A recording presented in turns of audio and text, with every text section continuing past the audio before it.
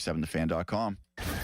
Sports Radio 93.7 The Fan gets your day started with the latest in Pittsburgh sports with the Fan Morning Show with Doran Dickerson and Adam Crowley. Weekdays 5:40 to 10. Presented by Guardian Protection on Sports Radio 93.7 The Fan. I'm back to doing what I love and more. Thanks to the Good Feet store. Don't let bad feet stop you from being active and getting healthy. Trade in your bad feet for good feet at the Good Feet store. Just thinking about how prices have gone up stresses me out. Everything's too expensive. Yeah, but it's all good.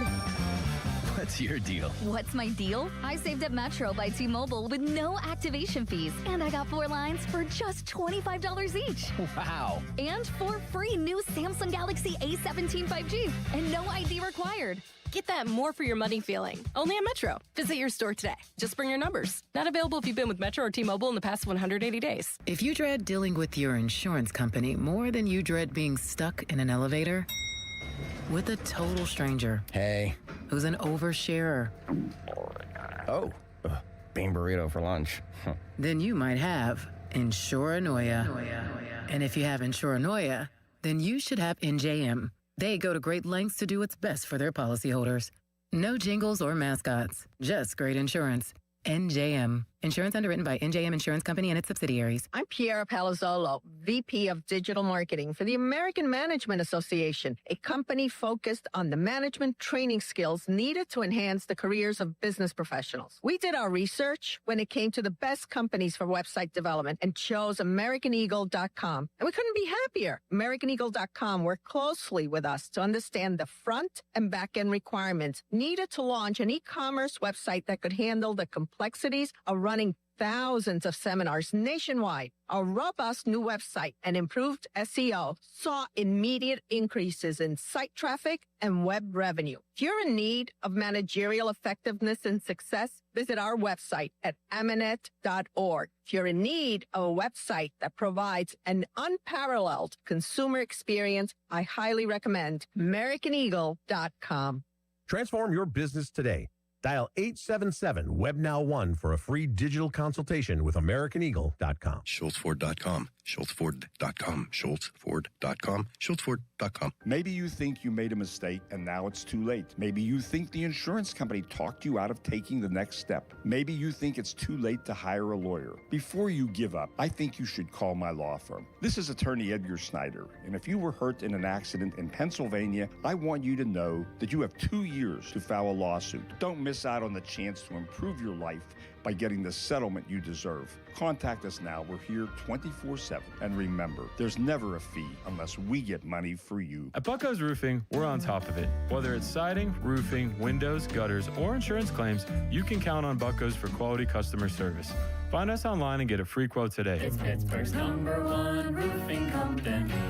Bucko's Roofing. Furnished by IntelliBrands. Have you ever felt leg pain, restlessness, cramps, tingling, swelling, numbness, itchiness, or coldness? Then you need the new patented Legsercise Pro, the natural circulation booster that uses continuous automatic leg movement to soothe pain and promote healthy circulation the natural, drug-free way. Using Legsercise made walking painless again. Legsercise Pro's patented walking simulator propulsion technology moves your feet back and forth along its concave track, creating constant movement and flex at both the knee and ankle joints. It's like having a physical therapist right in your own home. I have much less swelling and no more tingling. Call right now and order your very own Legsercise Pro, the new proven automatic leg mover that soothes pain and naturally promotes healthy circulation. Call 800-555-1212. That's 800-555-1212. 800-555-1212 now. These statements and products have not been evaluated by the Food and Drug Administration. These products are not intended to diagnose, treat, cure, or prevent any disease or condition.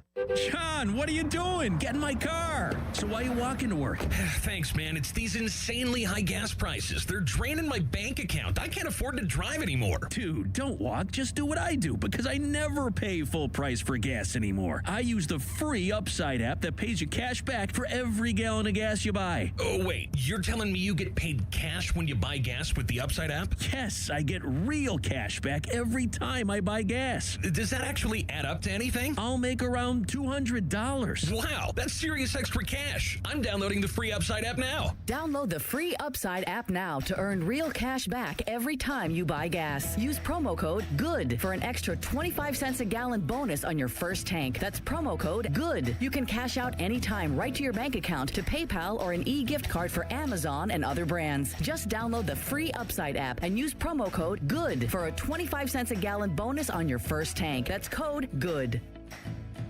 93.7 The Fan is cleared by aquickdrain.com. Live from the ShoreKeyMitsubishi.com studios, North Huntington and North Hills. Welcome back. Paul Alexander with you up until 6 o'clock. Kevin Gorman joining from Bradenton right after our 4 o'clock headline. And I did fail to mention, right now the Penn State wrestling team and the overall program threatening to become the most dominant collegiate dynasty ever.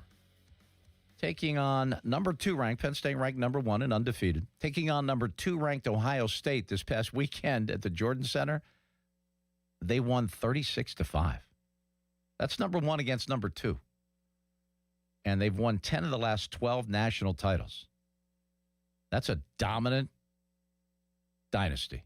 Let's go to Chuck in Bell Vernon. He's been very patient. Hello, Chuck. Welcome to the show. Hi, thank you. You're welcome. It's a short story about a hockey game I attended in Pittsburgh in the early 80s. It was a great game, but it was kind of eerie in a sense. The Penguins were playing the Moscow Dynamo. I don't know if you ever remember. Yes, no. My coach, when I was playing hockey out at the Monroeville Mall, our coach was from the Soviet Union. So, yeah, I had a lot of familiarity with what was going on then. But it was a great game, and they skated to a 1-1 tie. And, you know, the fans, the whole arena was excited. You know, there was a lot of hype going on. And they wanted to play, overtime. But all of a sudden, the arena got kind of silent, and there was a lot of activity moving around. And then they announced, no, we're not going to play overtime. Just called it a tie. Yeah, they just called it a tie. This is... I think 83 or something like that. 82, Okay. 83. But they... Well, certainly, and this, just for, some reference for some younger people, Chuck, keep in mind, this is very close to and the overall excitement of the 1980 Miracle on Ice when the U.S. took the gold and the Soviet Union, which was dominant. And again, they were a professional organization playing, amateur hockey at that time. So it was a big deal. And if you tied one of their teams as a professional team like the Penguins, that was also a big deal. Yeah, and it was kind of exciting, but I don't know what all happened to, make the game stop and not go into overtime. Well, that was prior to a shootout and prior to 3-on-3, obviously. So a lot of games did end in ties back in the NHL. That's why they had that point system where 2 for a win, 1 for a tie, and they didn't determine the outcome. It ended as a tie. So that was normal back then.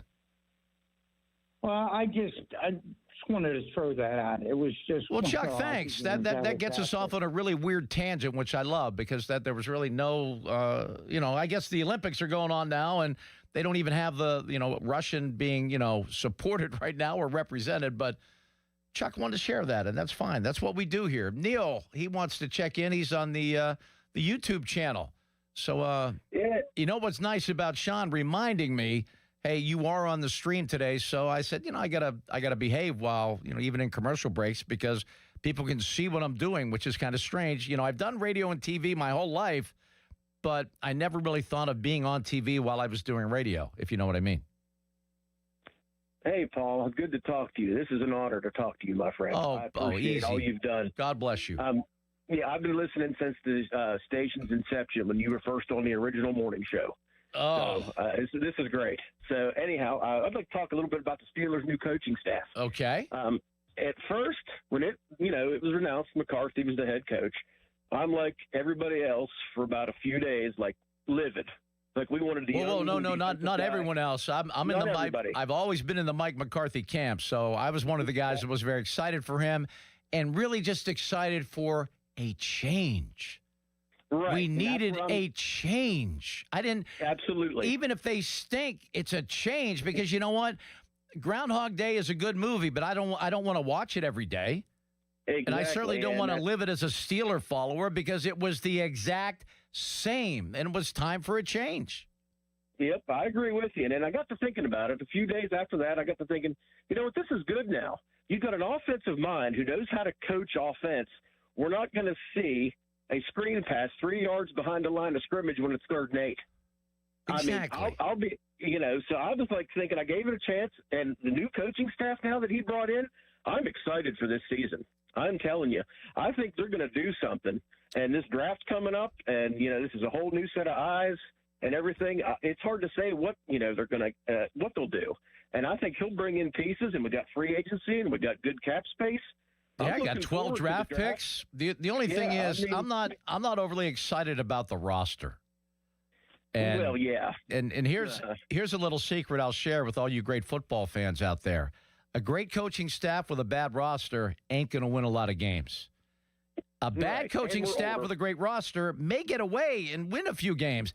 It's still about the players. I think we completely overestimate exactly what coaching means, and it means a great deal, especially in the NFL, because the NFL is chess, not checkers in general. And Mike Tomlin used to say that, but unfortunately he was playing checkers as a coach because he didn't allow his coaches to coach. And this is what people are going to get mad, and I know I'm not piling on Mike Tomlin. My excitement about this coaching staff is this. There's going to be a lot more voices in the room. It's not going to be Mike Tomlin dictating everything, telling the offense not to throw the ball over the middle, don't risk turning the ball over. We're going to get into a rock fight and just try to beat a team by 1 score. None of that's going to go on. So now we have a defensive coordinator that's going to run the defense. We have a head coach that's offensively minded. He calls the plays. He makes there's no who calls the plays, who does it. Mike Tomlin called everything.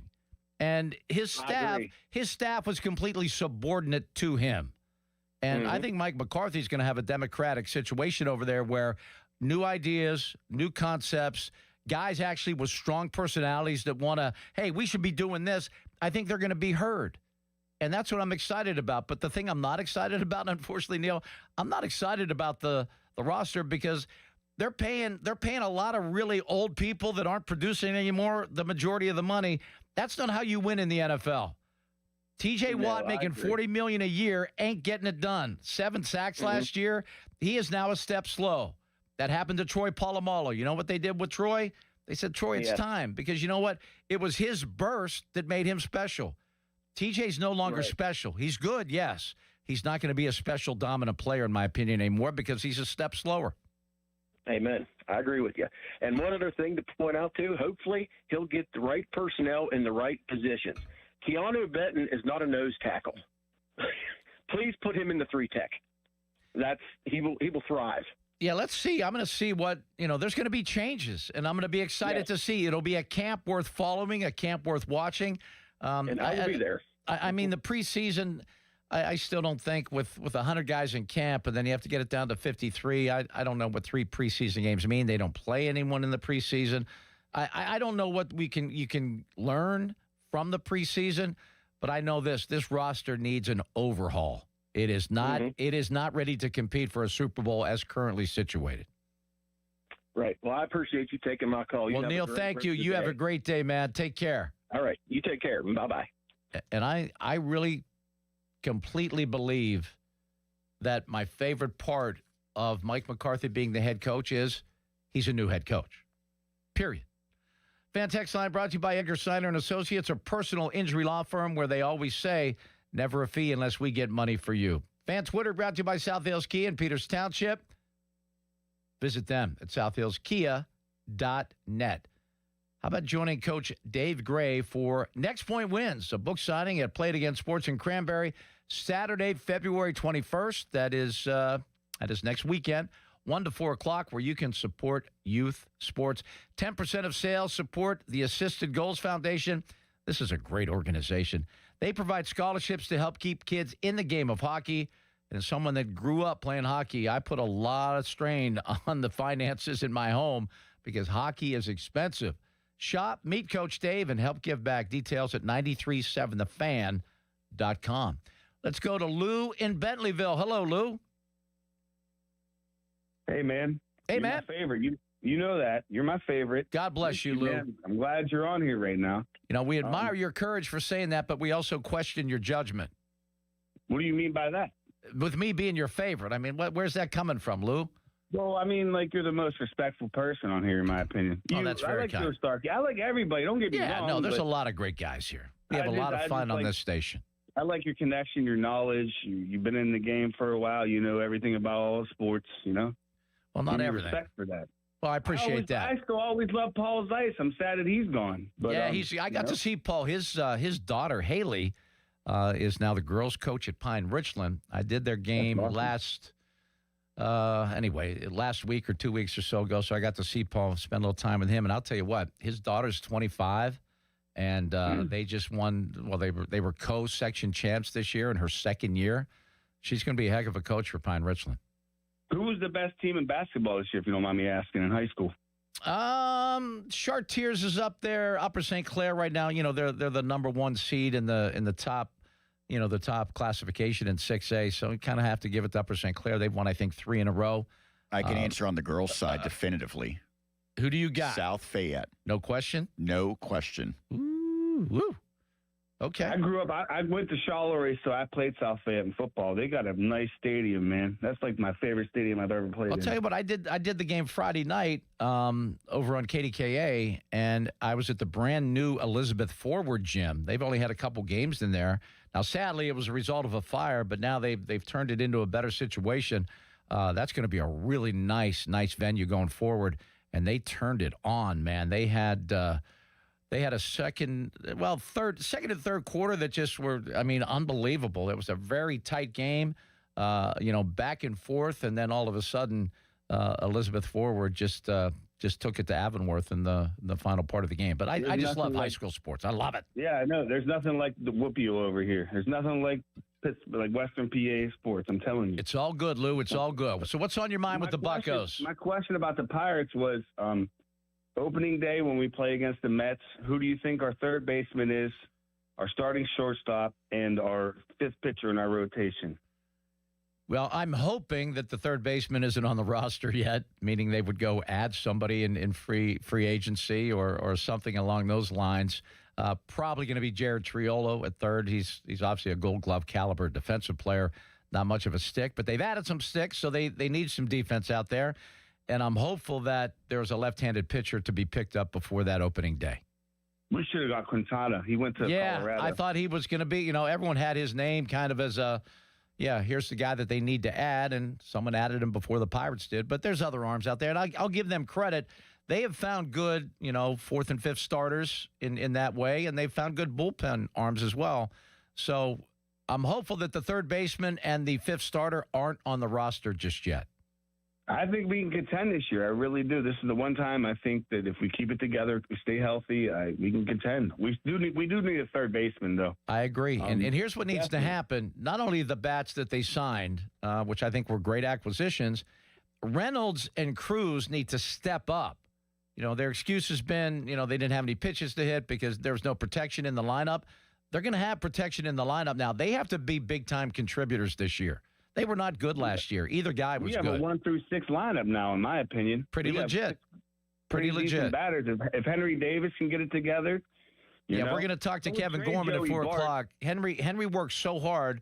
They wouldn't let him catch because they didn't think he was good enough defensively.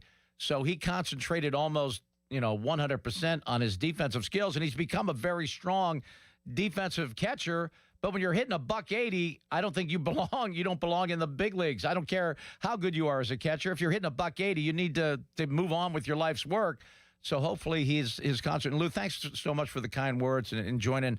Ran out of time there. I want to get to Sean's headline here, but hopefully Henry Davis is going to figure out how to hit the baseball, because to maintain a spot in the starting lineup at a big league club, you can't hit $180. I'm sorry, you just can't.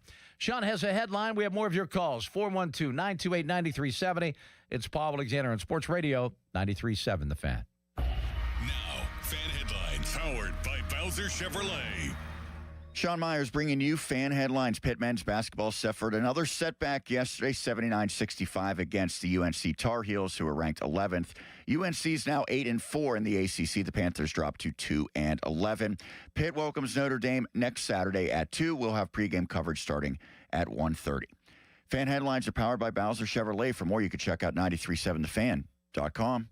Sports Radio 93.7 The Fan. Get the latest on Pittsburgh sports from anywhere with the Odyssey app. Listen to shows and Pirate Games live. Check out our exclusive interviews and content anytime. Download the Odyssey app now and never miss a minute. Sports Radio 93.7 The Fan. Hey, it's Andrew Filipponi for the FanDuel Sportsbook, the official sportsbook partner of 93.7 The Fan. Want to know why betting the winter games on FanDuel makes sense?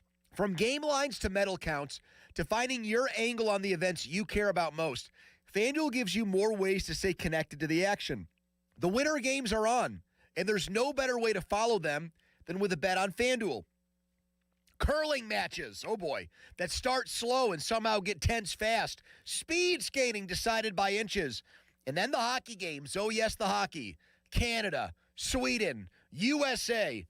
Man, I can't wait to watch that winter games hockey. That feel different from the opening face-off and so much more. The FanDuel app is easy to use and is perfect for making all the winter action even more fun. So just download the app to get started today. FanDuel, play your game. The FanDuel Sportsbook, the official partner of 93.7 The Fan. 21 plus in President, Pennsylvania. Gambling problem? Call 1-800-GAMBLER.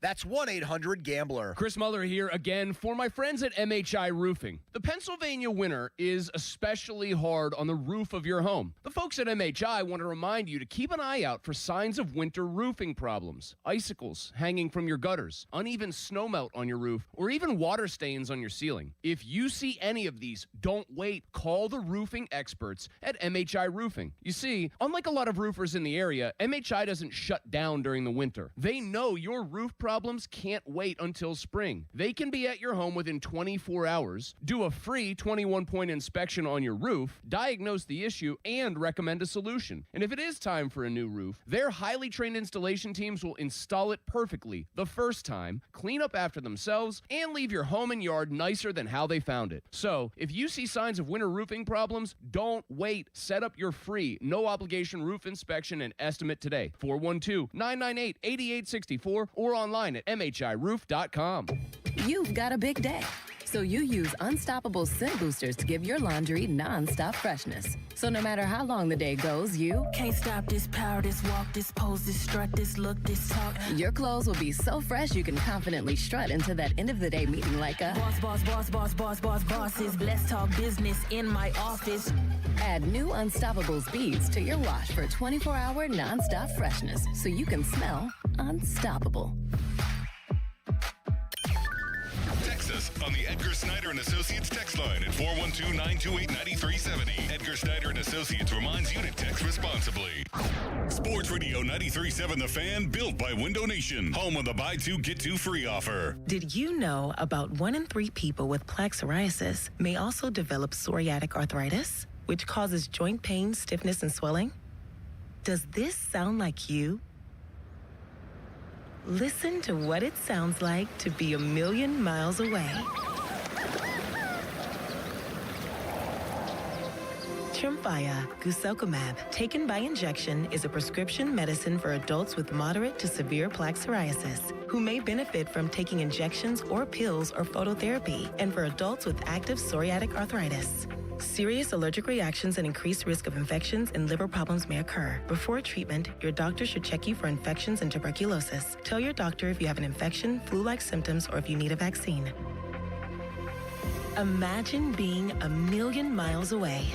Explore what's possible. Ask your doctor about Tremfya. Visit Tremfya.com or call 1-800-526-7736. Time to let Spitzer Auto World do the work during our Trade Up Pay Down sales event at Spitzer Toyota Monroeville. Trade up to lease a new 2026 Toyota Tacoma SR5 double cab rear wheel drive from a low $249 per month. Plus, get our lifetime warranty, complimentary maintenance, and Spitzer VIP points. At Spitzer, our world revolves around you. TSRP 39684. VIN 3TMK B5FN6T M055265. 39 months. $49.99 due at signing through TMS plus title tax license registration. $490 doc fee. 0 security deposit. 10K miles per year. Ends 3/2/2026. I'm attorney Ed Shenderovich. Have you been injured at work? You may have more than one claim.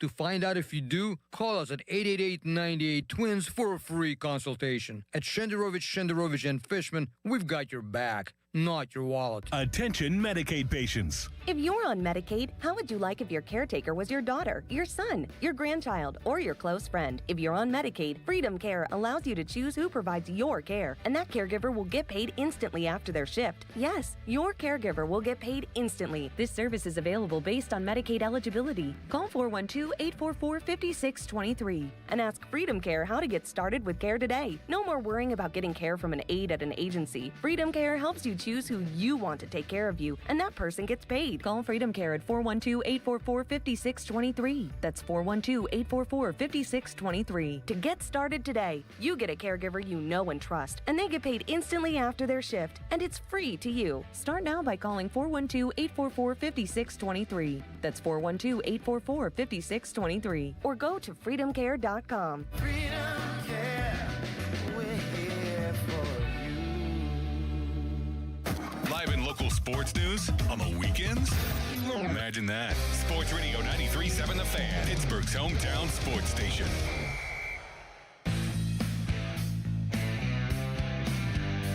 Welcome back. Paul Alexander with you up until 6 o'clock. A good friend, an esteemed author, a college football national champion, a Bell Vernon Hall of Famer. I do have the Pro-Am from Pebble, the PGA event this week, currently on.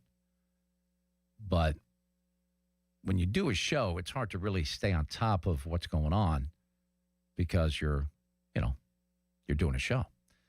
So because of the predicted bad weather out there at Pebble, they moved up the start time. So, I mean, they're getting this thing in early. And Bhatia at 20 under with the lead. But in the first 6 holes for Scotty Scheffler today, he had a pair of eagles. So he's sniffing it. He's putting some pressure on. Now he's going to have to really post a low number. He's only at 17 under. So he's already 3 back, and he has 4 people to overtake. And he's already on number 9. He's already finished 9. So he's going to have to put up a number. But if the weather continues deteriorating and he puts up a decent number, then, good luck to everyone else out there. But he won his, what did he win? His first 2 starts of the year? Or 2 of 3, something like that. He still needs like another decade of being the world number 1 to tie Tiger's, reign as the number 1 player in the world. So as good as Scotty is, he ain't Tiger yet. And I know Jack will forever be, as your leading major winner, your greatest player of all time based on that. And I think Tiger acknowledges that. But I will say there was a 10-year period where there was no one more dominant ever than Tiger Woods. Ever. I mean, what he was doing in the late 90s, early 2000s was just... it was obscene. But the one thing of all his majors, I always thought it was crazy that he never once won from behind. Every major that he won, he had the lead after 3 rounds. So the thing that's scary about Scotty is he lurks, man. Even though he hasn't had his best stuff, every round of every tournament so far, he still makes sure that he gets himself in contention.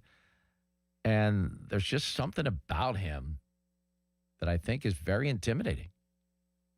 He's also very human. He hit a shot, and it was hilarious. He was in the trap, greenside bunker. He hit a cold shank right, but it still only missed like the spot by 10 feet. He almost made birdie after a shank. He's crazy good and just a good dude. And he was laughing, making jokes. It wasn't all that long ago that he was in a jail cell for trying to, drive to, the pros parking lot. He somehow made it back, and he birdied the first hole when he came back after being in jail. Crazy. Anyway, we are wide open today for business, 412-928-9370. Anyone catching any Bucko fever? Neil has some Bucko fever. He's excited, but he also offered two great questions. Who is your starting opening day third baseman, and who's your fifth starter? And right now, they don't have what I believe to be a left-handed starter in that rotation. Quintana was scooped up. I thought he was everybody's choice to be that guy, and I think that would have been a great choice. I think a lot of people would have been very happy with that, but it did not come to be. But they do have some interesting arms, and I think they have a group of potential starters and bullpen arms that, well, certainly pitching was not their problem last year. Run production was just obscenely low. And if they would have got Paul Skenes 4 runs a game, he would have had like 2 or 3 losses. It's just insane. And at what point does he not, continue to get better? How much better can Paul Skenes actually get? Is that scary? And we will. We're going to check in with Kevin Gorman, but that's a couple hours from now. We're going to talk to him at 4 o'clock from Bradenton. And he did a real nice piece with Henry Davis about now that he's figured out how to be a good defensive catcher, which he has. I mean, he is approaching elite status as a defensive catcher, but I'm sorry, you can't hit a $180. Even Johnny Bench, I don't think if Johnny Bench hit a $180, I don't think he's, part of the big red machine. I mean, that's, those of you that aren't familiar with the Mendoza line, a former Pirate shortstop that hit right around 200. That was the Mendoza line, 200. When you're well below that line, I don't think you should be an everyday starter at any position. I mean, Bill Mazeroski, probably as good a defensive second baseman ever to play the game. He never hit a $180. I mean, Maz could hit, and the bat plays. That's always been the case. As a pretty decent defensive shortstop, I knew I had to hit a little bit to play. And I'm talking as a kid. You got to hit the ball. You got to score runs. That matters. But hopefully, Henry Davis has figured some things out. He's a number 1. He's a 1-1. First overall pick in the first round. You got to have success when you get to pick 1-1. You can't have a bust at 1-1. You just shouldn't. Let's go to Joe in Butler. Hello, Joe. Hey, how you doing today? I'm all right. How you doing? If I was doing it better, I'd be you. Be careful what you wish for, brother. Well, because it'll show you the shape of my life, huh? I guess, yeah. Hey, I wanted to ask you a question. Sure. Have you ever observed Paul Skenes, when he finishes a pitch, how he leaves his leg exposed? I have. It would be, and you remember when Roberto Clemente almost took off Bob Gibson. You got it. Yeah. But there's at some point. Nah, there's no Clementi's going to do that to Paul Skenes. And you know what? What? Paul Skenes is so dominant and throws the ball so hard and pinpoints the location. How dominant is he? He's unbelievably dominant. His first year, he wins Rookie of the Year. His second year, he wins NL Cy Young. He can pull it up to 100 miles an hour if he wants to. He hits spots. He has 6 or 7 different pitches. This guy is dominant. I'm telling you, I'm sorry. The way I watch him pitch and the way he leaves that leg exposed, I'm like, man, you're asking for trouble because you leave it hanging there a good 2-3 seconds. Yeah, I mean, comebackers, they've been a problem for pitchers forever. I remember talking to Paul Mahomes when he got hit. He got hit in the face in college. I mean, that's going to happen to anybody, and that's the leg isn't the biggest concern. I'd be more concerned to get hit in the face or in the head. That's an inherent risk as a pitcher. Don't worry too much about that leg. I don't think there's going to be a Bob Gibson reincarnation from Roberto Clemente. That's not going to happen. I have zero concern about Paul Skenes leaving his leg hanging out there after he releases the ball. None. Zero. Well, this Connor, what's his name? Connor Griffin? Correct. He's like a junior Paul Skenes. You notice his look? Well, he's a big kid. He's going to turn 20 in April. He's got the mustache going. Yeah, he does. I like that. I just like the kid. I mean, I have no idea if they're going to let him come out of the gate as a major league shortstop. I don't know what they're going to do with that. I think if he has an unbelievably impressive spring, which by all accounts he probably will, I hope they do. I mean, go ahead. What's the big problem now? You know, one of my favorite Joe Paternoisms was it's much better to give a guy a chance a little late as opposed to too soon. You know, you can ruin a kid sometimes. You can really damage some confidence if you push too hard. But I think this kid's special. I think, you know, he's been dominant at every level so far. Why not? And if things don't work out, you can send him back down. That's not a big deal. Mickey Mantle got sent back down. What's the big deal? Let's see what happens. You know what? The Pirates need some good positive PR, and I think Connor Griffin making the big league club out of the gate, I think that's some good PR because he's the #1 prospect in all of baseball. Well, I also think if all the Pirates grow mustaches like the 1970 Oakland A's with Sal Bando, Rollie Fingers, Reggie Love Jackson, that team. all them, they'll win a World Series. It's all about the mustache. They should maybe, Joe Pistachnik from he's a local JP Roofing. JP Roofing and Siding.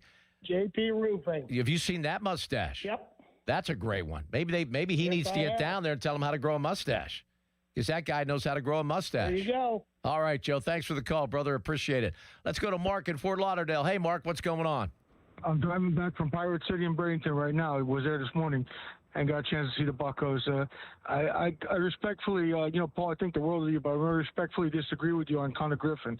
I think he's only had 20 games at AA. He's going to get there. I think he just needs a little more polishing and seasoning. And, I've seen ball players been rushed to the big leagues, and it's really hampered their career. Like who? I mean, who's been hampered? You can always send them back down. If it's too much, see, they're special kids. I mean, I've seen a lot of great baseball players come up. I've seen a lot of guys that were a little overwhelmed at the next level. But there are also special kids that are built differently. And at 19, to be the #1 overall prospect and to be dominant at every level that he's been, he's not like everybody else. And here's the good news, Mark. If you bring him up and you see relatively early that he's not ready, you send him back down. What's the harm? He's not going to be damaged by that. In AA, you face, scouts will tell you this, you face one of every 3 pitchers throws 95 to 100. In the major leagues, everybody throws that. I'm just saying, Yeah, he stepped into the box. He stepped in the box 4 or 5 days ago and hit some good line drives against Skenes. Well, as to your other question about third base, I mean, Jared Triola has obviously got the job right now, but I would think there's still some potential for a trade there, And so your left-hander, I'll tell you, he's going to be your leftander. He's going to have a great year this year for the Pirates. It's going to be Hunter Barco, kid out of the University of Florida. He had some shoulder issues. He's healthy. He threw today out at Pirate City, and he's looking dominant. And I guarantee he's going to have a good year this year. Well, that's fantastic. I want to hear good news about every element of the Pirates because it's been too awful for too long. And finally, they had an off season where they at least aspired to be a competitive team. And I'm very excited about that. But I'm not going to jump up and down because they're doing what they're supposed to do. They should have been doing this all along. How dare you not try to compete when you're in a major league franchise and we build you the stadium and you're kind of the stewardship of our city is kind of on you to at least try to win. And they haven't even done that over the last 5 years. Well, I think also one last thing I'll let you go, Paul. Is enjoy talking to you. You're very great. Over the years, a lot of tremendous reporting. But I just want to tell you one kid to watch real quick. And if he does make it to the big leagues, which he should at some point this year, he better go down to Meet Keysport and buy Scott Siebel, who was his coach last year, Altoona, a good Italian dinner. Is Esmilin Valdez. This kid had tore apart the Arizona Fall League, and he had some shots the last couple of days at Pirate City. I mean, and Scott Seabold was his coach who changed his position with his hands, and he's a McKeesport native, and he's done a great job with a lot of the Pirates minor league guys. And again, great to chat with you, Mark. Paul. I love your calls. You always tell me something I didn't know, and I'll keep an eye out on Mr. Valdez because I want good stories. And we're just going to respectfully disagree. There is no harm in giving Griffin a shot to be a big leaguer out of the gate. You know, it worked out okay for Sidney Crosby on the ice. That didn't go too poorly. Mark, thanks so much for the call. Sean has an update, and then we have 4 more glorious hours together right here on Sports Radio 93.7 The Fan. Sports Radio 93.7 The Fan. Today, 67 days until the NFL Draft. Get pumped for the draft. Our NFL Draft Watch is brought to you by Lewis Anthony Jewelers. Have we met yet? Sports Radio 93.7 The Fan. Sports Radio 93.7 The Fan. The PM team. Presented by Mike's Beer Bar. He won the first Royal Rumble. He's in the WWE Hall of Fame. He's one of the great wrestlers of all time. Hacksaw Jim Duggan. Can I get one more USA chant on the way out? Well, we got to do a hole, brother. That's what we're going to do. And if you guys are going to hole like you mean it. So 1, 2, 3, ho! Say hacksaw. That's some good hoeing. The PM team at 2 p.m. Live and local, just like Mike's. HD1 Pittsburgh, an Odyssey Sports Station. Live from the Jim Shorkey Mitsubishi.com studios, North Huntington and North Hills. Always live and free on the Odyssey app. Your hometown building partner since 1956. 84 Lumber. Visit 84lumber.com. Why does it matter to members that Aetna was named a Best Medicare Advantage company by U.S. News and World Report? Because they chose a plan that gives them real support, real people, and real care. We show up on calls with members and doctors' offices when needed. We show up with access to convenient care options and coverage that fits everyday life. We don't show up for awards. We show up for you. And showing up for you is how healthier happens together. In the zone, AutoZone. Welcome to A to Z Savings, our biggest sale of the year. Happy to be here. Can I get some rotors? Would you like brake pads with that? How much are the brake pads? Free with Duralast rotors. Free. Really? Really? Free. I also need some oil. Would you like an oil filter with that? Yeah. How much is that? Free with the oil. Free. Really? Really. Free. It's part of A to Z Savings with hundreds of deals. From A to free. Get in the zone, AutoZone. Ends March 9th. Restrictions apply. Are you 50 or older? This news is for you. The CDC recommends you get vaccinated against pneumococcal pneumonia. Even if you're healthy, your age puts you at risk. People 50 or older are over 6 times more likely to be hospitalized with pneumococcal pneumonia compared to adults 18 to 49. Just one shot can help protect you. Learn more and schedule at vaxassist.com. That's VAXassist.com. Sponsored by Pfizer. Now, Fan Headlines, powered by Bowser Chevrolet. Sean Myers bringing you Fan Headlines. Pitt men's basketball suffered another loss yesterday at the hands of the UNC Tar Heels, 79-65. Cameron Corhan had 23. In the setback for the Panthers, who will next be in action Saturday, hosting Notre Dame at 2. Our pregame coverage begins at 1:30. And in about an hour from now, Team USA men's hockey will start their matchup against Germany. USA is currently 2-0 in the Olympic pool play. Headlines powered by Bowser Chevrolet. For more, you can check out 937thefan.com. We're here so you don't miss a thing. I'm turning it up. Live and local on the weekends. Sports Radio 93.7 The Fan. Pittsburgh's hometown sports station. In my excitement over Bucko baseball, I made a tragic error. I did not tell you about fan weather. And it's brought to you by Secure Money Advisors, helping you get your retirement on the right track. Now, get through today, and we have good things to look forward to. Sunny skies and temps close to 50 tomorrow, and temps around 60 around the middle of the week. I don't know if you got to spend any time at all in the great out of doors yesterday. It was nice. And it's so funny how relative temperature is. And I've always made the, comparison, that first 50-degree day in the spring, you're ready to take your shirt off and go outside in shorts. And that first 50-degree day in the fall, you're putting on sweatshirts and layers. And guess what? It's still 50 degrees. But after it's been as cold as it has been, that 50 seems a whole lot warmer. And after really warm temperatures, sometimes 50 can feel very cold. Yesterday, we got close to 50, and it felt glorious. And that sun, it was so nice. Majority of the snow is gone. Well, not the majority. Yeah, I'd say the majority's gone. There's still a lot of it around.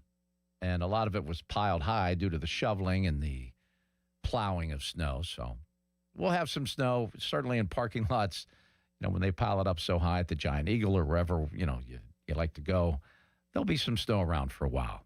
And the thing that's bad now is it's dirty and nasty.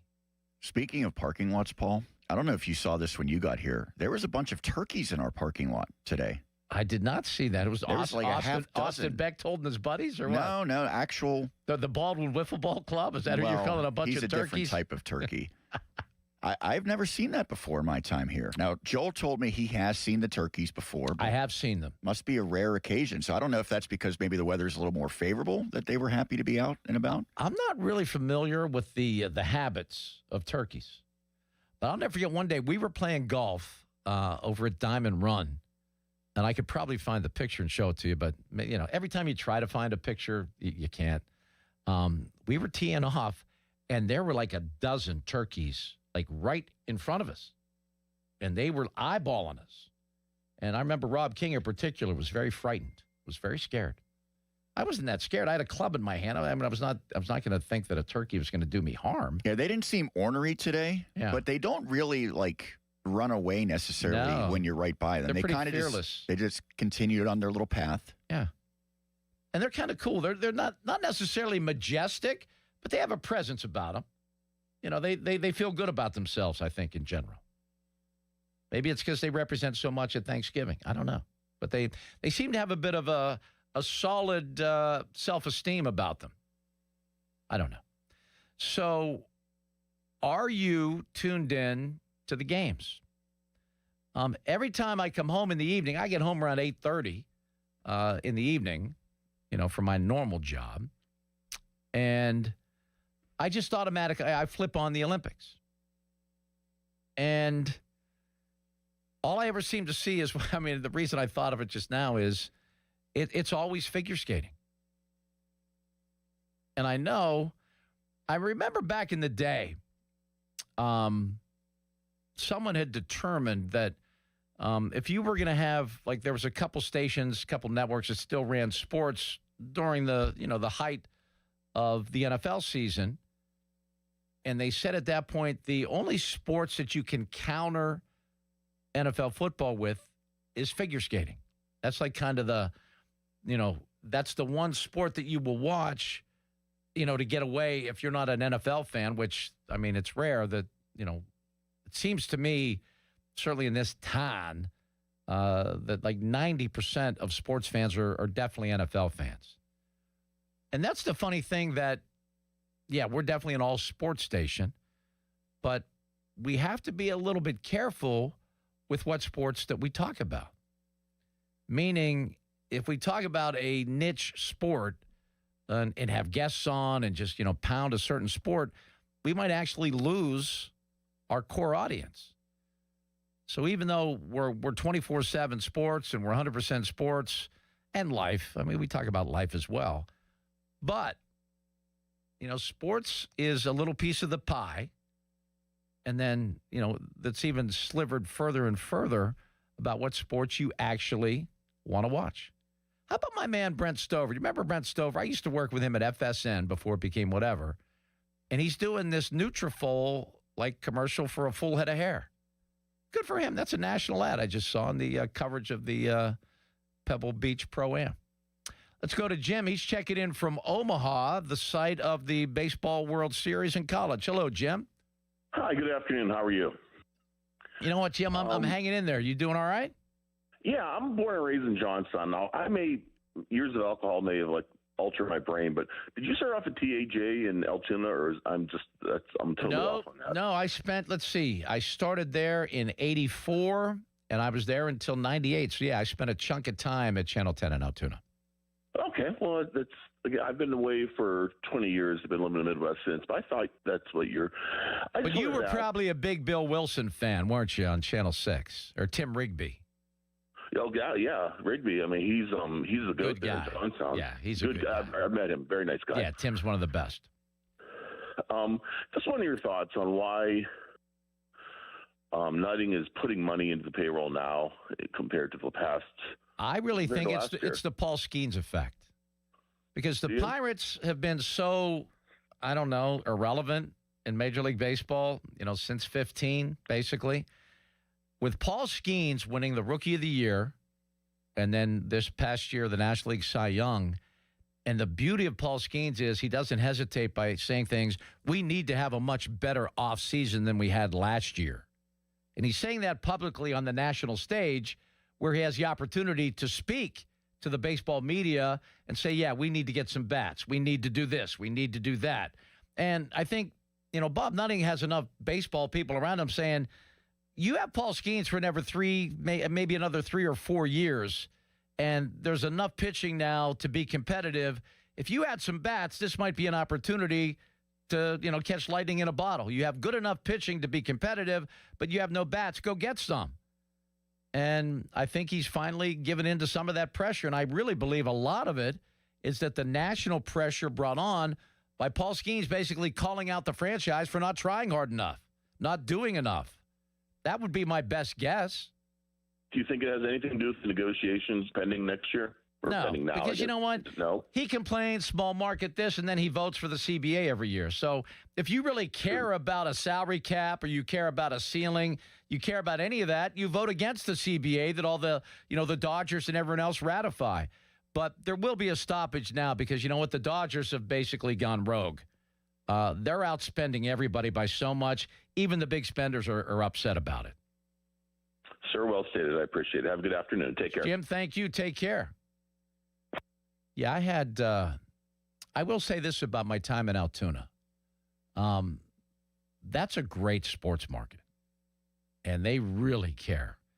And they supported me going to spring training every year, going on the road as much as I could with the Steelers, covering the Penguins in the early 90s, their cup runs. I remember Jim Trudinich, who is now the Pirates historian. He was their PR director for many, many years. He would say, well, yeah, of course, who's here? Channel 2, Channel 4, Channel 11, and, of course, Channel 10. I mean, we went everywhere. I covered every playoff game in the 90s. The 6-game series in Cincinnati, when Cincinnati just had a back end of a bullpen that was unbeatable. If they had a lead after 6 or 7, it was over. Do you remember? I think it was a 3-headed monster. Now, let me see if I can get this correct, because I was like 6 years old at the time. Thanks for dating me. Norm Charlton, Rob Correct. Dibble, Randy Myers. Correct. But Dibble was the closer. He was the last line of defense. And he was a hard thrower when it wasn't that common. When you're hitting 94, 95, then that was like 100 now. Yeah. And Charlton was left-handed, and he looks like a classic scary reliever, doesn't he? Yes. He's like a guy, like a villain in a movie that would play a reliever that you're afraid to face. And, that series only went 6, but it was a great series, a competitive series. Then, of course, the 2 series with the Braves. And, yes, I was at Fulton County Stadium when Sid Bream was called safe. I was there for that as well. So we went everywhere, and we did everything. And it was so much fun. It was a different time. Media was bigger then. Everyone didn't have a cell phone. Everyone didn't have, their own platform. X didn't exist. So what we went out and got for you as sports reporters and sports anchors and things of that nature, sports writers, you needed us a lot more then, to be perfectly honest. You did. You needed us to tell you what was going on. And I had a blast. I also covered some really good Penn State football teams during those years, 2 national championships. That 94 team was special as all get out. So, yeah, no regrets. Had a great time. I just did not want to do the every 2 years going to a different market. I was married with, 3 young kids, or 2 young kids at that time, 3rd on the way. I didn't want to, I had opportunities in other markets, but I wanted to come here. I wanted to get back here, and in 1998, it finally happened. And Talk about dreams, your dream job. Working here in Pittsburgh, doing what I do, that's been that.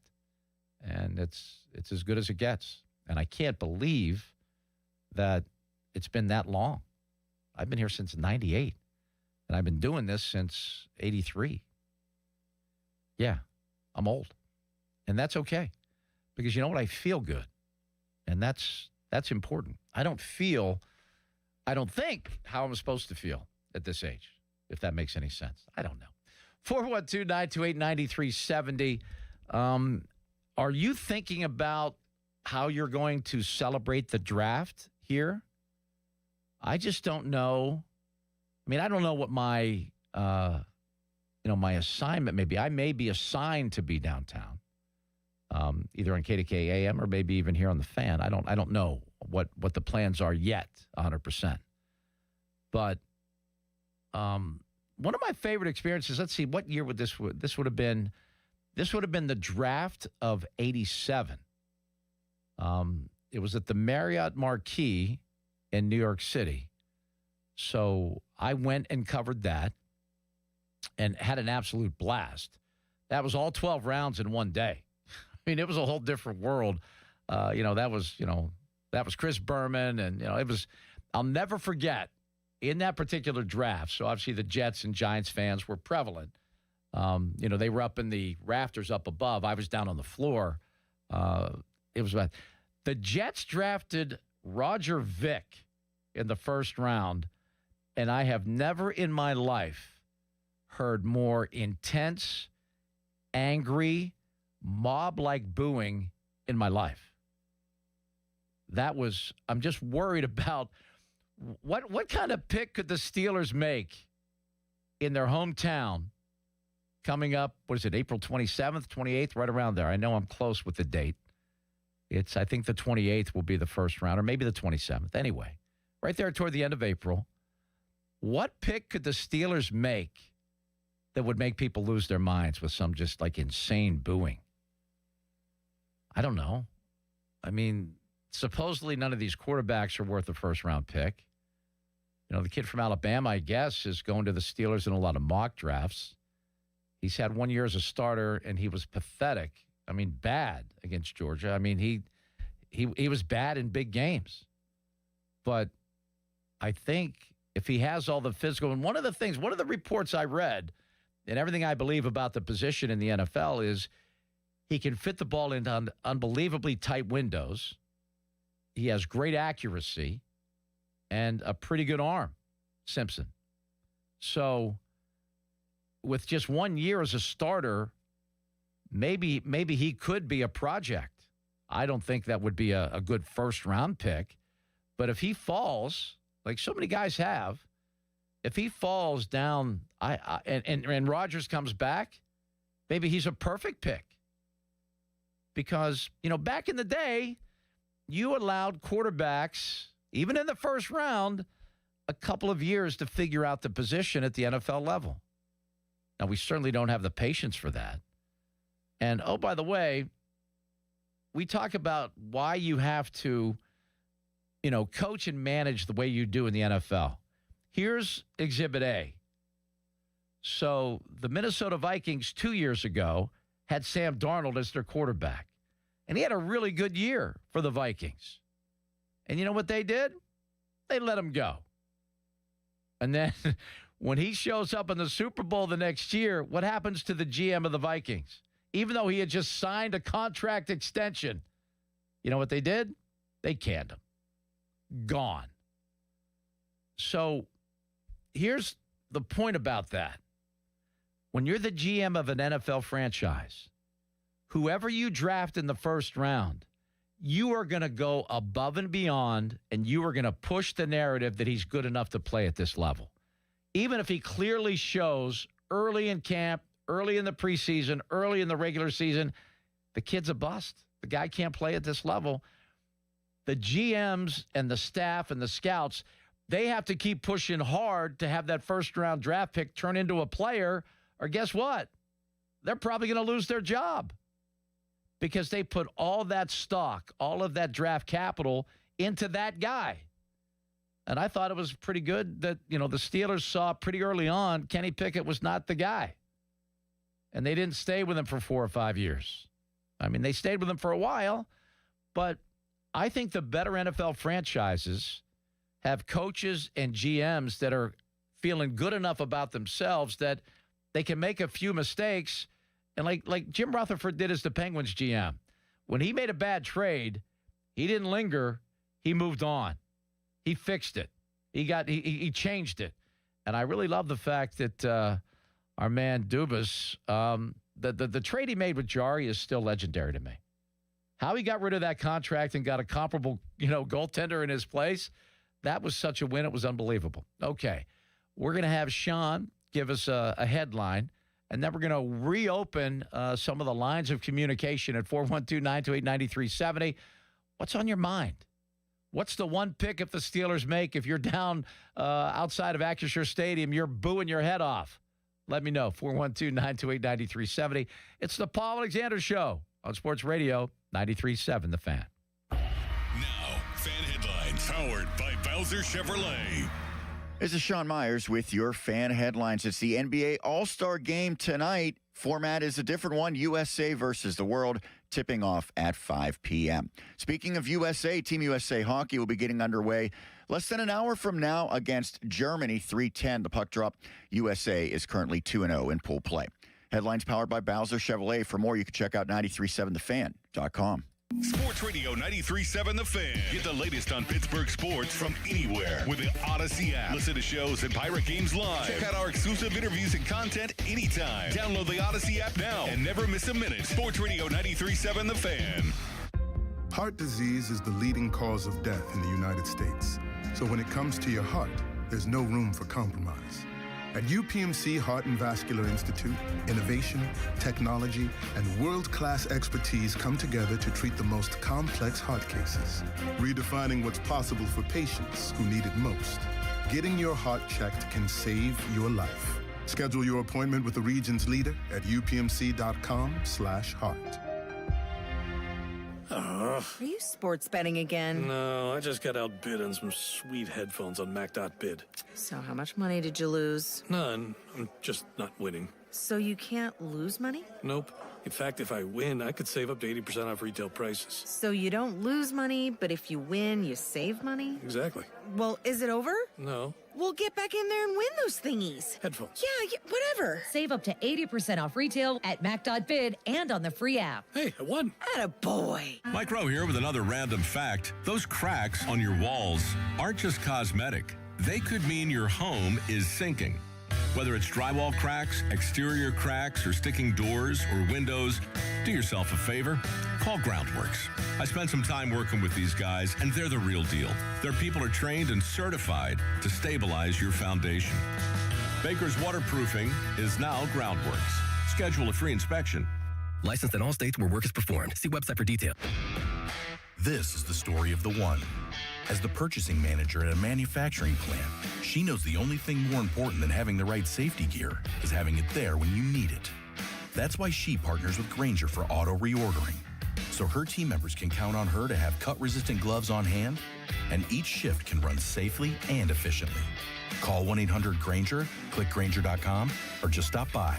Grainger, for the ones who get it done.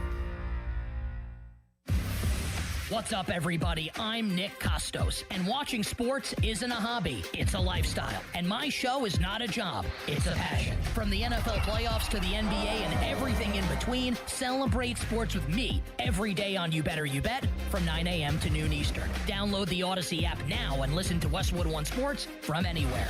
It's You Better You Bet with me, Nick Costos, live and interactive Monday through Friday, 9 a.m. to noon Eastern, presented by BetMGM. SchultzFord.com, SchultzFord.com, SchultzFord.com, SchultzFord.com. This is the story of the one. As the purchasing manager at a manufacturing plant, she knows the only thing more important than having the right safety gear is having it there when you need it. That's why she partners with Grainger for auto reordering, so her team members can count on her to have cut-resistant gloves on hand, and each shift can run safely and efficiently. Call 1-800-GRAINGER, click Grainger.com, or just stop by. Grainger, for the ones who get it done. Attention. Have you racked up $10,000 or more in credit card debt? Are you barely getting by making minimum payments?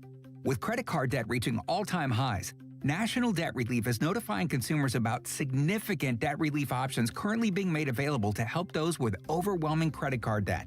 These options may reduce a large portion of credit card debt for those who qualify. You don't need to declare bankruptcy or take out a consolidation loan, and you may only have to pay back a fraction of what you owe, even if you have bad credit. National Debt Relief has already reduced the credit card debt for more than 550,000 consumers, so don't wait. If you owe $10,000, $20,000, or even $100,000 in credit card debt, you can now take advantage of this financial debt relief as the cost of living continues to skyrocket. To check what debt reduction you may qualify for, call 800-894-7722. That's 800-894-7722. Again, 800-894-7722. Here's Sports Radio 93.7 The Fan's Fan About Town.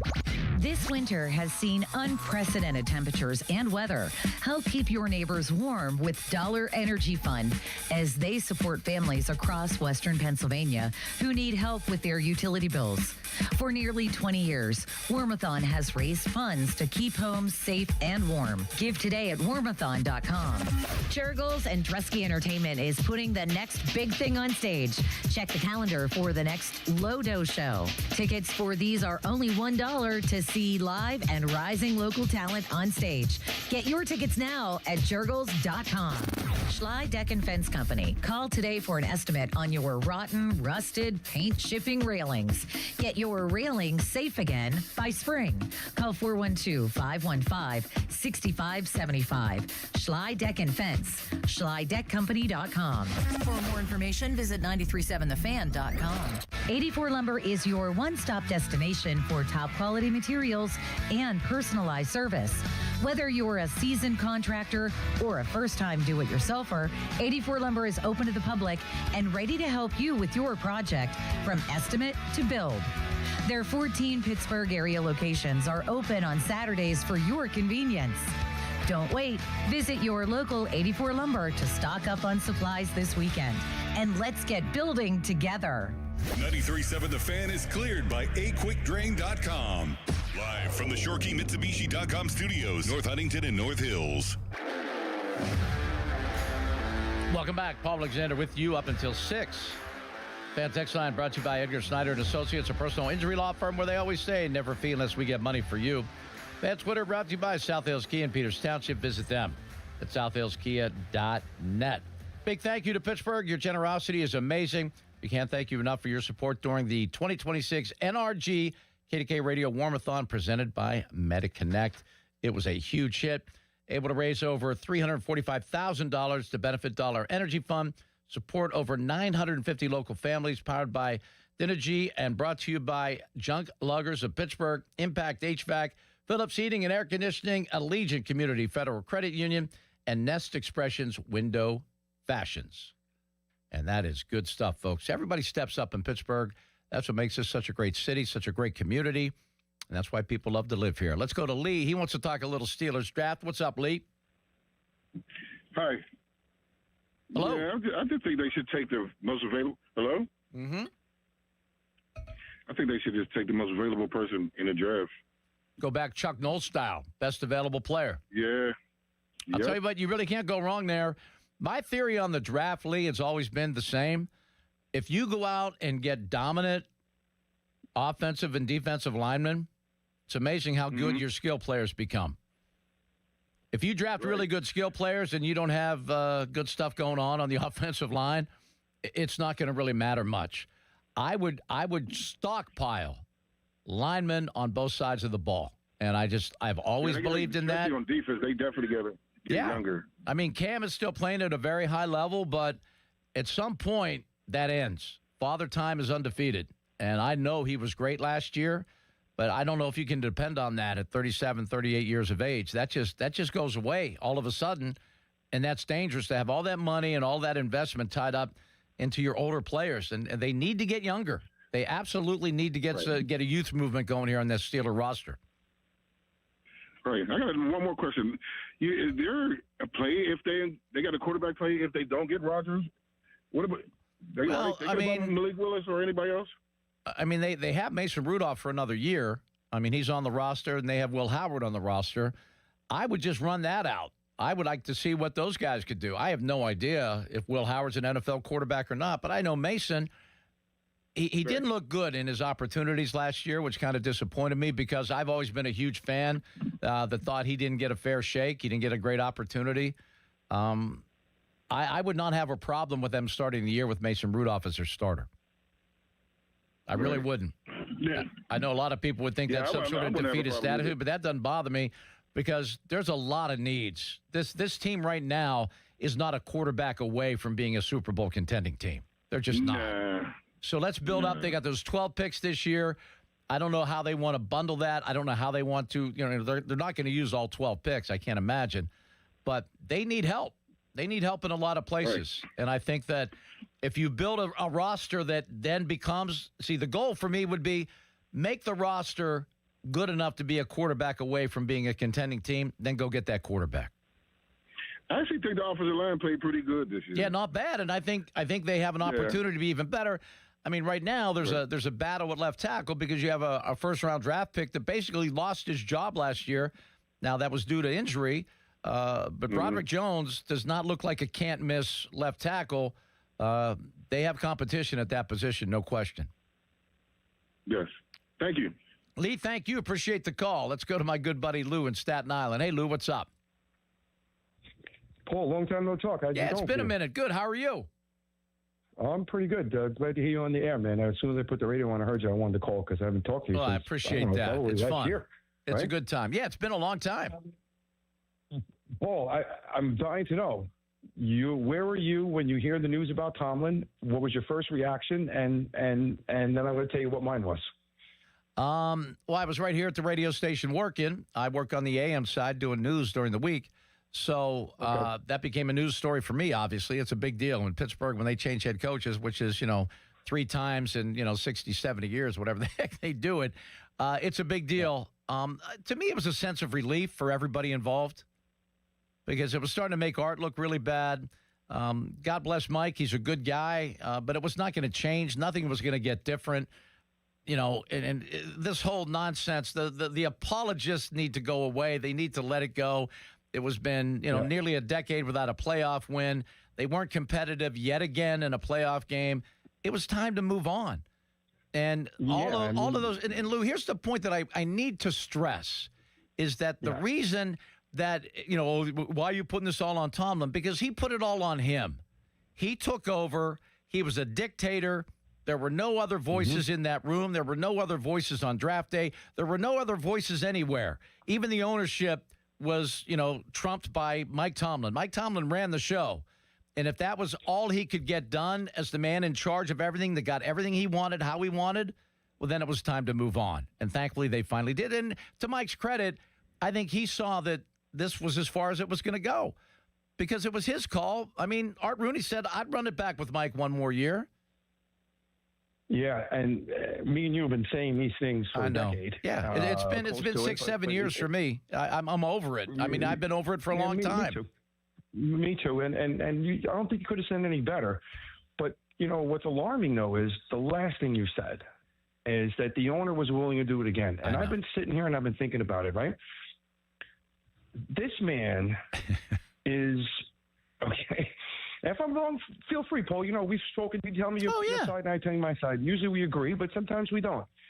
He is sneakily clever. And what I mean by that is that through the business side of it, the reason why, in my opinion, he's cool with the 10-7, getting into the playoffs, getting what handed to you in the first round, and really never being competitive for a Super Bowl is because for business, that's okay. It's got the best fan base in the world. Merchandise is going to sell. A lot of people still love the coach.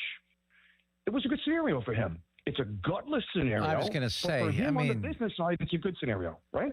But it's not good enough, and it's not going to actually.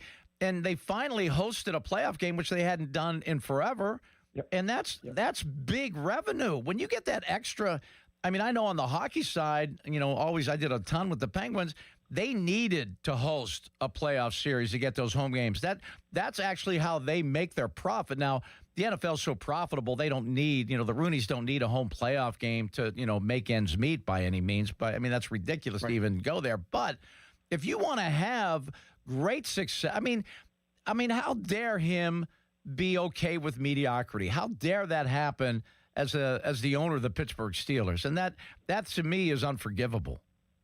It is. And what have we won with him in charge? The answer is nothing. Absolutely nothing. And that's why I was going to say that's the business side. I'm not going to agree with it. I think it's disgusting too.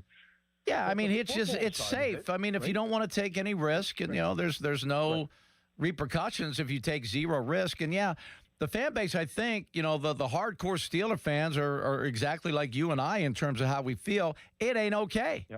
It's just not okay at all. And people that come at me, oh, yeah, what about this? I mean, what about what? You know what? Non-losing is not a standard. Non-losing, and I was going at it with, a legendary sports figure here recently at a charity event, and I said, you know what? Let's allow him to be the force of the Pirates. Let him manage the Pirates, and if they had 19 straight non-losing seasons, that's parade worthy. Because they have one or two winning seasons every 20 years. So, but that's not the standard with the Steelers.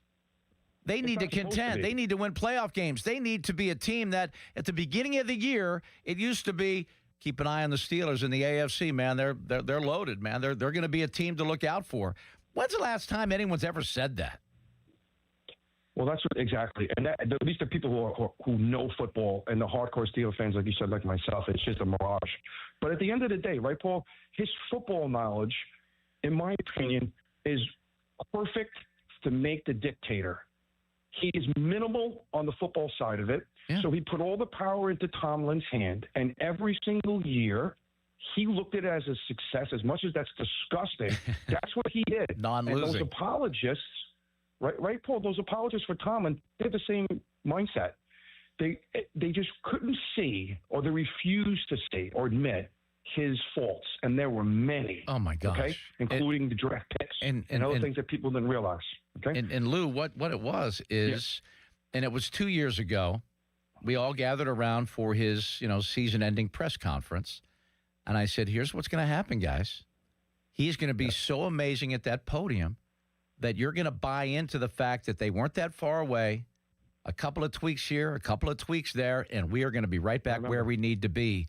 Because he would say that each and every year, and I would walk out of the room listening to him going, damn it, he almost got me. He almost got me. Because he is that good as an orator and a BSer that you fall for the nonsense. And that's all it's been, because you know what? He's not a defensive guru. He certainly isn't a guy that understands anything about offensive football. And while everyone wanted to play for him, he didn't bring discipline. He didn't bring hard work. He didn't bring enough, period. He didn't bring enough to be a contending coach at the highest level. Absolutely. And, Terry got vilified for what he said years ago. Now, there might have been a little strong, but Terry might have been closer. He's a cheerleader. To the actual reality than other people, right? Players' coaches aren't winning coaches.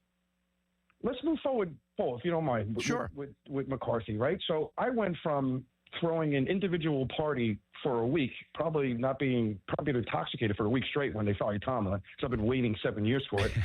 Then they make the announcement for McCarthy, right? And I'm sitting there and I'm saying to myself, wow, like this is just strange. That was the first thing I thought of. They didn't bring in any of the younger coaches for a second look. So I'm thinking to myself, wow, you know what? I just think this was their guy the whole time, and all of us just might have missed it. And right, because he said a couple of things, Art, at that closing press conference, and if you went back and listened to it, kind of led into maybe that McCarthy was not just a guy that's going to come in for an interview, that he had a legitimate shot at it, right? Which really caught me off guard. Me too, and almost all of us. But when I seen him do the press conference, right, and I don't want to get this wrong, but his emotion about the city and about the team, I know that doesn't mean anything as far as wins, but I like that. Oh, I loved it. I like that, Paul. I like that he loves the team. I like that he loves the city. And Lou, he's so different. He wants to score points. He wants to use the middle of the field. He's a play caller. I don't even know what Mike was. Mike Mike, I don't know what he was. He supposedly, called third. Butler used to say, Keith Butler, when he was the DC, that Mike calls all the blitzes on third down. So we got a little insight into that. But as far as being a defensive guru, he was not that. He was not some sort of special guy that he was going to dial some things up that no one knew. No, Mike's defenses were predictable and the same each and every week, and that's why they were just riddled with, big plays, and they couldn't stop anyone on third down because they couldn't dial up things that were different. They couldn't dial up things that got the job done. Mike McCarthy is an offensive coach. You win 12 games 3 years in a row in Dallas, and you make Dak Prescott look like he looked. That man can coach a side of the ball. He can be an offensive guy. Now, he's won a Super Bowl. He did a nice job in Green Bay. I'm not sure he has enough of a roster to turn it into something very special, but I know he can coach offensive football. That guy is a football coach. I'm down with that. Me too, and it's to be determined, but Sure. me too. But you missed one thing about the defense with Tomlin. Guru, unless you consider a guru being somebody who gave up the most points in the history of the National Football League. And playoff games. And by $30 million, you've outspent every other defense in the NFL by $30 million, and you still stink. That's and embarrassing they did everything for him, right? That's they embarrassing. Free agents in which they normally wouldn't do, right, Paul? Correct. Over the history of the team, they re-signed guys like T.J. Watt, where sometimes they would have let him go. What a they mistake! Didn't want to pay the money. They did. It wasn't. Turns out it might be a mistake, but at the end of the day, they did everything they could to give this man a chance to succeed. Correct. And he still couldn't. And that's to Mike's credit. I give him all the credit in the world for walking away because he realized he was given every opportunity and he couldn't get it done. And that's okay. That takes a man to do that. That takes a man to do that. Is that what happened? Pretty much. Do we know if that's what happened? Pretty much. I don't know. I mean, it's like, what's his mystery around this man? It's like a mystery in the city. Like and he's disappeared. He's, supposedly checked out for good. I don't know. Lou, I got to get to a break here. Always great to catch up with you, my man. I think we're on the same page, and I'm excited about the Mike McCarthy era just because it's a new era. Thanks, Paul. I love to talk to you, man. All right, Lou, you're the best. Mike and Apollo, hang in there. We have a Sean Myers update, and then we'll get to more calls at 412-928-9370 on the Paul Alexander Show on Sports Radio 93.7 The Fan. Now, Fan Headlines, powered by Bowser Chevrolet. Sean Myers bringing you Fan Headlines. Another tough one for Pitt men's basketball. Yesterday, the Panthers fell against number 11 UNC, 79-65, despite a good effort by Cam Corhen, who had 23 points. Panthers next in action Saturday, hosting Notre Dame at 2 o'clock. We'll have the pregame beginning at 1:30. Fan Headlines powered by Bowser Chevrolet. If you want to read more of them, you can visit 937thefan.com.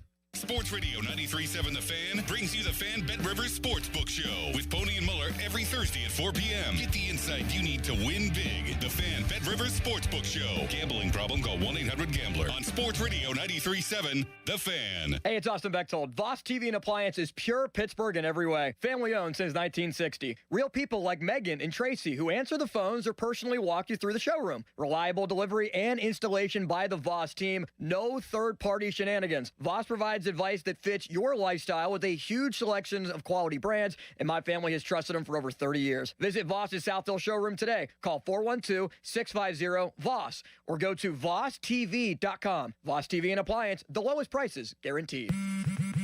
Straight Talk Wireless presents Pickup Truck Wisdom. If you're only good to your new friends, you're not going to have any old ones. Straight Talk gets it. That's why new and existing customers get free 5G phones on Verizon's 5G network. Pretty simple, really. You keep good people by being good people. Find us at straighttalk.com and Walmart. Straight Talk Wireless. Straightforward. Always. Taxes and fees apply. Plan purchase required for free phone offers. Copyright 2026 Verizon.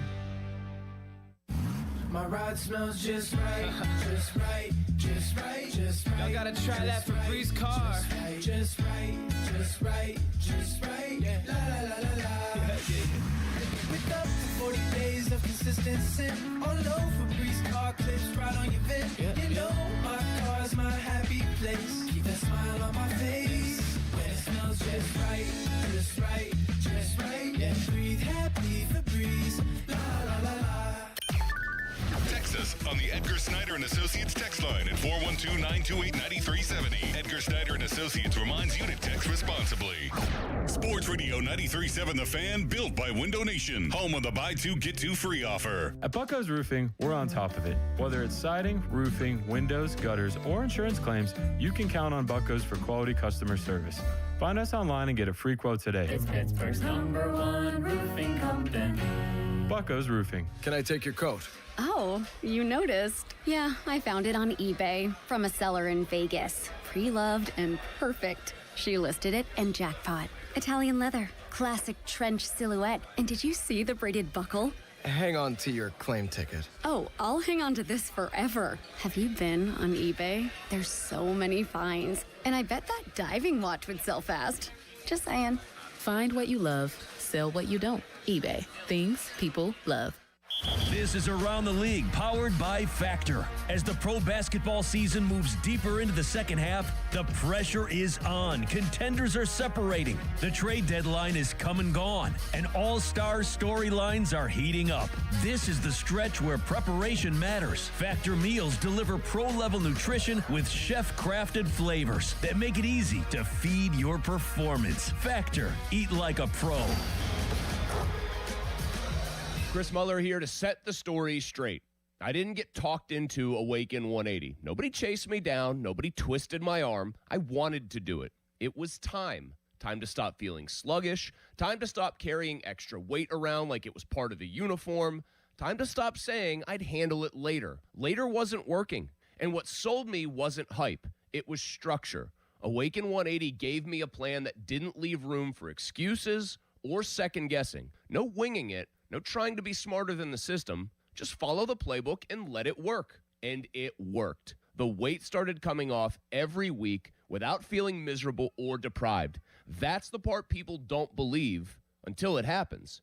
This wasn't about motivation. It was about finally committing and letting someone else handle the details. So if you've been thinking about it, wondering if now's the right time, I'll tell you this. I waited too long. Don't do that. Awaken180weightloss.com. We're talking all things Pittsburgh sports all weekend. You're doing it all weekend, too? Sports Radio 93.7 The Fan, Pittsburgh's hometown sports station.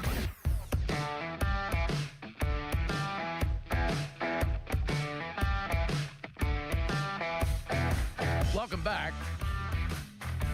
For all you golf fans out there, they have moved up the AT&T Pebble Beach Pro-Am. I mean, they're way into the thing right now because there's worse weather. It's already kind of bad out there now, but worse weather on the way later this afternoon. So they wanted to get it in, and it's on now. But our man Scotty Scheffler just shoot 2 shots off the lead. He's 7 under on the day through 14. And Sam Bird's 5 under, just 1 shot back. He's going low. Scotty Scheffler's a special player, man. I'm not breaking any news there. I realize that. But sometimes he never ceases to amaze. He's 18 under, 7 under today. And by the way, this is at Pebble Beach. I may give one back here. Anyway. We're going to get our golf show back on pretty soon on Saturdays, huh? That's right, yeah. Mulsey with Going Low. Got to love that.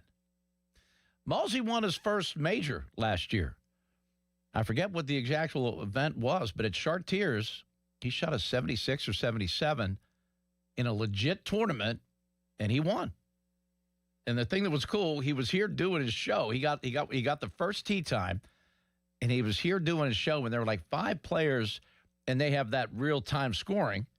And there were like 5 players that if they would have played well down the stretch, they had a chance to maybe knock him off. And one by one, they didn't. And I got to see his reaction to being the winner. So, yeah, Going Low will probably start, I would think, probably in April, right around the Masters. That's normally where it coincides. Yeah, golf season. I mean, every season should be golf season, in my opinion. Let's go to Mike and Apollo. Thanks for your patience, Mike. What's up? Okay. Hi, Paul. How are you doing? I enjoy your talk show host. You're a very good one. Well, God bless you. Thank you, Mike.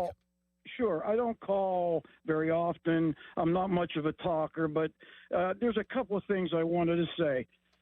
Once I want to ask you, there's somebody doing a commercial about dining in Oakmont. Is that you, Marty? No, that's Marty. Yeah. I know. I thought maybe that might have been a nickname of yours or something. It sounds like you. Anyway. You know, there's some great – I tell you what, though, the proprietor of, I think, 7 or 8 restaurants at Oakmont now, JK's a great dude, and his restaurants are top notch, man. I do love dining in Oakmont. There's some great restaurants over there. I live close, and I'd go there often. There are. Which one's your favorite? I'm a Pub 333 guy. I love that spot.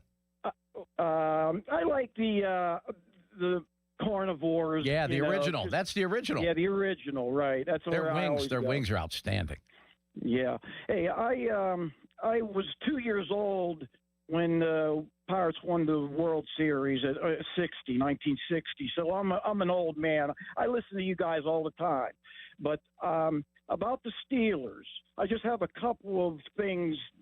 They're my opinions. Okay. One is they gotta re-sign Kenny Gainwell. That guy, I think, with another receiver, good like DK, he will be very valuable, man, coming out of the backfield. I think he's very good. I think they have a nice tandem there. That's a nice backfield, but he's a free agent, and he had a big year. He was a Steelers. Yeah. They voted him the MVP. So if he's offered big money, see, to me, running backs, they're not a dime a dozen. Right. But they're easy to find.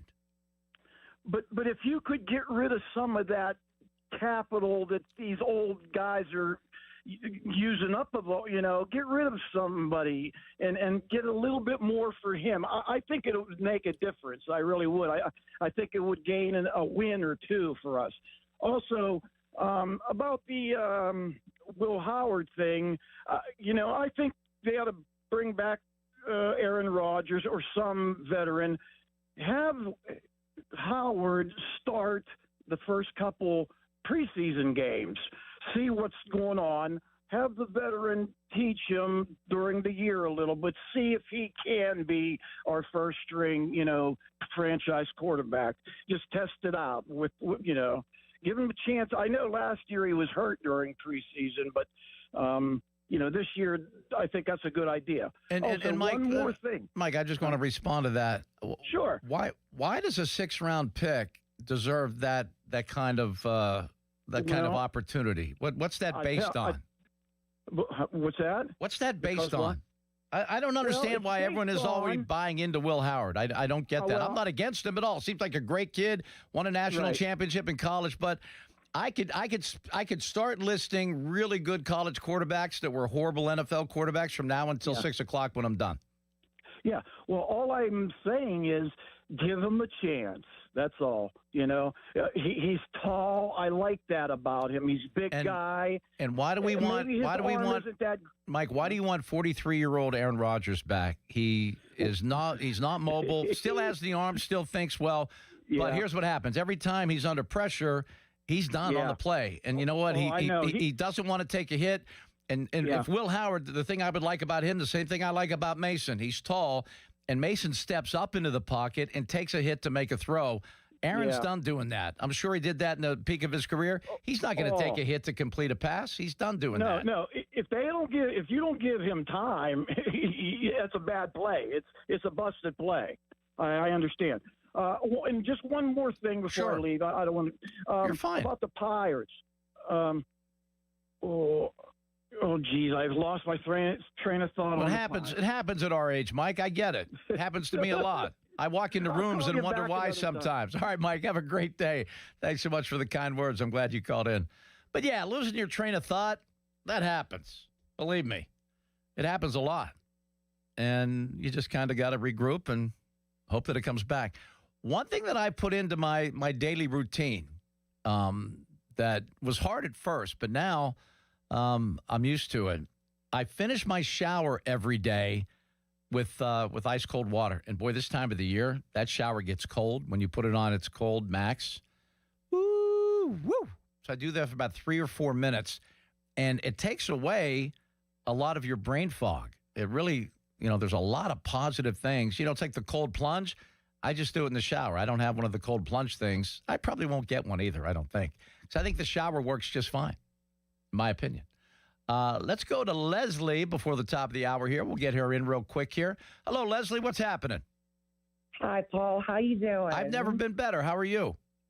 I'm doing really good, too. I heard you earlier saying how you really enjoyed the day yesterday. So did I. It was just gorgeous. We needed it so bad.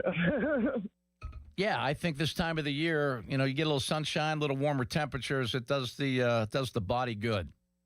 It really does. But the reason I'm calling is I just wanted to respond to Lou from Staten Island. I like everybody. I'm sure Lou's a great guy. But you know what? He's not one of us. I don't understand why he's going to call up a month later and drone on and on about how bad Tomlin was.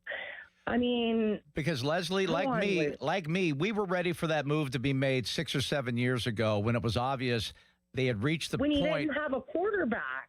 Now, Leslie, I don't really need to do this again. He's gone. Can we let it go?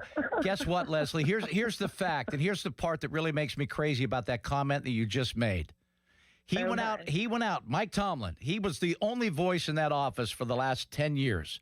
He was in charge of everything. He got his way on everything. Hold on. Let me finish, and then you can respond. He had unlimited power. He had all the power. He signed Mitch Trubisky. Okay? How did that work out? That was his idea. How'd that work out? Yeah. It didn't work out well. Then he drafted Kenny Pickett. How did that work out? Well, okay, No, it's not okay. Again, yes, it is 100. No, Leslie, it's 100% on him. Kenny Pickett was his pick, 100%. I know it for a fact. So I'm dealing in facts here. I'm dealing in facts here because I know. Okay, I can just leave it as I know. I wouldn't say it. I don't say things on the air that I call a fact that I wouldn't say if I didn't know. So believe me when I tell you I know. So, yeah, he didn't have a quarterback. And then who was on the roster? Oh, Mason Rudolph was on the roster. And when he needed to have his non-losing streak saved, he went out and won 3 straight games and saved that for Mike Tomlin, of all things. What of an ironic turn of events that is. The guy that was on the roster when he signed Trubisky, drafted Pickett, was better than both of those guys. But he didn't play him because Mike doesn't understand offensive football. He doesn't understand what a good quarterback is. He can't develop a quarterback. So yeah, he did not have a good quarterback. When he came in and won 3 games in a row, he showed he was better than Trubisky and better than Pickett. I didn't say he was a good quarterback. He's better than both of those guys that Mike Tomlin brought in. Well, last year when he brought in Aaron Rodgers, I'm an advocate of actually Aaron Rodgers coming back this year. At 43, Leslie, we started off on we agreed on the great weather. We haven't agreed about anything since. It's still friendly, though. It's just. Oh, yeah. See, I'm a big fan of agreeing to disagree. I don't think any less of you, Leslie. I just disagree with your opinions. That's all. Yeah, that's all right. Isn't that perfectly fine? Our world would be better if we could all do that, right? Right on. You're still a nice guy. But I will throw one of my great lines that my dad used to throw at me all the time. I'm not always right, but I'm never wrong. Leslie, have a great rest of your day. I got to get to the top of the hour with Sean. He's going to have a headline for us. And then I think we're cut to how many now? We have 3 hours left after the top of the hour. Can't wait. 412-928-9370. And we don't need to rehash any of that stuff with Mike Tomlin. We have moved on. You want to talk about Mike McCarthy and his staff and the future and who should be next and all the other things, who's the next quarterback. You want to talk about that, that's great. I am not going to go backwards. I have said my piece about Mike for like 10 years. I really have. And now that it's over, let's let it be over. Let's move on. All right, we're going to do that straight ahead right here with the Paul Alexander Show on Sports Radio 93.7 The Fan. But Sean got me this time, and that is good. Why don't I tell you about KDKA's FM weather? All right, fan weather brought to you by Secure Money Advisors, helping you get your retirement on the right track. We have good news on the way, folks. Sunny skies, temps close to 50 tomorrow, temps around 60 in the middle of the week. That's good news. Again, fan weather brought to you by Secure Money Advisors. Thanks. The Fan Morning Show with Doran Dickerson and Adam Crowley. What's the peanut butter one? Tagalongs. Is that what that is? Mm-hmm. Yep. Yep. They sell them by Easter time every year. I usually get one in my Easter basket. Calla still gets an Easter basket. What's wrong with that? I didn't expect to eat an Easter basket. You're old. He's right. My mom said if you keep believing, you keep receiving. And I love my damn cookies every Easter. Any other questions? What? The Fan Morning Show on Sports Radio 93.7 The Fan.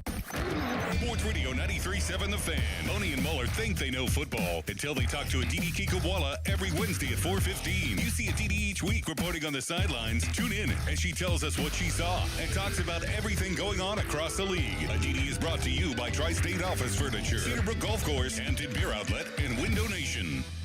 Your hometown building partner since 1956, 84 Lumber. Visit 84lumber.com. Hey, it might be hard to believe, but you know what's going to be here soon? Spring. Oh, yes, spring. So get on into Schultz Ford. All those great locations. Schultz Ford Wexford, Schultz Ford Harmer, Schultz Ford South and West Mifflin, Schultz Ford down in Wheeling, and get ready for spring. How about that Mustang convertible? When that weather hits, let's go. There's that. There's the F-150. There's an Explorer. Maybe you're taking that spring break trip. That is fantastic to head down south with the family. If you got a little bit of a bigger family, the Expedition works as well. Long story short, the weather's going to get a lot better. Get yourself geared up for spring and, dare I say, some summer fun.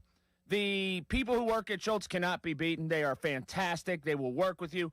They'll hook you up. And also, all the inventory is there and it's ready to go. So all those great locations and always, and I mean always online at SchultzFord.com. I'm Bob Burke, founder and chairman of Burke America Parts Group, a family of brands that includes RepairClinic.com, an appliance and HVAC parts solution company that's grown into an international brand. Before AmericanEagle.com, we partially launched a new technology platform developed by another firm. American Eagle helped take our technology to a whole new level with digital marketing, software development, and business insights into our key markets, appliances, HVAC, and outdoor power equipment, and did so both on time and on budget. AmericanEagle.com has the resources, experience, and talent needed to produce solutions. Our new technology platform, developed by AmericanEagle.com, has produced tremendous results with higher traffic, conversion, engagement, and online revenue. If you have any home repairs you need to take care of, check us out at RepairClinic.com. If you need a world-class website or technology project, then I would highly recommend AmericanEagle.com. Call AmericanEagle.com at 773-NETWORK. That's AmericanEagle.com, 773-NETWORK.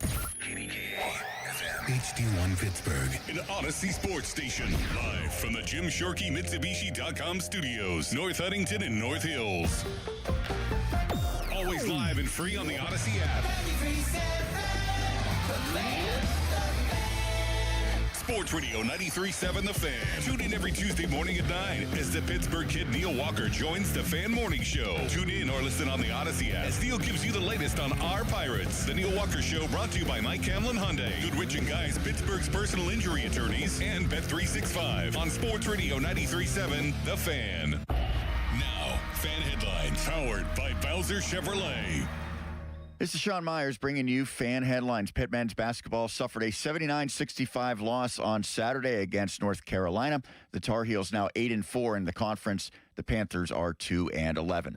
Pitt next in action on Saturday, hosting Notre Dame at 2. Our pregame starts at 1:30.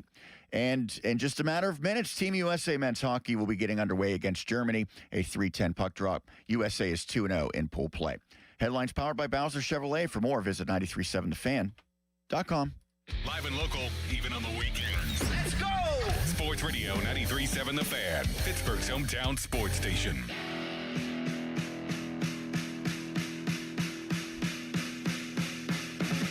Welcome back. Paul Alexander with you up until 6. An hour from now, we'll be joined by the Tribune Review's esteemed Pirate reporter, Kevin Gorman, who our buddy Joe Starkey refers to as Gormy the Owl. I know I've asked Kevin about that before, but one thing that Kevin and I do share is a birthday, and it's the end of this week on Friday. Happy upcoming birthday. Thank you, Sean. Yeah, Gormy the Owl and I, and Charles Barkley, among others. How about so that? You're the most famous of the three, then? No, Charles Barkley, and then Kevin, and then me. I would be third in that group. Let's go to the GOAT. He's checking in. Hey, GOAT, what's going on? Hey, how you guys doing today? Are you really the greatest of all time? Well, I have a goatee. My last name's Curry. There's a lot of variables in that. It's not the greatest all time. It's just a nickname. I got it. So you still sporting the goatee? Oh, yeah. Okay. A long one. Oh, how long? How far? Like 8, 9 inches? Like that long? I would say about 5 inches. 5 inches. Okay. Nice. I got a question for you guys. Sure. So, did Ben Roethlisberger develop himself? Everybody, every time I hear Tomlin can't evaluate or develop a quarterback, is ridiculous to me because he was. Well, keep in mind, he had Ken Whisenhunt early on. He had great coordinators, and what did Ben do over his last 10 years? How many playoff games did he win? Not many. I mean, that's tied hand in hand with Tomlin because so Tomlin's success and Ben's success are together. You can't separate those. Right. And over the last 10 years, there was not a great deal of playoff success. So, yeah, I'll put them right together with one another, 100%. So what I'm saying is, though, how can you say Tomlin can't develop a quarterback when he brought in? He didn't bring in Ben. Ben was here when he got here. He did not bring in Ben. Haley. He brought in Haley. Yes, and Haley did a great job. He made Ben the quarterback he is today. I agree. By getting rid of he taught him how to get rid of the ball and not take sacks. That was all Haley. And then Ben, for whatever reason, didn't want to be coached by Todd anymore, and that was a horrible decision by Ben. Ben ran Haley out. That's not on Mike Tomlin. I will not put that on Mike. I thank you for not doing that because the Trubisky's. But then he brings in, and he also and here. And Goat, I know you want to make all things right with Mike, and I get it, and that's where you're going. But he also hired Matt freaking Canada to be the offensive coordinator, okay? So if you want to say he brought in Todd, I'll say, okay, great. He made a great hire. See, that's what I have an ability to do. When Mike did something great, you know what I say? Mike did, that was great. He hired. But when I say he brought in Canada, what do the Mike Tomlin apologists say? Go ahead and make an excuse for that one. He gave his kid a scholarship to Maryland. Is that why I brought him in?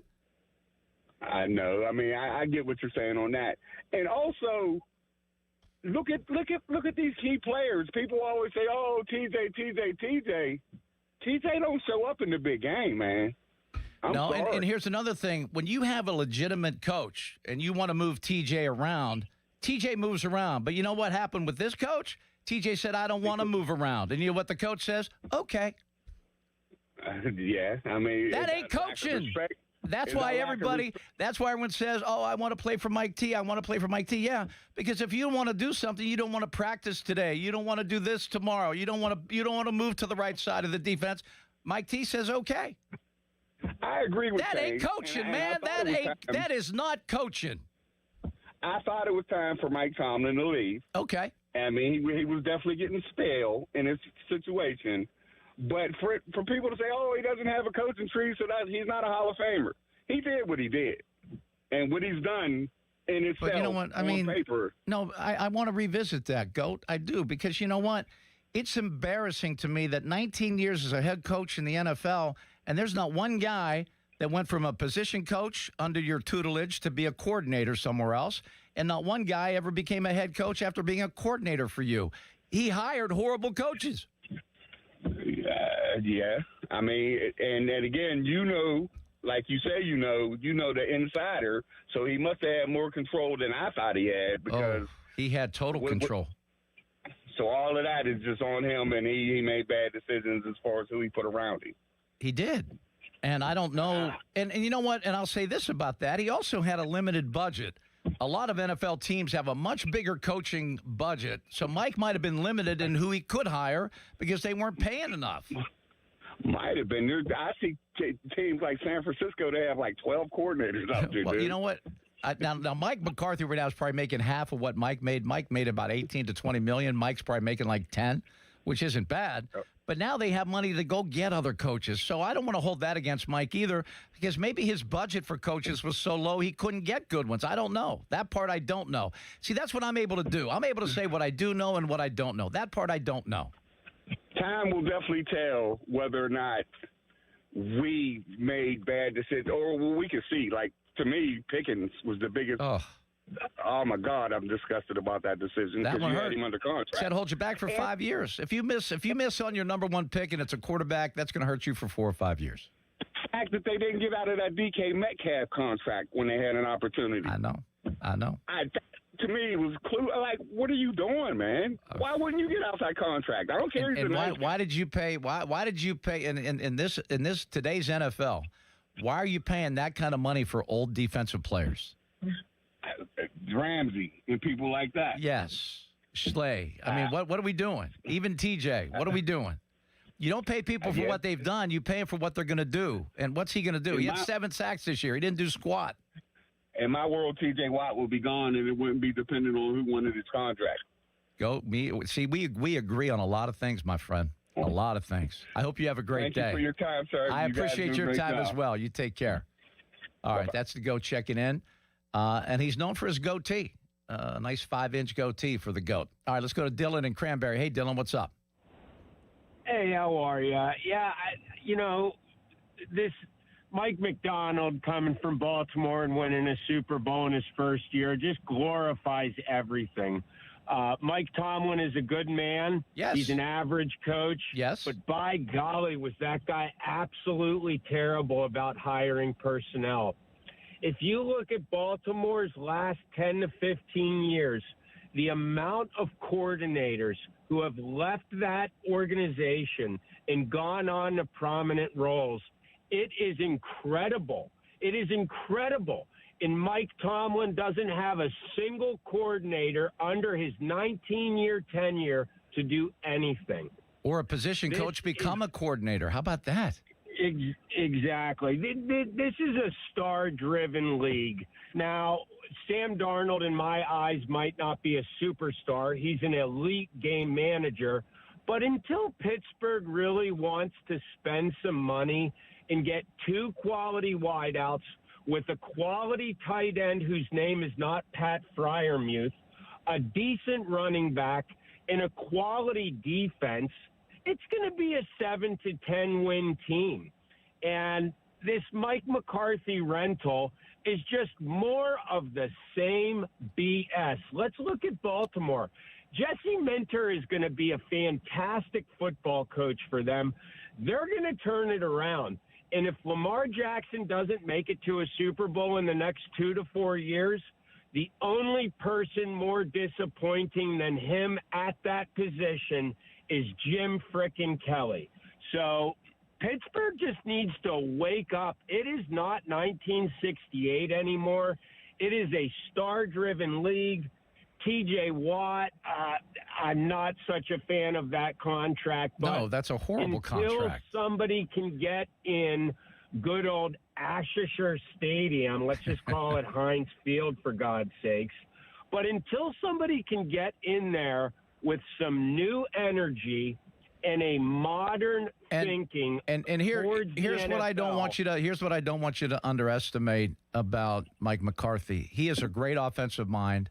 He has embraced analytics. He has really tried to stay very current. He had 3 straight 12-win seasons as a head coach for the Cowboys. This is not the same old, and he's going to listen to his defensive coordinator. He's going to listen to his personnel people. He's going to listen to his coaches. He is probably in his time here going to develop the coaches that he has on staff currently. He's probably going to get them prepared to go be something bigger and better at their next stop. So it's not the same old. Right. Mike McCarthy's a whole different animal, and I'm very excited about Mike because, I'm excited about an actual offensive-minded coach on staff with the Steelers. Sure. Matt freaking Canada? Are you kidding me? I mean, let's go. I mean, Mike McCarthy's going to call the plays, so if you don't like the plays, you get to ask him about it. He's not going to hide behind his coordinator. He calls the plays. I love that. I agree. And Mike pretended he didn't call the defense. Mike pretended he didn't call this or call that. Mike pretended a lot. He was not transparent at all about anything. One last point. Yes. If the Steelers draft a quarterback in the first round this coming draft, shame on them. Take Aaron Rodgers for this next year. I'm done with Aaron. I'm done with Aaron. And Will Howard's a 6th-round pick, Dylan. So, you know what? Draft Ty Simpson and win 6 games and have nobody for the next 3 years. So, Simpson's played 1 year where you got to actually see what he can do. Maybe in year 3 of his development with a guy like Mike McCarthy, maybe in year 3 of Ty Simpson, He's a hell of a quarterback. You know, that happens sometimes. This guy's career isn't over now because he had a bad game against Georgia. Yeah. He's had 1 year as a starter, and if there's an upside, and this is what great coaches and scouts do. They see something that, okay, you know, this guy did not do well in his 1 year as a starter. We think in year 3, if we work with him really well, he could be a great one. He gets the ball into tight windows. He has a quick release. He has a good arm. He's accurate. To me, that's something I may take a chance on. I'm not sure it's a first-round pick, but you know what? That's the kind of quarterback that you draft and develop. Yeah, I think it's a deep draft for receivers. I don't think the quarterback of the future is in this draft. No I know, way. and you know what? And Dylan, this just in, there's been like 3 or 4 quarterbacks in the history of the draft that have been predicted as they should be. Sure. How many quarterbacks come on? I mean, I hate to use the Brady thing. That one's too obvious. But there have been so many quarterbacks that were can't miss, and you have to have that guy, and that guy sucked. There were so many guys that came out of – Sam Darnold was with 4 different teams, then finally someone figured out how to use him. Sure. I mean, I think it's just like I'm not saying receivers. Simpson's the Everybody guy, but I will say this. No one knows right now, including you and especially not me, that he isn't. Well, let's look at every elite wide receiver that Matt Stafford has had. Why are they elite? Because he throws them the frickin' ball. Yes. If you don't give these guys a chance to get their reps and their targets, I don't care what their grade is coming out of college. We Correct. give up on these quarterbacks quicker than we give up on quitting cigarettes after a night of drinking. I mean, come on. It's just... And here's the other reason. Here's another reason you don't go with Rodgers. He is not going to buy any time. He is not going to allow receivers to get open because he now has no patience to get hit. He has no desire to get hit. So I'm over that. I mean, what good do the Steelers get out of another year of Aaron Rodgers? I think it just sets them back a year. They get nothing out of that. Yeah. You're probably right. You are probably right. I just think with I think Cleveland's going to figure it out. I think Baltimore's going to figure it out, and I think Cincinnati, if Joe Burrow can stay healthy, is going to figure it out. Pittsburgh could be the 4th best team in the division this coming year. I don't know if that's a good thing for them or a bad thing. Anyone, you kind of lost me, and I really appreciate the call and the time. The person that says Cleveland's going to figure it out loses credibility with me. Cleveland's going to figure it out. They never figure it out for the love. Let's go to Patrick in Peters Township. Hey, Patrick, what's up? Hey, Paul. Super excited to talk to you for the first time. I'm a big fan. Oh, let's go. All right. Hey, last night I was channel surfing. I was having a hard time finding anything to watch. I'm half into the Olympics. Maybe not even that much. I'm jonesing for the Penguins to come back. But my question is, I stumbled across this Kurt Warner movie. Have you seen it? Have not. Okay, it came out a couple years ago, and it's free. I highly recommend it. I mean, I knew the story. Yeah, I love the story. I'm pretty familiar with it. Yeah, no question. Stocking shelves to winning Super Bowls. The arena football. And exactly. 100%, man. So my question is, I'm sitting on the couch, and I look over, and I look at my wife, and, she's all into the Hallmark movies, so she's crying her eyes out, and I feel it's starting to get the best of me. You know that feeling that comes along where you're like, I'm starting to get emotional here. And my question is it okay to cry during a sports movie? Oh my gosh, heck yeah, 100%. Okay, 100%. I'm a crier, and you know what? A lot of my favorite people in the world are criers. Jimmy Leland. I have so many crying stories with him. It's unbelievable. Dick Vermeil, who I got to know real well over the years, he was a crier. Trying to think. There's been a lot of great criers out there. Yeah, crying's fine. Real men cry. I mean, you got to, especially when they're happy or especially when something really good happens. Like great sportsmanship, that gets me. Like the line after a 7-game series in the end of the NHL Stanley Cup playoffs, that handshake line, I get a little, I don't necessarily cry, but man, I'm emotional about that. They tried to kill each other for 7 games, and then here they are going, thanks, man, great series, good luck, go get them. I love that. Right. I love sportsmanship beyond belief. I love when sports is its true form. I hate what so many people do to it. I love it when it's pure. I absolutely love it. Awesome. Well, you mentioned Dick Vermeil. Randy Quaid played Dick Vermeil in that movie. because he was Kurt Warner's coach. Right. That's And crazy. He did a good job. But so what? I'm going to ask you one more thing. Sure. And I'll hang up. Again, awesome to talk to you. But Well, thanks, Patrick. What movie got you the most? As far as you think Miracle or something like that? Oh, Miracle was unbelievable. There's been so many good ones. Last of the Titans was really good. That was very emotional. Ryan's Song? Ryan's Song's killed me. And Sean, thanks for stepping that up. I mean, James Caan in that movie, Brian's Song. Have you watched Brian's Song, Patrick? Yeah. Well, Yeah, a long time ago. Yeah, I lost it. I absolutely lost it when he passed away. You kidding me? Brian Piccolo, man, that was it. Yeah, there's been a lot of movies that just tear me apart, and that was a great call, Sean. That was probably the saddest movie maybe I've ever seen. Unbelievable, Patrick. Thanks so much for the call. I appreciate it, and I really appreciate the kind words. Thank you. All right. Yeah, it's perfectly. I mean, as far as I'm concerned, I mean, maybe they're going to take my man card away, but I believe that you're gonna say something bad about Jim Leland. You're going to say something bad about Dick Vermeil. I'm trying to think of who the other great sports. You know what other movie got me? I don't know if you've seen it because it's not as popular. There's actually two different versions of it. It's called The Champ. It's a boxing movie. Yeah, I saw the original with. I can picture him. But yeah, no, that's unbelievable. Boxing movie. Yeah, Unbelievable. so the more recent one was John Voight, 1979. And I thought that was another one that. Incredible. Yep. Incredible. Yeah. All right. Sean has an update for us. Bill, hang through the break, and we'll get to you right out of the break right here on the Paul Alexander Show on Sports Radio 93.7 The Fan. Now, Fan Headlines, powered by Bowser Chevrolet.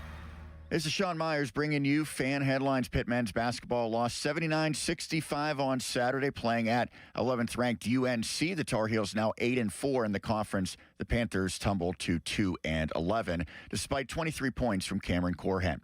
Pitt men back in action on Saturday, hosting Notre Dame at 2 o'clock. Our pregame starts at 1:30. Fan Headlines, powered by Bowser Chevrolet. For more, check out 937thefan.com. I'm Walter Naylor, owner of a quick drain service. Since 1969, we've been going down the drain so you don't have to. We specialize in older home plumbing repairs and service. Trust us to get the job done right. Call 724-222-1095. Ask us about senior military and first responder discounts.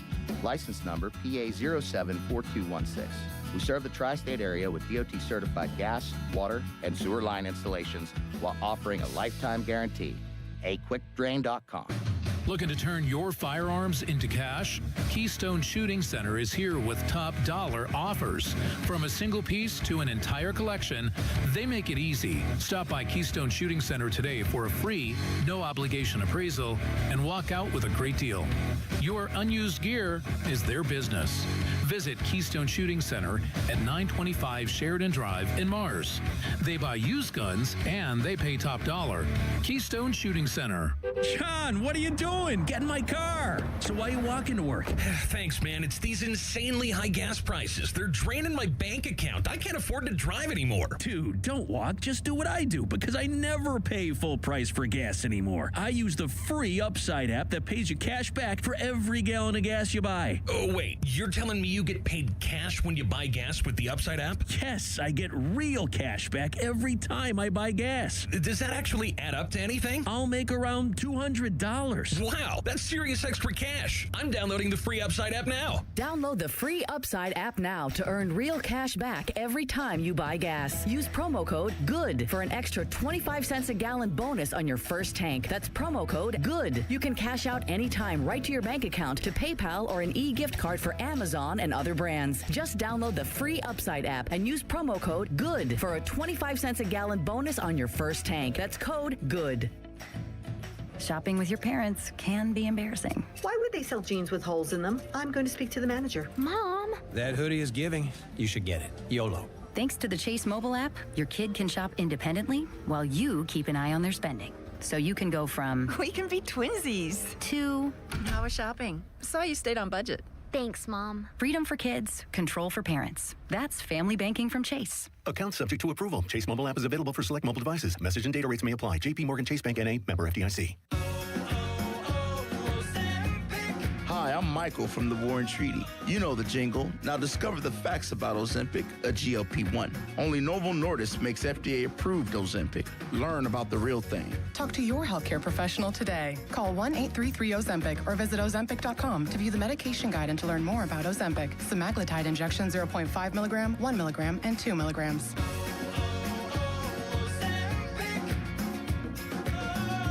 SchultzFord.com. SchultzFord.com. SchultzFord.com. SchultzFord.com. Okay, I have to tell you, I was just looking on eBay where I go for all kinds of things I love, and there it was. That hologram trading card. One of the rarest. The last one I needed for my set. Shiny like the designer handbag of my dreams. One of a kind. eBay had it, and now everyone's asking, ooh, where'd you get your windshield wipers? eBay has all the parts that fit my car. No more annoying, just beautiful. Millions of finds, each with a story. eBay. Things people love. At the UPS Store, we know being a small business owner means holiday time is still go time. Still get those orders shipped time. And still re-up on stamps and supplies time. That's why this upcoming holiday, while others close up shop, we'll be open. And happy to help you keep being unstoppable. Come into your local store today. Most locations are independently owned. Product, services, pricing, and hours of operation may vary. See Center for details. The UPS Store. Be unstoppable. Time to let Spitzer Auto World do the work during our Trade Up Pay Down sales event at Spitzer Toyota Monroeville. Trade up to lease a new 2026 Toyota Tacoma SR5 double cab rear-wheel drive from a low $249 per month. Plus, get our lifetime warranty, complimentary maintenance, and Spitzer VIP points. At Spitzer, our world revolves around you.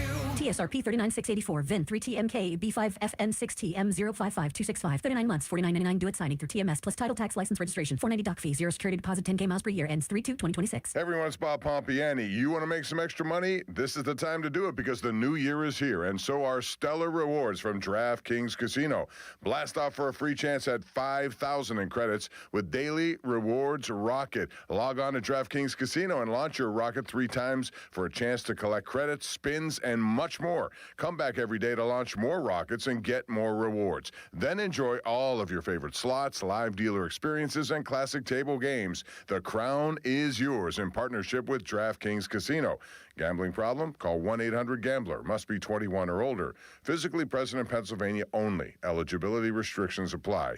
No purchase necessary. 3 launches per day for rewards. Launches expire each day at 11:59 p.m. Eastern Time. Non-withdrawable rewards and amounts vary per launch and are subject to game and expiration limits. Terms at casino.draftkings.com/promos. Sponsored by DK Crown Holdings Incorporated. 93.7 The Fan is cleared by aquickdrain.com. Live from the Shorkey Mitsubishi.com studios, North Huntington and North Hills.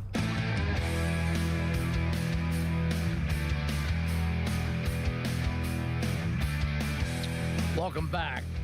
I'm seeing tassel caps and a lot of heavy gear at Pebble Beach right now. And believe it or not, Scotty Scheffler at 19 under has a share of the lead. Now, he's well ahead of the other 4 players that are also at 19 under. But he is making some moves out there at Pebble. Let's go to Bill in Canonsburg. Hello, Bill. Hey, Paul. How are you this afternoon? I'm well. How are you? Peachy. Listen, just a quick 20-second background on me because it'll make sense maybe. But I've been following Steelers and Pirate drafts and failures and successes since I was a young boy in 1949. And that'll probably explain why I have what I would do with my first 2 choices as the Steelers. And there's not a host or you or anybody that'll agree with me, but what I would do with my first 2 picks, which I know would draw a lot of boos, I would take Jeremiah Love with my first pick. And I know that's not popular, taking a running back, but I'm just telling you what I would do. I would take Jeremiah Love. That kid's got talent, and you don't take running backs. But anyways, that's my choice. And number 2 choice, I would take Drew Eller. I love that kid. I know he got hurt and didn't do as well as people think, but I think somebody's going to take him and develop him because I think that kid's got talent. Anyways, that's my stupid choices. You know, Bill, I'll tell you what, he had a 6-yard run, did Mr. Love against Penn State. Might have been the greatest touchdown run I've ever seen. It was only 6 yards. I mean, yeah, the kid can play. He's going to be a great NFL back. But if you have everything else in place, as we've seen with the Steelers, they have a pretty good undrafted free agent that is their starting running back right now. So it doesn't make sense to me. They made a big mistake with Najee first round. It just he's not Saquon. Love is not Saquon Barkley. If there's McCaffrey, like Barkley and McCaffrey, those two guys are so dynamic, so good. I would take them in the first round. Love isn't quite there. Well, he's not quite there. Now, Drew Aller at 6'5", what the Army has. I think that he could be a good NFL quarterback. I wouldn't take him very high. I would take him I think he'll probably last till the 3rd or 4th round. I would definitely take a chance on him there. The other reason I say that is I saw that run Jeremiah made against Pitt. Just spun around, speed. He's big. He's going to make somebody an all-pro running back. And I know it's not popular. I know we picked Caleb Johnson. But Caleb Johnson was a bad pick. And what I'm not sure Love has speed, but I'm not sure he has burst. The big problem is Najee Harris. He was big, strong, and fast, and was supposed to be great too, but he did not have the ability to make jump cuts in the hole and then the great backs. What they do, they have to stop. Like, I mean, we've seen some examples of it. Le'Veon Bell was that guy.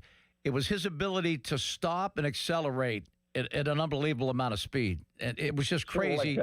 And I'm not sure that Love has that, because when you get to the NFL level, Bill, everyone, like even Pickett, he'd do that little spin move. When he would roll to his left, he'd do a little spin, and he'd get away with it in college, and the linemen couldn't catch him. The linemen are faster than him in the NFL, and that'll be the same case for Love. I'm not sure he's not going to be great at the NFL level, but he doesn't have, to me, the insane burst that the great ones have. And if you don't have that at the NFL level, you're going to be good, not great. And there's no reason to take a running back that's going to be good instead of great. And I think he's going to be good. I don't think he's going to be great. I don't think he'll last to number 21. So I think he'll be going. And I think he has the moves and speed of the Walker kid from the Seahawks, who's a free agent. But it's just my thoughts. Yeah, no. And the next time that anyone predicts the draft, extremely correctly, will be the first. You know what? Back when there was a bonus pick, no matter where you finished back in the 50s, everybody predicted the Steelers would take Howard Cassidy out of Ohio State. And they wound up taking Gary Glick from Colorado A&M, I think, back in the 55 or 56 draft. I was so upset they didn't take Howard Cassidy. And, of course, he went on to play with the Lions. But anyways, I've heard them all, and I've made some good predictions, but a lot are bad, and this one I know isn't going to be popular. But anyways, I would love to see Drew Aller be a great quarterback in the NFL. I really would. It was a shame the way his season ended. I thought it was going to be a special year for him, and it didn't work out in any shape or form. That's for sure. Yeah, nobody will take him in the 3rd round, but I tell you what, I'd like to see him be developed, and I think he's another one. I think those two are going to be. And from what I've gathered from people that have been around him, I think he wants to be a great quarterback, and that, a lot of people forget that a lot of guys, once they get, now that the NIL's out there and these guys are getting paid, it's become a business. And if you don't love the game of football, and I mean love it, you're not going to be great. You have to absolutely love it and really want to be great. If it's just a business and a job, you're not going to be great. Right. Well, listen, I appreciate the conversation, and thanks for letting me vet my stupid predictions. Oh, not stupid at all, Bill. They're your predictions. And, those are two good players. I think Love, I'm telling you, that run that he made against Penn State, I mean, I don't know if you remember it. I mean, I do. It was sick, Sean. I mean, that was a sick run, and it was only 6 yards. Yeah, he got hit by like 7 people. And those were legitimate, future NFL guys. Correct. For Penn State's defense that was trying to bring him down. And how he stayed, off the ground and managed to go forward and score that touchdown just blows my mind. I watched it 10 times.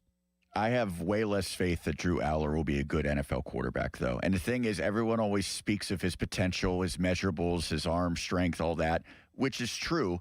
I've never seen it consistently translate to in-game success.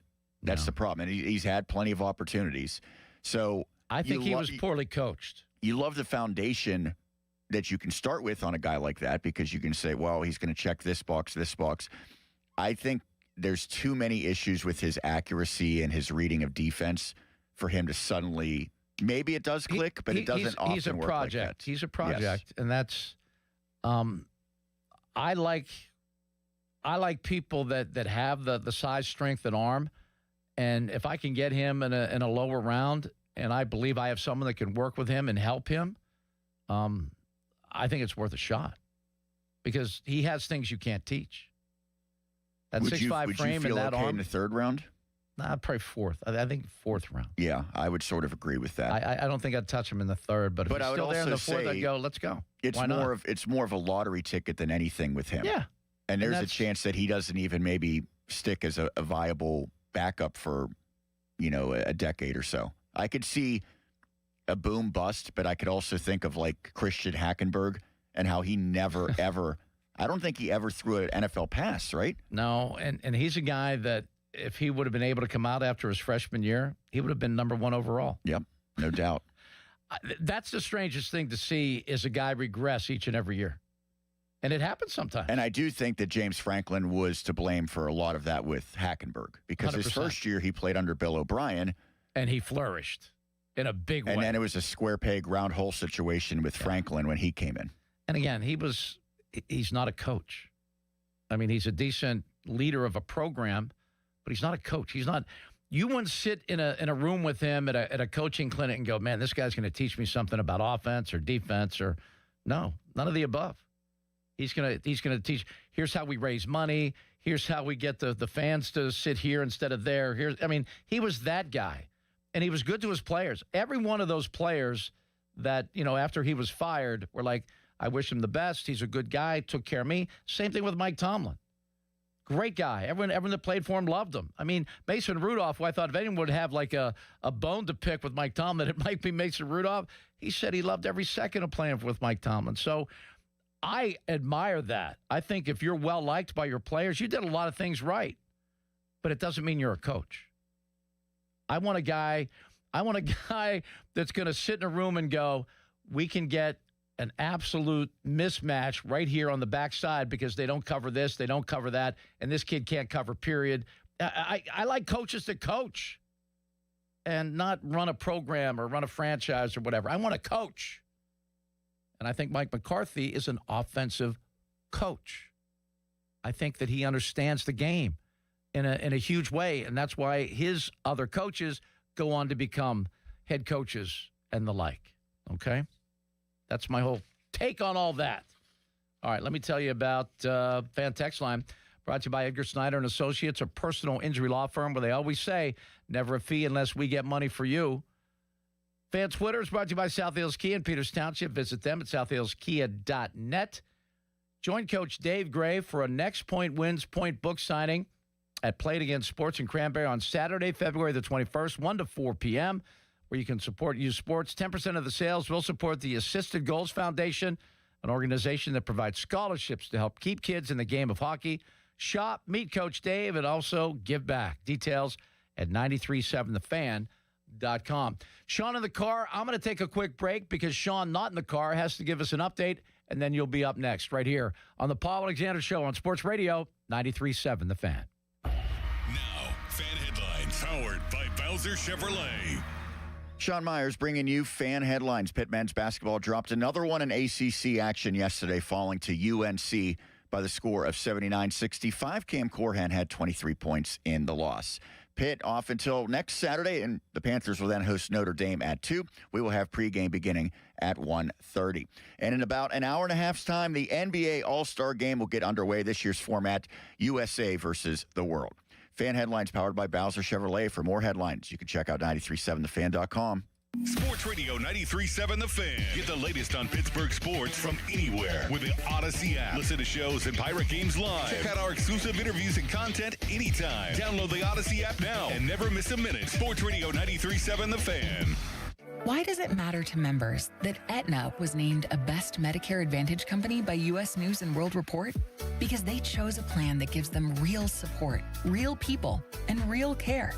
We show up with care management that ensures doctors work together on complicated conditions. We show up with the latest in online tools to make healthcare easier to use anytime. We don't show up for awards. We show up for you. And showing up for you is how healthier happens together. Comcast Business helps turn today's small businesses into engines of modern business. It's how restaurants become reliably up and running neighborhood favorites. How retailers become seamlessly restocking, cyber-securing, must-visit shops. And how healthcare offices become the data-managing caregivers that we all depend on. With reliable connectivity, enhanced cybersecurity, advanced fiber solutions, and Wi-Fi backup, Comcast Business is powering the engine of modern business. Powering possibilities. Now through March 22nd, switch to Comcast Business and get started with 150 megabit internet for $59.99 a month for 12 months with a 2-year agreement. Or ask how to lock in your rate for 5 years on a qualifying internet bundle and get a $500 prepaid card when you add 2 lines of mobile for a limited time only. Call today. Restrictions apply. New customers only. Requires paperless billing and automatic payments with bank account. Early termination fee applies. Equipment, taxes, and other fees extra. After promo, regular rates apply. Cheerleaders is Pittsburgh's premier gentlemen's club and sports bar. As soon as you arrive, you can feel the energy of the Cheerleaders experience. Cheerleaders has a 5-star kitchen that stays open late. Cheerleaders has been voted Pittsburgh's #1 gentlemen's club 12 of the 13 years they've been open. Cheerleaders now is Taco and Tequila Tuesdays. $2 tacos, $2 Coors Light bottles, $2 tequila drinks till midnight, and 2-for-1 private dances. Friday, February 20th and Saturday, February 21st. Come see super starlet Tegan Presley, only at Cheerleaders. And we're out. Back in 60. Hey, what are you eating? Chimichurri filet mignon. It's a Factor meal. Oh, nice. Wait, they let you eat like that in the pros? Oh, they insist on it. A pro's work starts on the plate. Oh, man, that does look good. Let me have a taste?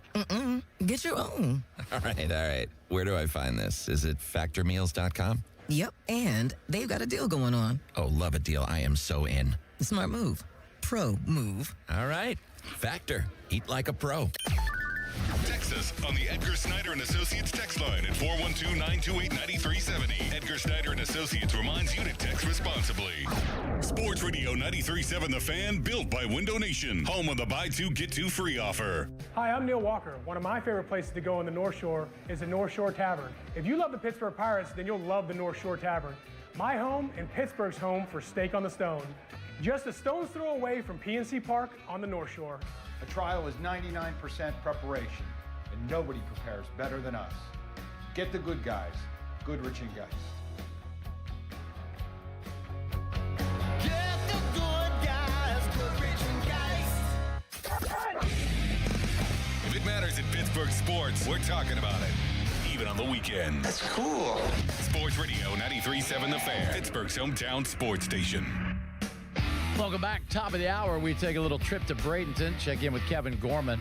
A.J. Burnett invited by the Pirates to come hang out for 4 or 5 days and kind of mentor some of the young studs. I remember being at camp, being at spring training when A.J. showed up, and we were told, uh-oh, this guy's trouble. And we had set up the morning show at that point to have him as our guest, and he was fantastic. We didn't have a bad moment. None of us here at the Fan had a bad moment with A.J. Burnett. He was the real deal. Let's go to Sean in the car. Hello, Sean. Welcome to the show. Paul, always good to talk to you. Look, I want to hit on the quarterback situation and why the Steelers are going to make it more difficult than it needs to be. Aaron Rodgers that's the route they're going to go. And we all have to understand and know that that's likely going to be the route they go.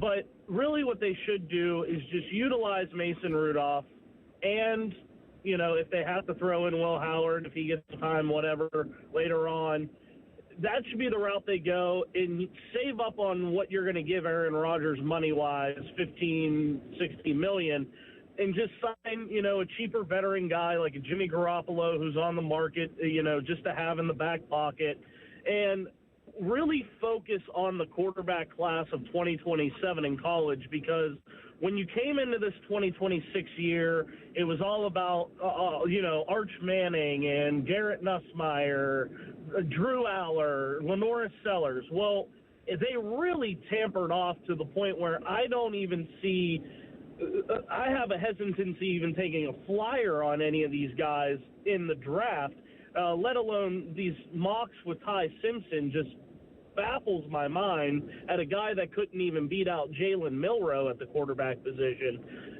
Wait until 2027, because that 2027 class is actually much deeper than this 2026. The only thing I'll remind you of, Sean, prior to this particular year, this was going to be the class, and the class before that was going to be the class, and then they actually go play football, and they're not all they're trumped up to be. The last thing in the world that any of us can do, and I'm gonna beat this like a dead horse. I'm gonna beat it and beat it and beat it again. You have no idea how these kids are going to be at the next level.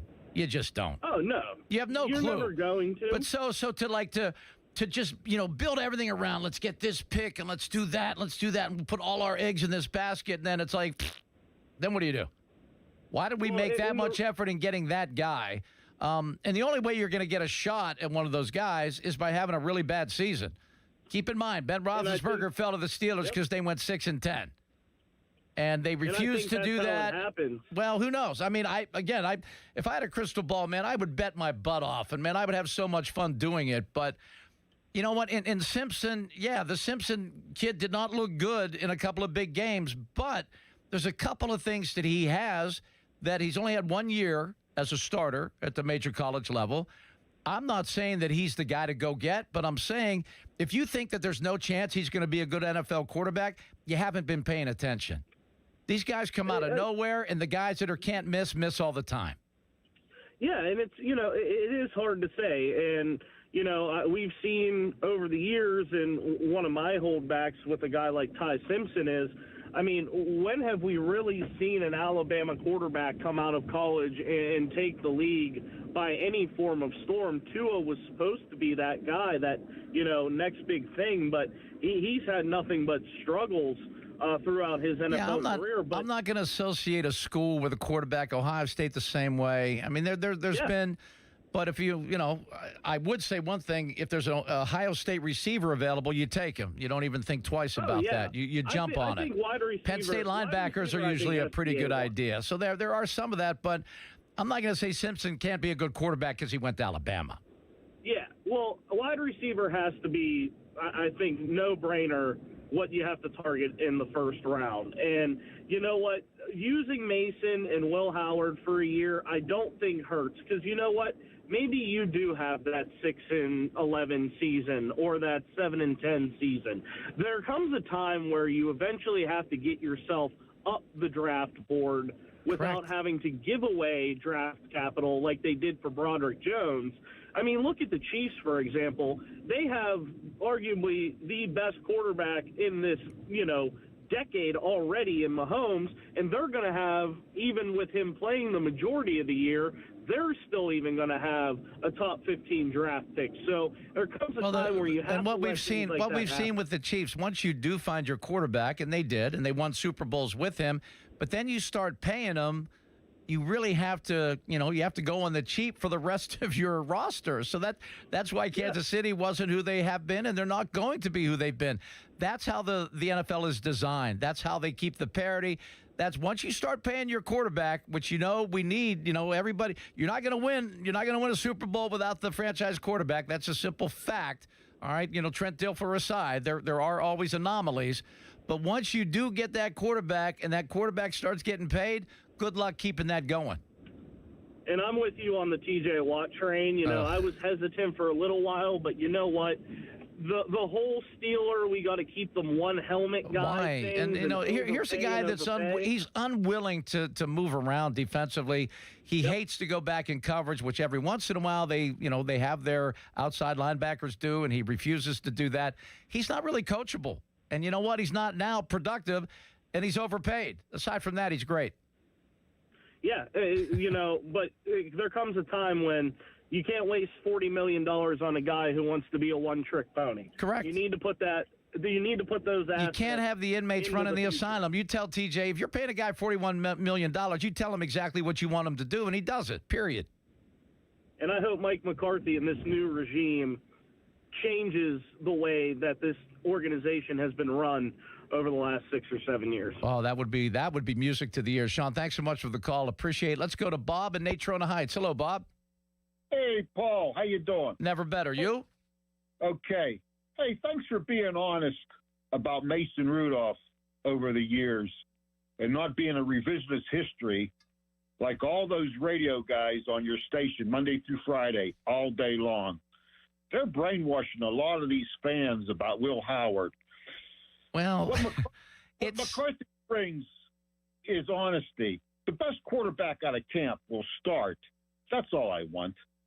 That would be nice. And we haven't seen a snap. We haven't seen a throw at the NFL level, not even in preseason from Will Howard. I don't even want to. Will Howard, hey, he'll get his chance. You say you have the facts, and I'm sure you do. But I always thought that Tomlin lied to the organization about he needed a quarterback, basically, when they drafted Kenny Pickett. But I believe Mike Tomlin wanted Malik Willis. But I think Rooney. No. Rooney wanted Kenny Pickett. No. Hey, Bob, you're talking about spreading things that your brain. No, we're not going there. That's just not true. Well, I'm not. I don't want to even. That's what I tell everybody. But why do you tell him that? What's that based on? He didn't want Malik Willis. He wanted Kenny Pickett, 100%. He was the biggest voice in that franchise for the last 10 years. What Mike wanted, Mike got. That's a fact. I think Rooney he was haunted by the Dan Marinos and the Pitt fans. You know what? You can say as much as you want about Art. If you think Art for 1 second put Kenny Pickett in Dan Marino's class, please, that's the biggest insult you could ever bring to Art Rooney. My gosh, we have a Hall of Fame best thrower maybe in the history of the NFL with a guy that's never going to start in the NFL. Come on, man. Bob, you lost me on that one. Sorry. Appreciate the call, but no, he did not see Kenny Pickett as the next Dan Marino. And oh my gosh, if we don't draft Kenny Pickett, it's going to be the next Dan Marino. No, that's just wrong. And oh, by the way, Mike Tomlin wanted Kenny Pickett. That's why they got Kenny Pickett. Had nothing to do with Art or anyone else. Let's go to Les in Monongahela. Go ahead, Les. How you doing, buddy? I'm okay. Bob, he just made my head hurt, though, and that's bad. Yeah, I didn't quite agree with the last caller, but my thing was when I was listening to the press conference whenever Mike McCarthy did, the whole Pittsburgh Steelers head coach thing or whatever, after he said he was excited about having the rookie not rookie quarterback or whatever, and then right after that he was like, oh yeah, I'm glad to have Aaron Rodgers back, So I don't know if that slipped out. Well, again, the decision is not going to be Mike McCarthy's or Art II. It's going to be Aaron Rodgers' decision. Yeah, exactly. So as much as people think they may know what's going to happen, maybe Mike McCarthy really wants Aaron back. Aaron ain't coming back unless he wants to. He's 43 years old, and he did not look good out there under pressure at all. And he can't run anymore. He can't move anymore. And that's not anyone's fault. That's 43 years of age, period. Yeah, I totally understand what you're saying right there, but I was just kind of wondering if that was like if he had talked to Aaron. Obviously, he did. I'm sure they've had conversations. I mean, there's a lot of talk going on. But I disagree with bringing him back for another. Only reason why I would want him to come back for another year is to teach the other quarterbacks. That's the only reason why. He'd be a great mentor, but you know what? That's what coaches are for.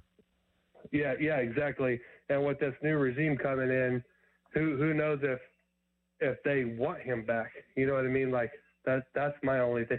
But I was just wondering, I didn't know if you listen or watched the interview, the press conference interview with him. Of course I did. And then, after that, you have to understand Bob Pompiani sat down one-on-one with Mike McCarthy, and he said that again. Yes, that's the plan. He actually said that's the plan. Yeah. So yeah, because I'm a truck driver, and that's all I do is listen to those guys on the radio all the time. You should probably mix in some music. That might be rotting your brain a little bit. Mix in some good 70s R&B now and again or something. You might be hurting yourself. Yeah. Too much of a good thing, even if it's a good thing, too much of it can really hurt you. But no, we appreciate you listening all the time, and I highly recommend it. I listen all the time too. I do. I like listening to you on the weekends too, because you kind of give a little more perspective of, kind of looking on the outside in, you know what I mean? But thank you. First time calling with you, and then I appreciate it, man. Les, thanks so much. I appreciate it. All right, bud. All right, take care. And always good to hear from someone from Monongahela. Both my mom and dad were born and raised in Monongahela, so that's a little soft spot in my heart right there. Let's go to Richard. He wants to chat a little bit about Mike Tomlin. I don't know why. Can we let it go? Where are we going with this, Richard? Well, in a roundabout way, it's about Mike Tomlin. First of all, it's a treat to hear you. I'm currently in Florida, but it's a treat to hear you on the air. What a breath of fresh air. Well, thank you, Richard. Absolutely. I go back to the sports beat days and all that, but in any event, it's just love the show. I love this first time caller. Love the show. Here's my theory. And of course, as a fan, you never really know. Chuck Noll, when he came, provided such stability to an organization that had none, right? And I think coupled with the man that he was, with the coach that he was, and then the changes in ownership, not ownership, but from Art Rooney to Dan and so forth, they value stability in that organization, and certainly that's a huge asset to have. Unfortunately, between Cowher and Tomlin, what you have seen over the course of the last 30 years or so is just a degradation in the standard that they did have in the Pittsburgh Steeler way. I don't believe there's a Pittsburgh Steeler way anymore. I think it's been watered down to the point where it's just a phrase. So I guess my point being is this. They valued stability that Tomlin brought. Unfortunately, the stability that was built upon was a lot of platitudes. There was nothing really behind it. The other thing that lent itself to the situation they find themselves in, Ben hung on for 4 or 5 years more than he should have, and it put the Steelers behind the 8 ball.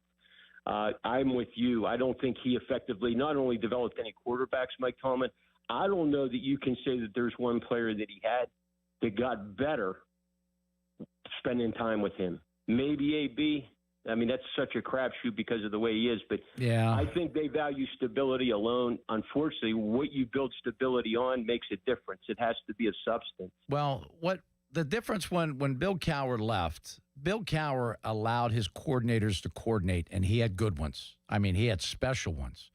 That's what we saw really with the decline was when Mike kind of just took over everything and just, I think, hired people that were going to be agreeable to whatever he wanted to do as opposed to challenge him at any point.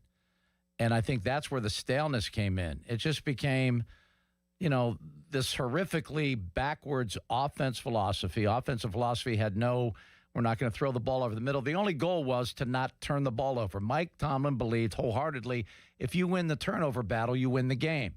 So he absolutely basically shut down, his offense from taking any risks until Ben took over. The year they started 11-0, they had 4 100-yard rushers in their first 6 games.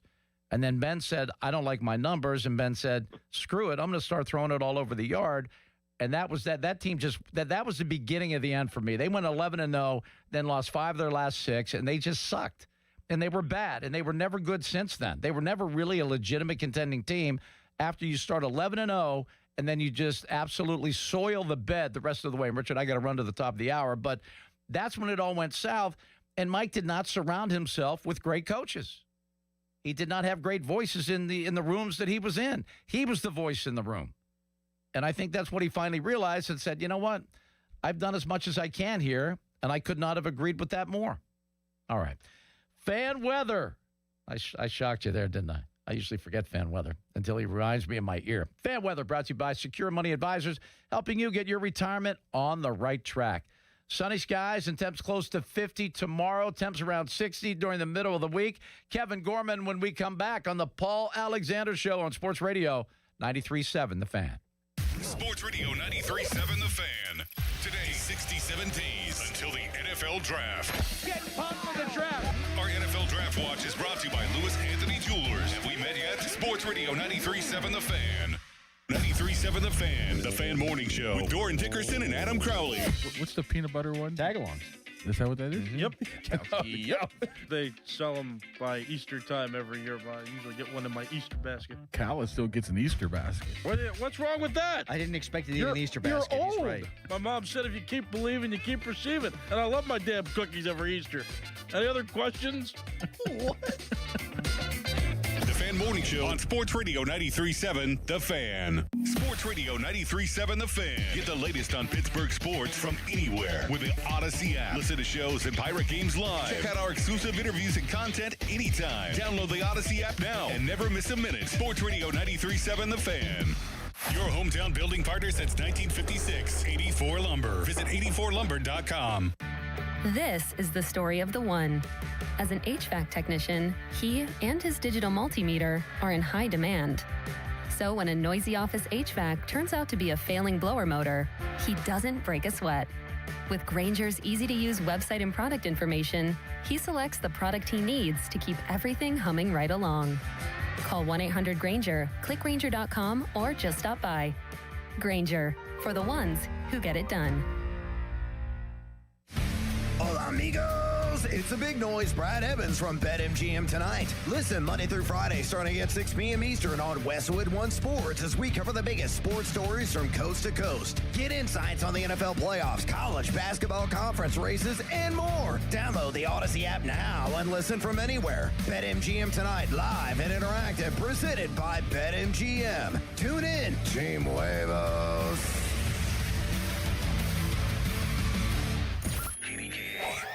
HD1 Pittsburgh, an Odyssey Sports Station. Live from the Jim Shorkey Mitsubishi.com studios, North Huntington and North Hills.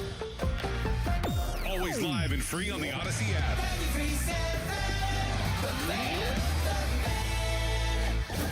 Sports Radio 93.7 The Fan gets your day started with the latest in Pittsburgh sports with the Fan Morning Show with Doran Dickerson and Adam Crowley. Weekdays 5:40 to 10. Presented by Guardian Protection on Sports Radio 93.7 The Fan. Now, Fan Headlines powered by Bowser Chevrolet. Sean Myers with your Fan Headlines. Pitt men's basketball sustained a 79-65 loss on Saturday against 11th-ranked UNC. The Panthers got 23 points from Cameron Corhen. They're now 2-11 in the conference. They'll look to get back on the winning track on Saturday when they host Notre Dame at 2. Our pregame starts at 1:30. And after one period of play, Team USA men's hockey holds a 1-0 lead against Germany. USA looking to go to 3-0 in pool play. Headlines are powered by Bowser Chevrolet. For more, you can visit 937thefan.com. Sports don't stop for the weekend, and neither do we. We are going to have so much fun this weekend. Sports Radio 93.7 The Fan, Pittsburgh's hometown sports station.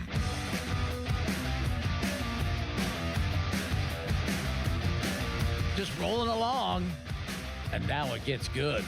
We go out, and we take a little trip. We head south to Bradenton, Florida. And our good friend Kevin Gorman with the Pittsburgh Tribune Review. Gormy, how are you, my friend?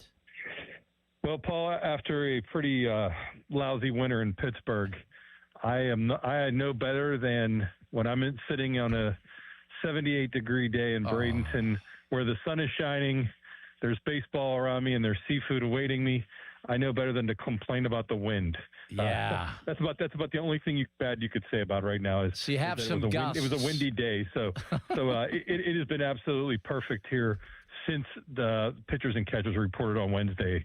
The day started off a little cool in the morning, but it has been absolutely beautiful here, and I think it's supposed to be that way all week, which is perfect because the first full squad workout is tomorrow, and I think everybody is here and everybody's ready to go.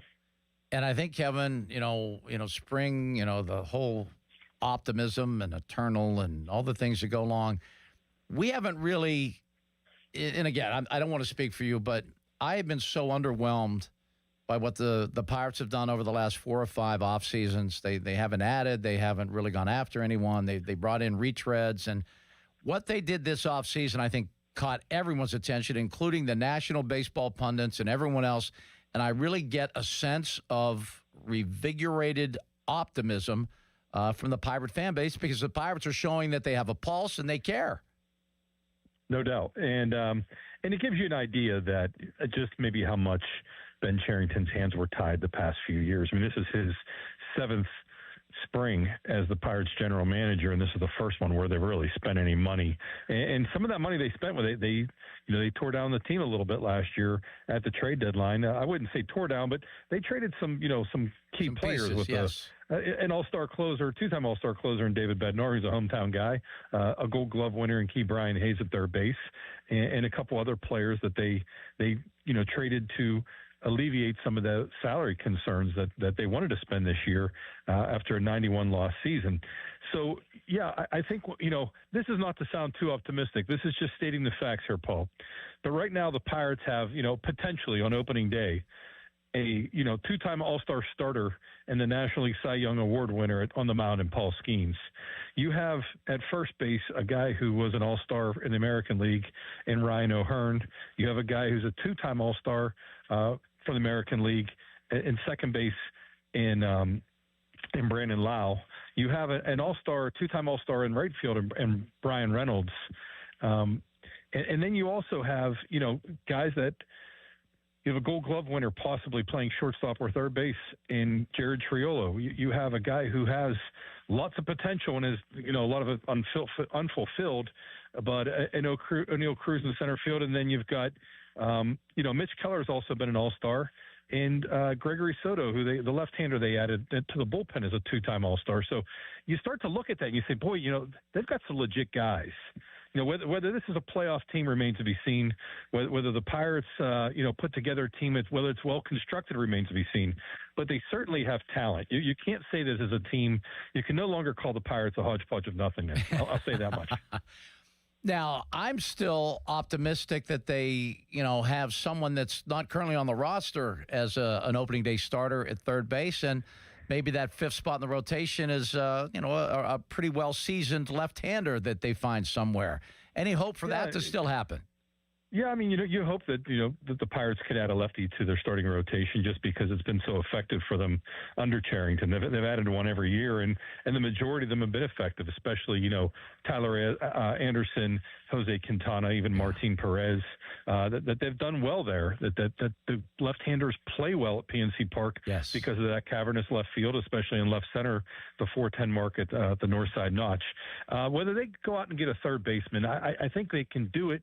But they're going to have to surrender some of their young starting pitching in the minor leagues, which they have they have a lot of that to do with. So, I mean, there's a possibility. I think they're also kind of playing the wait and see game is who's going to be your starting shortstop. Is it going to be Nick Gonzalez or Jared Triolo, or is it going to be Connor Griffin? If it's Griffin, perhaps you can live with Jared Triolo being your everyday third baseman because of his defense and because his bat came around last season. Sure, would the Pirates like to add an all-star like Alec Boehm or Isaac Paredes? Would they like to do that? Yes, but those guys are also going to come with a hefty price tag, and they did just spend about $12 million on Marcelo Ozuna. Here's another three-time All-Star I didn't even mention. Yeah, big-time home run hitter and a big-time DH, and that's the defense to all this too. Yeah, no, 100%. And the only thing I will say about that is this is what they're supposed to do. When you have offensive deficiencies, you should approach the offseason with how do we fill that? How do we fix that? And I don't want to give them too much credit because they're just doing exactly what teams that want to win do. Right? Is that fair to say?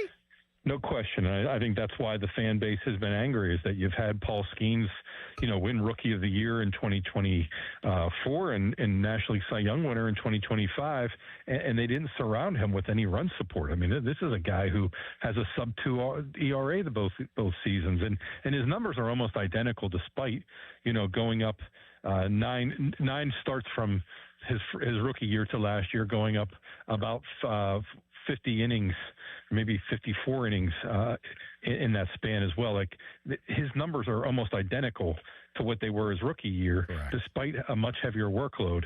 And that tells you a lot about just how well he was pitching and how much that with a 10-10 record, he wasn't getting the run support to factor into that pitching. So sure, the Pirates deserve credit for spending, but they also, deserve some blame for waiting so long to do it. Last year with Ben Cherington even told us on a Zoom call this week that last year, I think he realizes last year was a lost season. They lose 91 games and finish in last place, and they had the starting pitching to compete. And that's a hard pill to swallow when you have really good starting pitching, which is a hard thing to find in Major League Baseball and a hard thing to keep healthy. And the Pirates had and did both. And just did not provide the run support whatsoever. So this year they've gone out and got the bats, and it should be a much better lineup. And I think the biggest factor is not just the guys they've added to the lineup, but what it could do to help improve the guys that are already there. I think Brian Reynolds and O'Neill Cruz should really benefit from having some bats around them, guys who are all-star hitters, who have some pop, have some slug, and should – make this, I don't know if I'd use the word formidable, but Don Kelly did a formidable, first 5-6 guys in the lineup when you look at it, especially with a lot of the left-handed bats playing at PNC Park. Well, at least we'll find out if, Reynolds and Cruz are guys that going forward with better bats around them can be, much better than they've been. I mean, it's one thing to kind of say, well, they didn't have any protection, and yeah, that's fine, but you still have to be a little better than both of those guys were.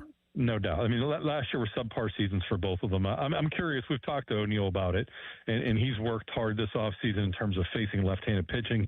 He's worked with Kevin Kiermaier, a 4-time Gold Glove winner and a Platinum Glove winner in center field on his defense. Brian Reynolds is a guy that we're probably going to talk with tomorrow on the first day of camp. And I'm curious to see how he feels about having some guys surrounding him because, here's a guy who – people talk about him being a model of consistency, but the truth is he puts up consistently similar numbers every season. But I know from talking with Brian that he believes he has a 30 home run, 100 RBI season in him, and I believe O'Neill Cruz does as well. And for the Pirates to be a playoff team that's going to make some noise in the postseason, they need those numbers from those guys. And for Reynolds, it can't start in June. I mean, the season starts in April. Yeah. And there's May. He doesn't hit. He doesn't hit in April and May. And he doesn't have the kind of roster behind him. You can't. You have to. You have to contribute. So that you think about it. Last season, Andrew McCutchen was the Pirates' probably their best hitter through the month of June, and here's a guy they didn't invite back. And so that's to some degree, Don Kelly inviting AJ Burnett down here has maybe taken some of that attention away from that. Is that they did bring somebody back who was a catalyst for those teams from 2013 and 2015. So that's been kind of the buzz of today's camp was that AJ Burnett. Batman returned and then AJ Burnett is trying to, offer some advice and feedback and more than anything, just have some of that confidence and swagger rub off on a very young team and a young pitching staff in a way that maybe only he can. Yeah, he was so special. And I remember I was down there the day that he showed up, his first day. And it was incredible because a lot of people said, "Oh, hey, this guy's a lot. He's not friendly with the media. He's not going." He could not have been more cooperative. He could not have been a better guy to sit down and talk with because he was fantastic. And his attitude and the way he brought all of that swagger that you just mentioned, that had everything in the world to do with their success. Was the attitude that he brought. Yeah, no doubt. And we talked to AJ today, and we talked. I'm actually getting ready to file the story very, very soon. But talked to Paul Skenes about having AJ around, and Paul Skenes had a great quote. He said, winners surround themselves with winners, and that's exactly what this team needed was to have kind of a guy who come down here with a bit of a swagger. And AJ's 6'4". I think he was listed at like 230 or something. He looks like he's about 245. He's lean and muscular, but he appears to be much bigger than he was when he played, like in terms of muscular. Yeah. And so this is a guy who walks in and has a presence. He walks in and hugs, Connor Griffin and Paul Skenes, and those guys are saying, man, he's a big dude. Like, imagine having to face him. And he tells people of the opposition to sit the down. I mean, that's the thing. There's the difference between him and Skenes. And, Paul's very much more subdued. Yep. He's a guy who, his celebration of a strikeout is a leg swing. Yeah. Whereas, when he's getting a punch out, it's much, low key compared to compared to Burnett, who is telling them to sit the F down and barking at everybody and getting everybody fired up. I mean, I think this team's going to have a much different personality because I think these guys are much more business-like in their approach. You're not seeing a ton of characters. This isn't the idiots from Boston Red Sox days, but I do think this is a team that is very much, and led by Paul Skenes in this regard, but has some other guys around him like that, very much focused on winning. I'm tired of losing. Even Paul Skenes told me last year in spring training, I'm tired of hearing about the wild card teams. Yeah. As if that was what does that even mean? I love that. That told me everything I needed to know about him. Why are we celebrating that? You win a World Series or you're a loser. He didn't think they were losers, but at the same time, it was kind of like, hey, if that's the height of this, that's not good enough. Right. We need to set our goals higher. And when you have a guy who's won a national championship, when you have a guy who has won all the individual accolades, it's not about the individual accolades anymore. How does Paul Skenes get better? He wins another Cy Young. No, he wants a ring. Yeah. This is a guy who wants to win the first division championship for the Pirates since 1992. He's a guy who wants to get to the World Series for the first time since 1979. Those are his goals, and he's not been shy about it. As much as he may be quiet or a little reserved about stating certain things, when it comes to personal performance, he is not shy about stating the team goals whatsoever. No. We're with Kevin Gorman. He is live from Bradenton, Florida. He is covering the Pirates as spring training is first full workout tomorrow. A.J. Burnett, who really was the heart and soul of those 13, 14, and 15 teams that made it to the postseason for the Pirates, in camp right now. Kevin will have stories for you to read on the Trib site coming up probably later this evening or probably certainly for tomorrow. And what about the overall feel of, Don Kelly in his first full year as the full-time guy? I remember covering him when he was trying to make the Pirates in spring training. Fell in love with the then kid, now the guy now. Is he taking full command? I have a feeling that that's the kind of guy that he is now fully in charge and very comfortable in that situation. No doubt. And one former Pirate player told me last year he would have loved to have seen what would have been like to have Don Kelly from day one. Yep. Felt like, the guys play for this guy. He's a former major leaguer who was always the 25th man on the roster. So he was willing to play anywhere, do anything, whatever they needed, and he always kept a positive attitude, which is one of the reasons managers like Jim Leland kept him around, was that he was versatile, but he was not volatile. He was a guy who was always upbeat, always looking at things from a positive standpoint, and that rubs off on people when you have a guy like that who doesn't, let the lack of playing time get them down. Don Kelly's a guy who played every position on the field in one season. And there's not a lot of guys in Major League Baseball who can say they did that. No. That shows his willingness. But I do believe that, that he's experienced, World Series. He's experienced that with the Tigers. He's experienced that, I believe, with the Houston Astros as a coach, even though he lost both of them. But he knows what it takes to get to the postseason. He knows the sacrifices that's required, and he knows the high level of play that's required. And I think, he's proven that he's willing to make the sacrifices. He's got to get the Pirates to play at their highest level, which is something that Derek Shelton didn't get them to do on a consistent basis. That they had the season where they started off, with the best record in the National League through April, but they've also had a lot of losing streaks. And when they got into them, they just couldn't seem to figure their way out of that. And, Don Kelly was the bench coach for that stuff too. So he's got to figure that out as well. But I get the impression that, and this is something Jim Leland told me when I was asking about Don Kelly last week. He said, if he can get this team to, for one, play some of the starters a little more in spring training and not kind of give the veterans so much leeway, but just make it very clear that, hey, we're trying to get ready for this season. He said, if you have them ready on day one, on opening day, sometimes you can steal games from teams that are superior to you in terms of talent. Sometimes you can get off to a better start because you're more ready and you're more prepared and you're more willing to win than a team that kind of took it easy in spring training. And I don't think you should do that at the expense of possibly injuring anybody. But I think there is a mentality as, hey, we're here to win. And if you establish that on day one, that is something that can certainly carry over to the early part of the season. And as long as you don't bury yourself by the beginning of May like they did last year when they were 12 and 26 when Derek Shelton got fired, you got a chance, especially in this division. Kevin, they have something that all championship teams seem to have. Their best player, who I think unequivocally is Paul Skenes, is their hardest worker with great character. So I would imagine if anyone's screwing around throughout the next month during spring training, I think just a little look from Paul Skenes might get your attention. I would think so, and I think Paul's the kind of guy who would probably do it behind closed doors, but I think it would be addressed. Yes. But I think the biggest thing, though, is this is the from being around the team for the past 6+ years, and talking to people around the Pirates as well, that it is very much a set the tone type of leadership.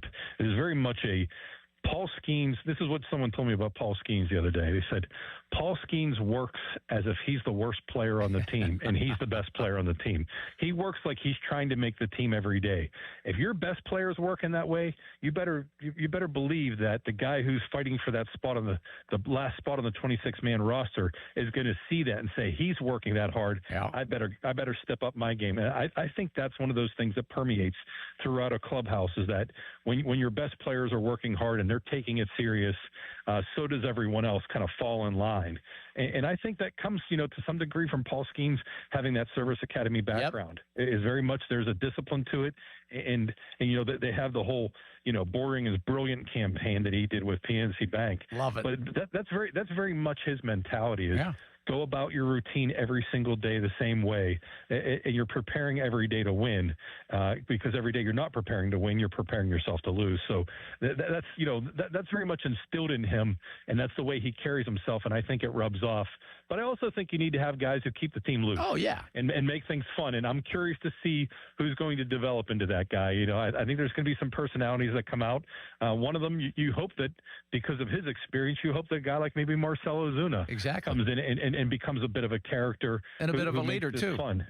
Yeah, because those are leaders in a different way. Right. Those are guys that keep the room loose. Those are guys that sometimes they understand how momentum works, and they understand when to turn it up a notch. And that's the thing, is sometimes some teams, they perform at their optimum and they're only as good as they're ever going to be, and some other teams have an extra gear, and they can turn it up when the stakes are raised, and they can play at a little bit of a better level. And I think the Pirates have the talent to do that. Whether they have the mentality and the ability to do it is a different thing, but that's what they have to prove. This is an organization that's had a lot of losing and endured that, and that permeates throughout an organization as well. It's tough. Is the losing mentality, but I do believe the Pirates went out, not only acquired players that can hit the ball and hit it for power, but also guys that have been part of winning teams.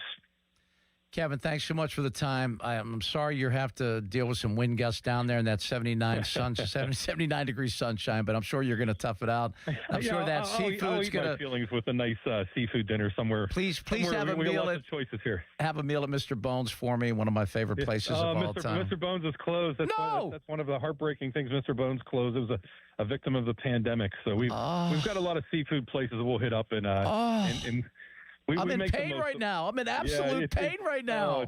It's absolutely heartbreaking. We sit there and wonder, like, this would be a great night to go to Mr. Bones and have some barbecue. But Beach Bistro? No more. Beach Bistro? No more. Still We there? go to the Ugly Grouper and have fish tacos there. And okay. There's a lot of good places that make up for it. But hey, Paul, wanted to say to everybody, you and I share a birthday on Friday, and wanted to wish you a happy birthday. And thanks for having me on. I hope you have a great. To share the birthday with you and to share the airwaves with you, my friend. You're the best, Kevin. Enjoy that trip around the sun, my friend. You're the best. God bless you. Kevin Gorman, Tribune Review in Bradenton, covering the Buccos. Check out his stuff at triblive.com. Okay, went a little over time right there. You want to talk a little Bucco baseball, react to what Kevin had to tell us and share with us, 412-928-9370, Steeler Draft.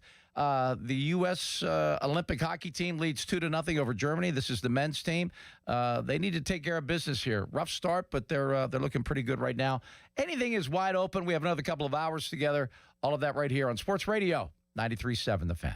Now, Fan Headlines, powered by Bowser Chevrolet. Sean Myers bringing you Fan Headlines. Pitt men's basketball lost 79-65 on Saturday at number 11 UNC. The Tar Heels improved to 8-4. The Panthers dipped to 2-11 in the conference. Cameron Corhan had 23 points in that loss. Pitt next hosts Notre Dame Saturday at 2. We'll have pregame beginning at 1:30 right here on 93.7 The Fan and on the free Odyssey app. Fan Headlines powered by Bowser Chevrolet. For more of them, check out 937thefan.com. Hey, it's Andrew Filipponi for the FanDuel Sportsbook, the official sportsbook partner of 93.7 The Fan. Want to know why betting the winner games on FanDuel makes sense? From game lines to medal counts to finding your angle on the events you care about most, FanDuel gives you more ways to stay connected to the action. The winner games are on, and there's no better way to follow them than with a bet on FanDuel. Curling matches, oh boy, that start slow and somehow get tense fast. Speed skating decided by inches. And then the hockey games, oh yes, the hockey. Canada, Sweden, USA. Man, I can't wait to watch that Winter Games hockey. The feel different from the opening face-off and so much more. The FanDuel app is easy to use and is perfect for making all the winter action even more fun. So just download the app to get started today. FanDuel, play your game. The FanDuel Sportsbook, the official partner of 93.7 The Fan. 21 plus in President, Pennsylvania. Gambling problem? Call 1-800-GAMBLER. That's 1-800-GAMBLER. 84 Lumber is partnered with Anderson Windows and Doors to bring a brand new showroom to Mount Lebanon. From homeowners to industry pros, everyone can see, touch, and interact with various series of Anderson windows and a wide variety of doors to make the most informed decision for their build. 84 Lumber experts are on site to demonstrate product features, answer your questions, and even schedule a visit to the job site for measuring and installation. Your budget matters and flexible financing options are available. Call today to schedule a personal consultation at 570-507-8015.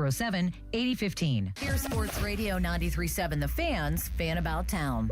This winter has seen unprecedented temperatures and weather. Help keep your neighbors warm with Dollar Energy Fund as they support families across Western Pennsylvania who need help with their utility bills. For nearly 20 years, Warmathon has raised funds to keep homes safe and warm. Give today at warmathon.com. Jurgles and Dresky Entertainment is putting the next big thing on stage. Check the calendar for the next Lodo show. Tickets for these are only $1 to see live and rising local talent on stage. Get your tickets now at jurgles.com. Schley Deck and Fence Company. Call today for an estimate on your rotten, rusted, paint chipping railings. Get your railings safe again by spring. Call 412-515-6575. Schley Deck and Fence. SchleyDeckCompany.com. For more information, visit 937thefan.com. In a world in need of a hero, one man rises to the challenge in style. He is... just driving the kids to soccer practice. Make every day feel epic in the all-new Hyundai Palisade Hybrid with up to an EPA-estimated 619 miles of range on select trims, advanced tech, and class-leading interior space. Visit HyundaiUSA.com or call 562-314-4603 for more details. And hey, come on, no cleats on the seats. Honey, that flu keeping you up? Did you take NyQuil Intense Flu? Nah, I got this. Okay, I don't got this. Yeah, you need NyQuil Intense Flu. Undo your flu with NyQuil Intense Flu. NyQuil Intense Flu provides powerful relief of your flu symptoms so you can sleep. You do got this. NyQuil Intense Flu. The nighttime sniffling, aching fever. Best sleep with the flu medicine. Use as directed. Keep out of reach of children. SchultzFord.com. SchultzFord.com. SchultzFord.com. SchultzFord.com. Can I take your coat? Oh, you noticed. Yeah, I found it on eBay from a seller in Vegas. Pre-loved and perfect. She listed it and jackpot. Italian leather, classic trench silhouette. And did you see the braided buckle? Hang on to your claim ticket. Oh, I'll hang on to this forever. Have you been on eBay? There's so many finds. And I bet that diving watch would sell fast. Just saying. Find what you love, sell what you don't. eBay. Things people love. This is Around the League, powered by Factor. As the pro basketball season moves deeper into the second half, the pressure is on. Contenders are separating. The trade deadline is come and gone, and all-star storylines are heating up. This is the stretch where preparation matters. Factor meals deliver pro-level nutrition with chef-crafted flavors that make it easy to feed your performance. Factor, eat like a pro. Time to let Spitzer Auto World do the work during our Trade Up Pay Down sales event at Spitzer Toyota Monroeville. Trade up to lease a new 2026 Toyota Tacoma SR5 double cab rear wheel drive from a low $249 per month. Plus, get our lifetime warranty, complimentary maintenance, and Spitzer VIP points. At Spitzer, our world revolves around you.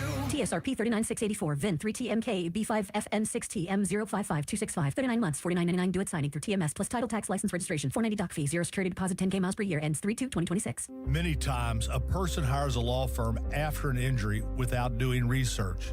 It can be a big mistake or not. Sometimes, after you have hired a certain lawyer, you realize you made a certain mistake.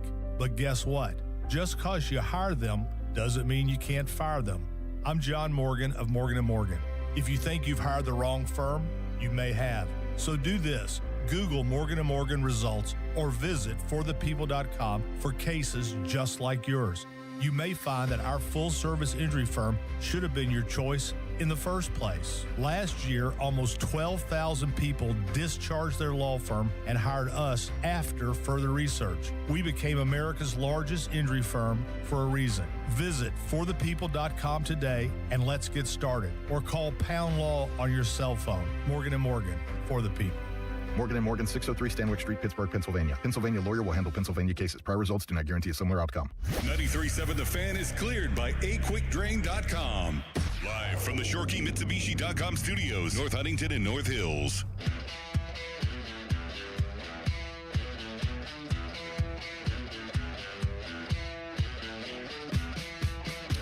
Welcome back. That was a great conversation with Kevin Gorin. Always been a huge fan of his. We go way back. He's still, we both have the same birthday on Friday, but he's still more than a decade younger than I am. Come on, man. How's this all happen? The years. As they say, sometimes the days are long, but man, the years just fly. And if you're not in that, if it doesn't feel that way yet, it will. It will. Anyway, I'm kind of watching with great interest the Pebble Beach Pro-Am. Scotty Scheffler.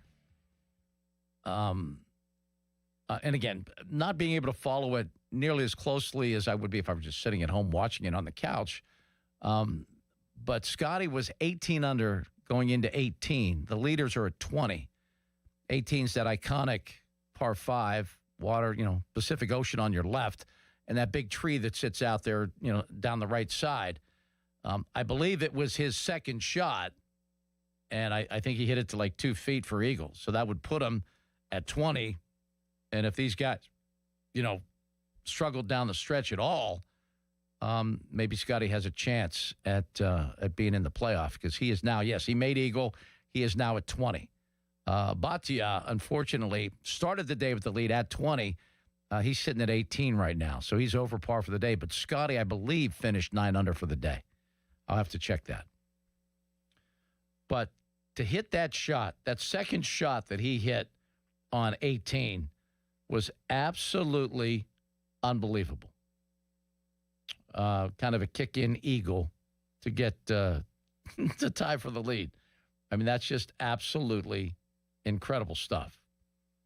And golf is not that far away, and that does my heart good. I've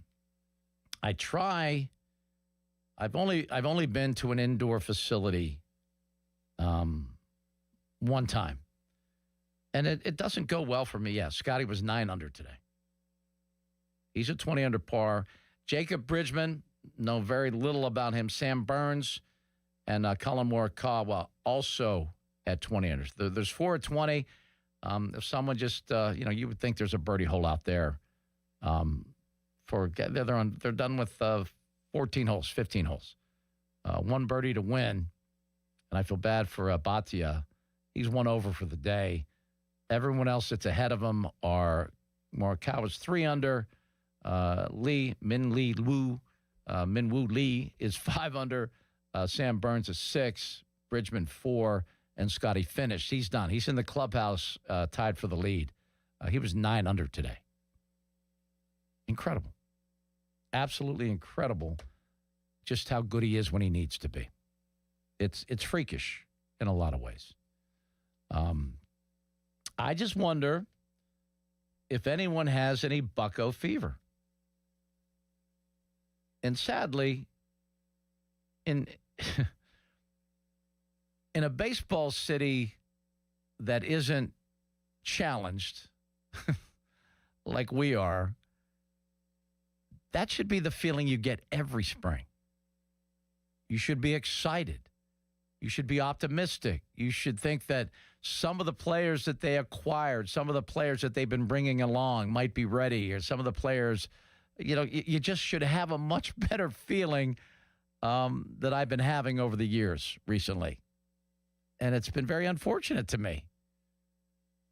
I mean, growing up in the 70s, playing baseball every single day, loving the game as much as life itself, and seeing 2 World Series titles, 71 and 79. I was 10 in 71, so we celebrated that. 2 complete game wins for Steve Blass. I mean, just an incredible run. I celebrated in downtown State College in 79 because I was up there for my freshman year. And we took over the town, us Yinzers, and we stuck it to the other half of the population there from Philadelphia. And that was a whole lot of fun. But I can't, I really, it's hard for me to fathom that that's the last World Series championship the Pirates were able to celebrate or even attend or even be a part of. That's tough, man. And generations of young people that aren't as young as they used to be have never experienced seeing the Pirates in a World Series. That to me is just sad. I mean, think about growing up like I did in the 70s. I mean, even the 79 Penguins, remember they had a 3-game lead over the Islanders until that went away. That was brutal. But they were competitive for a while. I mean, it wasn't until Mario that they really became legit. But then, we also had the 90s. There was no wild cards. You win the division. There were 2 divisions, and you get in. And the Pirates did it 3 years in a row with Jim Leland, 90, 91, and 92. I covered every playoff game. And you always thought, well, certainly in 92, that, this was the year. And I was on the phone making sure that we had clearance for our satellite truck to get into Canada to play Toronto. And I was on the phone when it kind of went south, and I went, never mind. Never mind. Oh, that one's going to hurt forever, guys. That one's going to hurt forever. And I have the ball. We just moved recently, finally have our basement, not 100% man cave, but it's kind of set up, with a big TV and some memorabilia and a bar, and it's going to be a great place to watch games. And a little story from that 1992 debacle in Fulton County Stadium. I was down, in the hallway by the dugout waiting for the game to end, and when it ended, went out on the field, and there was a baseball just to the left of the diamond, and I picked it up, and I honestly do believe it was the actual final play ball because Spanky, Mike LaValliere, made a great catch and a real unbelievable attempt at a sweep tag, to get Sid Bream. And I'm one of those people that believe Sid Bream was out. Not that it means anything. But I honestly think, and I have on display in my basement now, that ball that I don't really like to have because it doesn't represent anything good about Pirate baseball. But it's certainly a piece of history that anyone that was around and had a pulse at that point is still heartbroken from that moment. So it doesn't bring me down when I see it. It's just cool that I was there.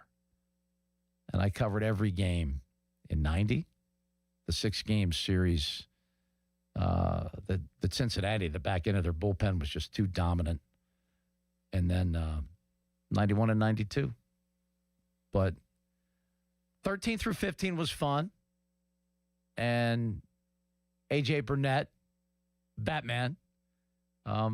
He was invited by Don Kelly, which I think is brilliant, to just come hang out for a little bit. Talk to Paul Skenes, talk to the rotation, talk to some guys in the bullpen. Show him what attitude's about. And Kevin Gorman said that he looks bigger and more muscular than he did as a bucko. And he's 6'4", probably about 240. I mean, that's imposing. I mean, I'm 5'11", 180, not 185. 6'4", 240 that's an imposing figure. And especially when you're up, 14 inches? Is the mound 14 inches, Sean? Yeah, those guys tend to look a lot bigger. When you imagine looking at Paul Skenes, and he's going to hit triple digits if he wants. People always say, what do you think the hardest thing to do in sports? Imagine Randy Johnson. Oh, my gosh. His hand it probably felt like he was releasing the ball at the halfway point. Especially if you're a left-handed batter. Oh. Like John Kruk. Sweeping. Oh, my gosh, yeah. And Dion recently was asked the hardest thing that he did. He was a two-sport guy, playing for the Braves and for the Cowboys. He said hitting the baseball. And that was before pitching even became more insane than it is now.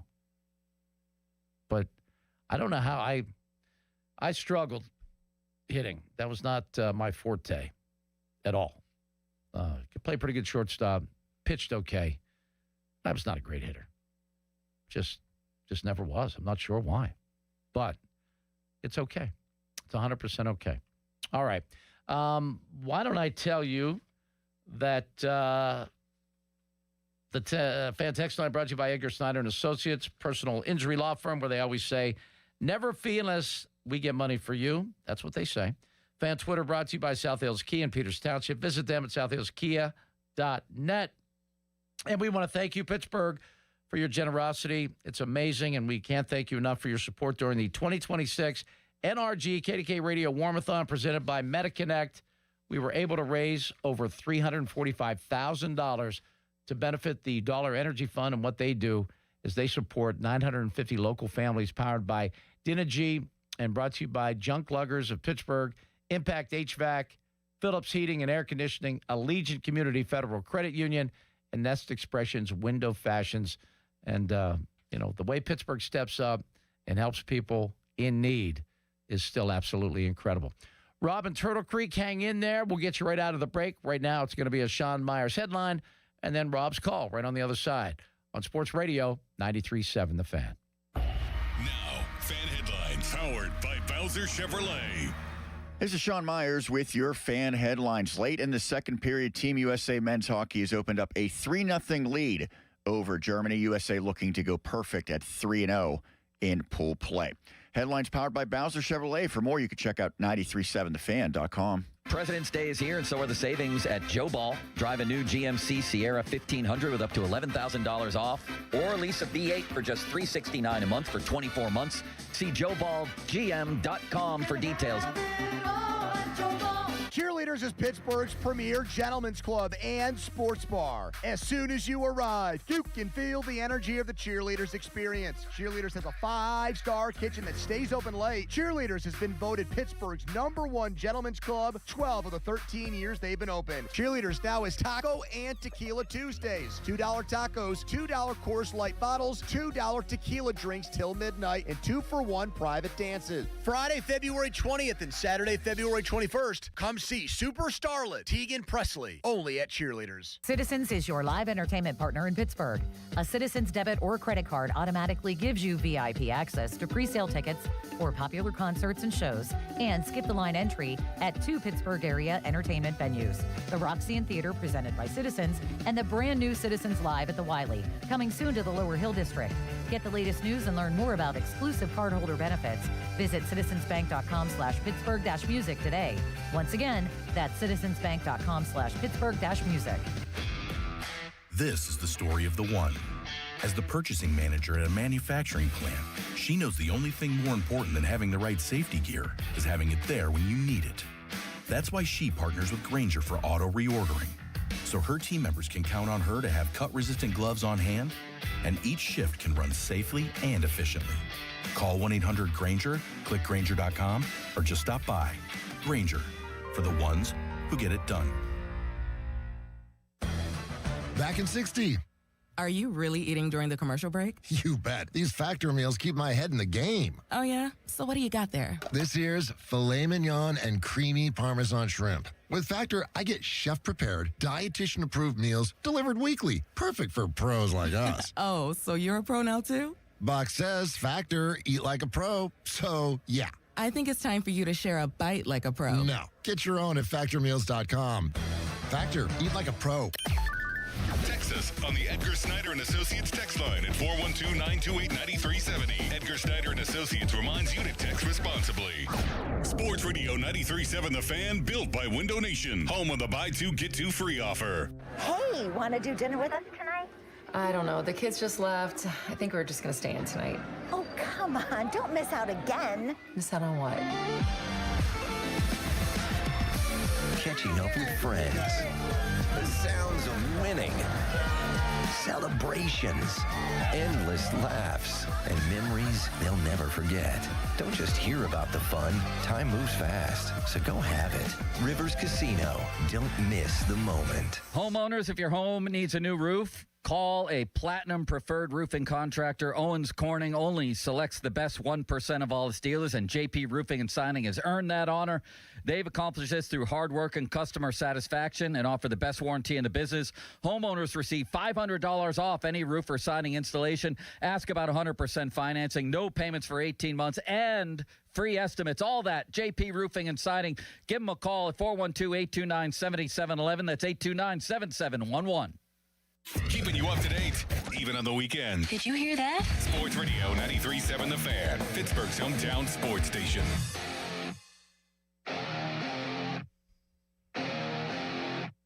Welcome back. How about Scotty Scheffler? 9 under today at Pebble. But he started well behind the leaders. But he's now tied in the clubhouse at 20 under par.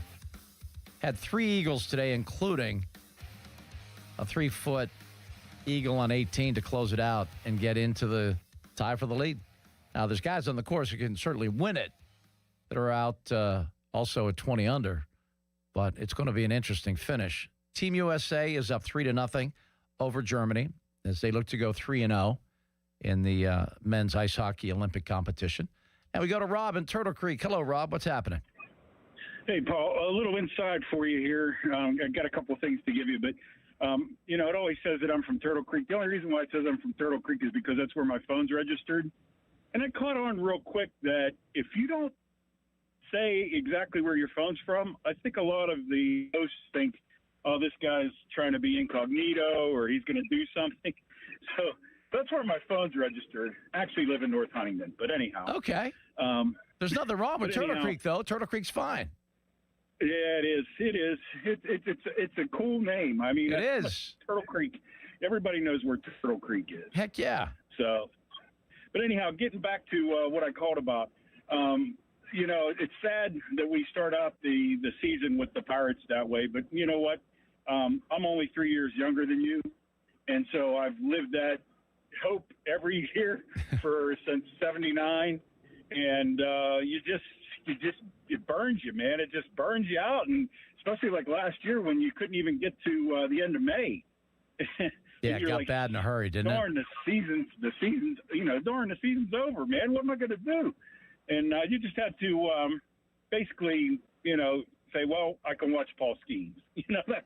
That's basically where it was last year. He was incredible, absolutely incredible, and he's must-see TV. I mean, you have to watch. He's that good. But just think, I don't follow NBA, so I don't know if this is true or not.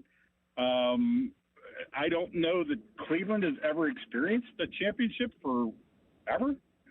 I don't know if they won one when LeBron was there or not. I really don't know that. No, they did win in Cleveland. They did not win in Cleveland. Okay, well, they got one consolation, but we don't live in Cleveland, thank God. Yeah, no, that's fine. We're fine. We're fine where we are. It's just been a drought, and it's been rough. Yeah, we've and as far as that goes, I'm a Pitt alum, and so I was during the time, my brothers were in school there. And I got to go see Tony D play, and you experience a national championship at my young age. Yep, that was and, fun. You know, that 76 team, I love that 76 team. I love that team. Yeah, and my freshman year was Dan Marino's senior year, and I got my heart ripped out. 48-14, ring a bell. You know, but and one good thing that did come of it all is that in 1985, during the after the Penn State game, I met my future wife. So, there you go. There you go. And thank God she wasn't a Stater. I know you don't want to hear that, but. No, hey, we're not too bad. We're not too bad. No, my brother went to graduate school up there. And you know, he was always torn because he's in graduate school. He graduated from Pitt. You know, two of my other brothers graduated from Pitt. My nephews graduated from Pitt. So it's one of those things I wish they still played every year. I mean, there was nothing better than on a Saturday after Thanksgiving or a Friday. I was going to say it was always on Friday. Yeah, and looking forward to that game. I mean, that was everything. Either must be there or must see there, and then you know, I don't know. think since I was probably. Well, since I remember being at Three Rivers in '76, watching that Pitt-Penn State game. I don't think after '76 I missed a Pitt-Penn State game. I went to every one. Unbelievable. And it's a shame that it's still not being played. Well, Rob, I got some phone background going on there. Thanks so much for the call, and don't be a stranger. You know, we're not too bad. The Penn State people aren't too bad. Let's go to Chuck in Uniontown. Hey, Chuck, how are you, my friend? Pretty good. Nice to talk. Always good to talk to you, Paul. Yes, I'm getting excited because Saturday, the word is play ball. Yep. Yeah. And I have controlled enthusiasm this year. I for the first time in years, what I think is good is that the national people, who usually don't have anything good to say about the Pirates, are finally talking positively about what we're doing. Well, they didn't say anything positive before because there was nothing positive to say. Now they've given them something positive to say, and they're saying it, so we got to trust them. And, well, I still think there's work to do, but I think this year, the first thing, Paul, is we've got to get off to a good start because it's an issue of credibility. We have to get off to a good start to get people believing that we can be good. And I think if we get off to a good start, get people believing, I think you might find a ticket hard to get at PNC Park, and that's going to be really good because as far as Bob Nunny is concerned, if we are good, I think he's going to find out that there's another way to make money, even more money, and that's by being good. Well, Chuck, he experienced that in 13, 14, and 15, and then didn't seem to be affected by it. Yeah, but, Paul, the key thing here is to learn something from 13, 14, and 15. Be good, and maybe in the bigger picture, Paul, we can turn the entire fortune of the franchise around. Try to rectify what we did wrong in 15. When they had the 98-win team and tore it apart. They still didn't win the division at 98 wins. That was heartbreaking. Yeah, yes, but what I'm trying to say is that if you finally learn to be good, to do what good contending organizations do, the big thing is to never fall into the abyss that we're just trying to work our way out of now. Never fall into 2 decades of morbid losing again, the Steelers did it when Joe Green came around. The Penguins did it when Lemieux came around, and again when Crosby came around. It's time that the Pirates, overall as an organization, get into the group that's there to compete for a championship all the time. That doesn't mean we're not going to have bad years, Paul. We may have 2 or 3 bad years. where we lose more than we win.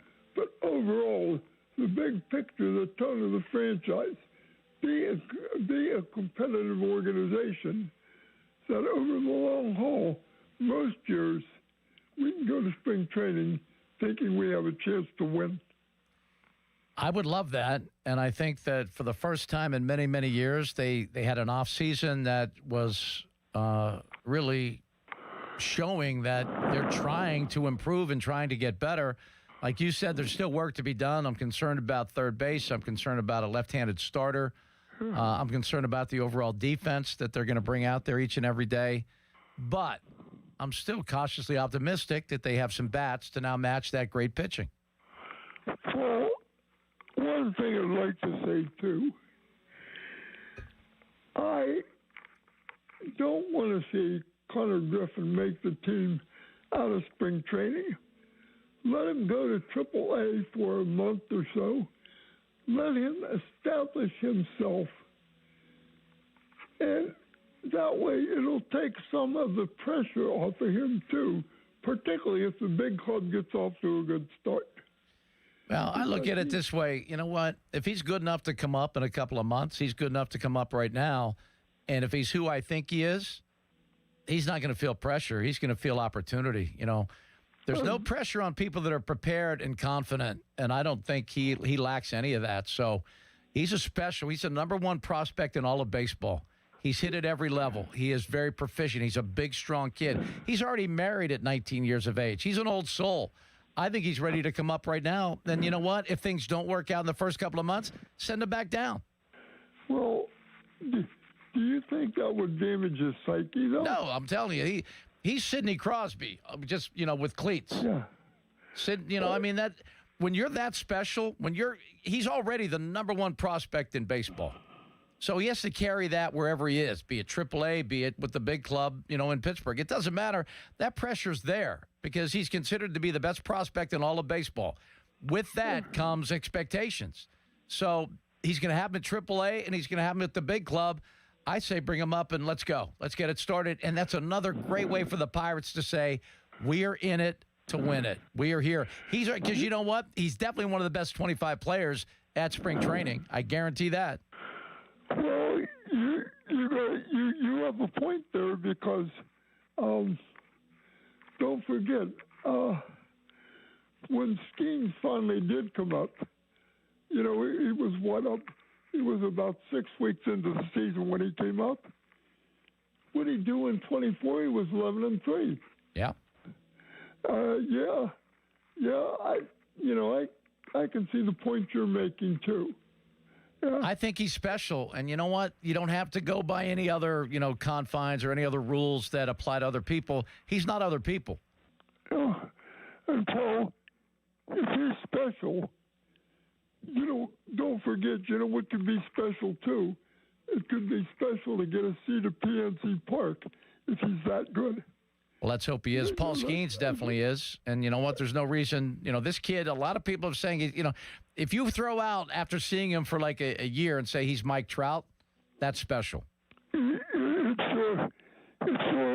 one season, he could be in the conversation about the best player in the game, Yes. I mean, it won't bother me if they do wait until June to bring him up. I'm okay with that. But if they're doing that just for some financial reason or if they think he's not quite ready, I'm down with that. But if they think he's ready and they're going to hold him back just because they, don't want the Super 2 thing to kick in or that's BS. Get him up here and let's go. Paul, is he the best overall prospector in the organization since Andrew McCutchen? Yeah, and I think with an upside, a ceiling higher than Kutch. Just the frame, bigger, stronger, probably more power. Let's see. Would you compare him to Dave Parker? Yeah, at this point I would. Yeah, because, Parker was 6'5", and had that power, but he could also run like a deer. And he had an arm like Clemente. Yeah, sure did. Yeah. Chuck, I got to run, brother. Thanks so much for the call, and I can't wait for you to enjoy some Pirate baseball with us. Well, it's that time of the year. And It sure is. This year is hopefully going to be different. It feels different already. It really does. It feels legitimately different. The only way to find out the nature of the pudding is by eating it. 100%. Thanks, Paul. All right, Bye-bye. Chuck, take care. Enjoy the rest of your Sunday. All right. That's going to do it for 4 hours worth of great sports conversation. 1 more hour to go. Phone lines are open at 412-928-9370. Connor Griffin, do you bring him up? Or what do you say? You bring him up right away? Bring him up in June? Bring him up in May? When does the kid get to taste the fruit of big league baseball? Connor Griffin, the number one prospect in all of baseball, is a Pittsburgh Pirate. Should he start with the big club or give him a little time at AAA Indianapolis? Let me know. 412-928-9370. Sean has a headline, then we have an hour to go right here on Sports Radio 93.7 The Fan. Oh, damn it. Caught me again. Fan weather. It's brought to you by Secure Money Advisors, helping you get your retirement on the right track. Sean gets me on the right track.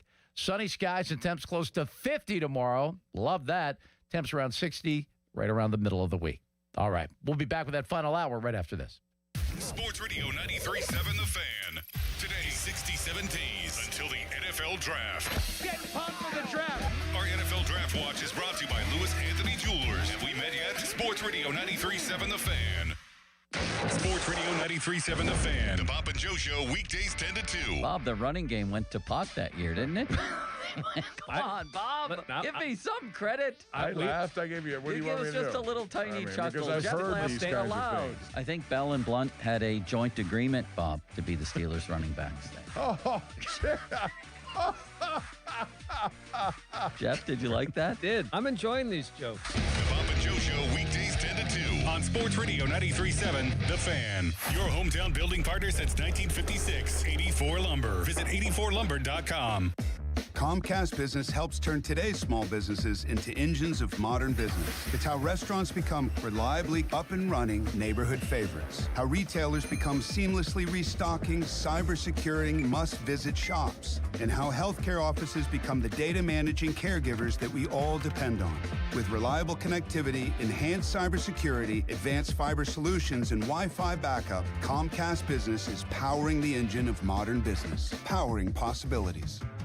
Now through March 22nd, switch to Comcast Business and get started with 150 megabit internet for $59.99 a month for 12 months with a 2-year agreement. Or ask how to lock in your rate for 5 years on a qualifying internet bundle and get a $500 prepaid card when you add 2 lines of mobile for a limited time only.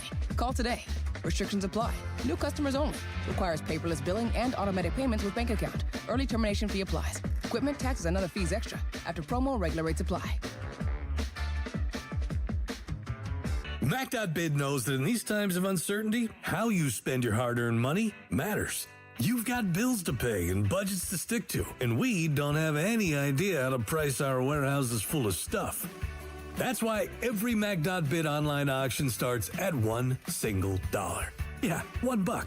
And we don't tell you a final price. You tell us. You bid exactly how much you're willing to pay. Save up to 80% off retail prices only at Mac.bid and on the free app. Did you know about 1 in 3 people with plaque psoriasis may also develop psoriatic arthritis, which causes joint pain, stiffness, and swelling?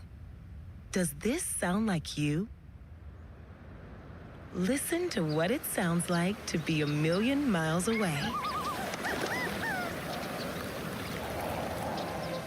Tremfya guselkumab, taken by injection, is a prescription medicine for adults with moderate to severe plaque psoriasis who may benefit from taking injections or pills or phototherapy, and for adults with active psoriatic arthritis. Serious allergic reactions and increased risk of infections and liver problems may occur. Before treatment, your doctor should check you for infections and tuberculosis. Tell your doctor if you have an infection, flu-like symptoms, or if you need a vaccine. Imagine being a million miles away. Explore what's possible. Ask your doctor about Tremfya. Visit Tremfya.com or call 1-800-526-7736. HD1 Pittsburgh, an Odyssey sports station. Live from the Jim Shorkey Mitsubishi.com studios, North Huntington and North Hills. Always live and free on the Odyssey app.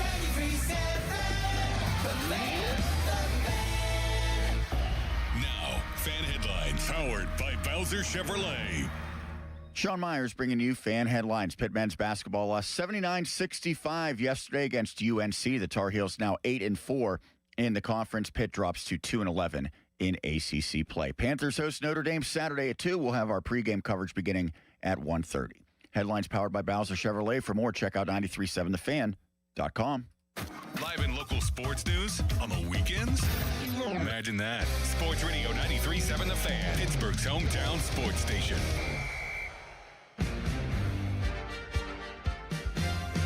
Welcome back.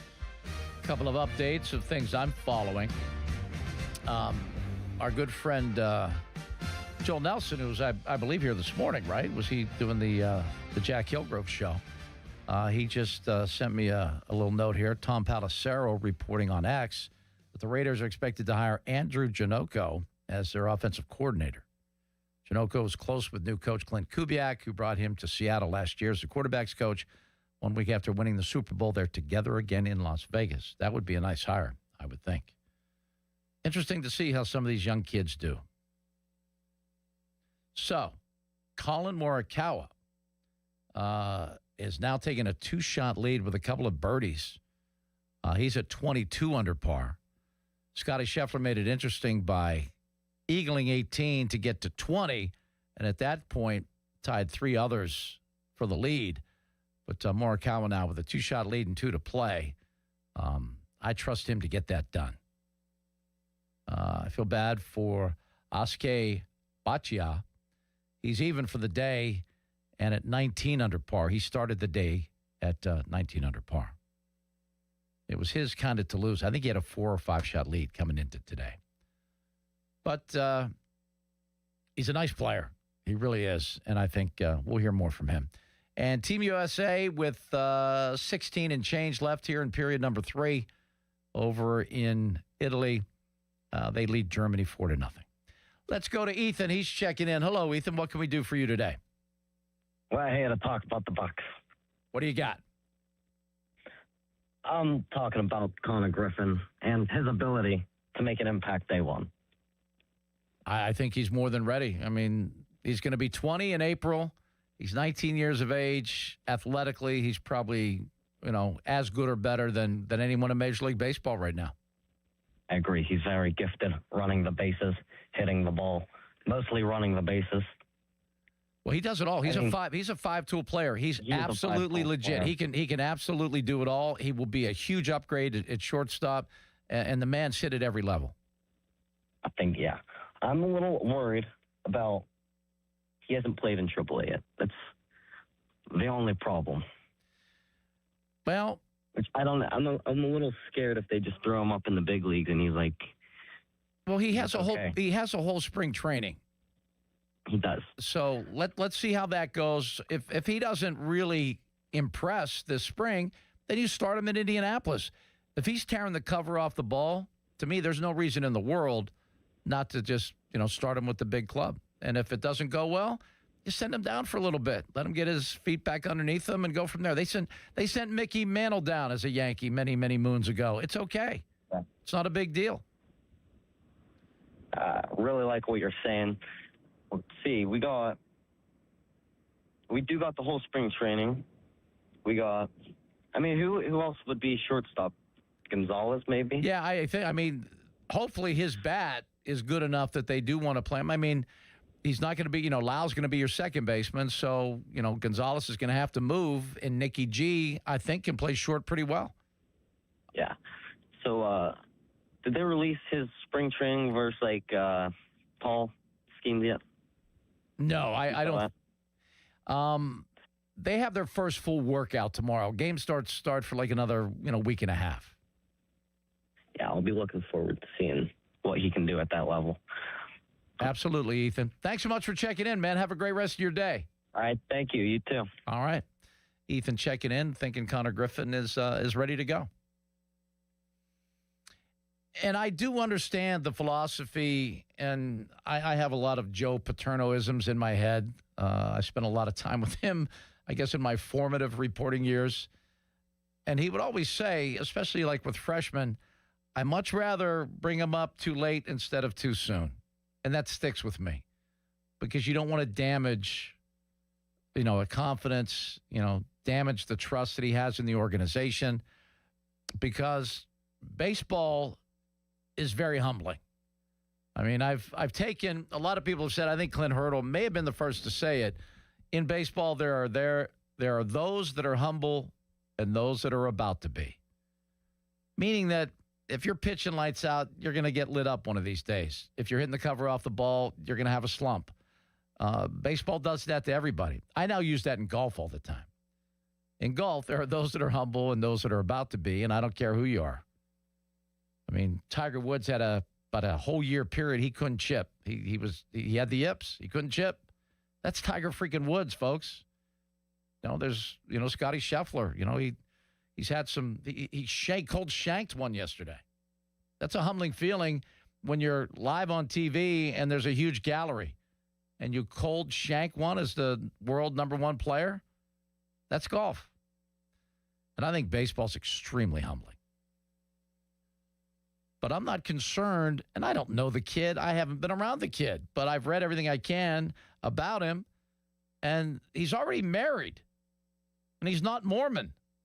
He's just married because, his eighth grade sweetheart, they've never been apart.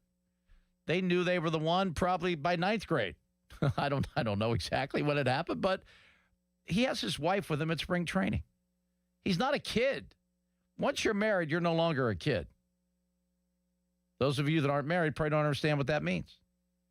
But once you're married, you're not a kid anymore. So baseball, in a lot of ways, will be the easiest thing that he does because it comes so naturally to him. He's so naturally gifted. He's a superstar. You don't get to be the #1. Think about all the scouts that are out there looking at high school kids, looking at college kids, looking at international kids, looking at all the Japanese players. There's scouts looking everywhere they can possibly look. If there's a bat and a ball somewhere, there's a scout close behind.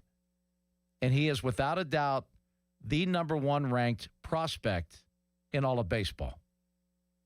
So I have no problem if he has a good spring, and I mean a solid spring, where he's consistently, hitting with power, not overwhelmed by any major league pitching. He's comfortable at shortstop, which I'm sure he's going to be. If he has a solid spring, go ahead and let him start with the big club. Why not? The Paul Skenes years are ticking. There's a clock that's just saying Garrett Cole. Garrett Cole. Do you remember Garrett Cole? Do you remember Garrett Cole? Yeah. Someone's going to give Paul Skenes an insane amount of money that the Pirates aren't going to match. That's going to happen. We've seen it. And that's really one of the reasons I really don't have a high regard for the game of baseball right now, the way it's run.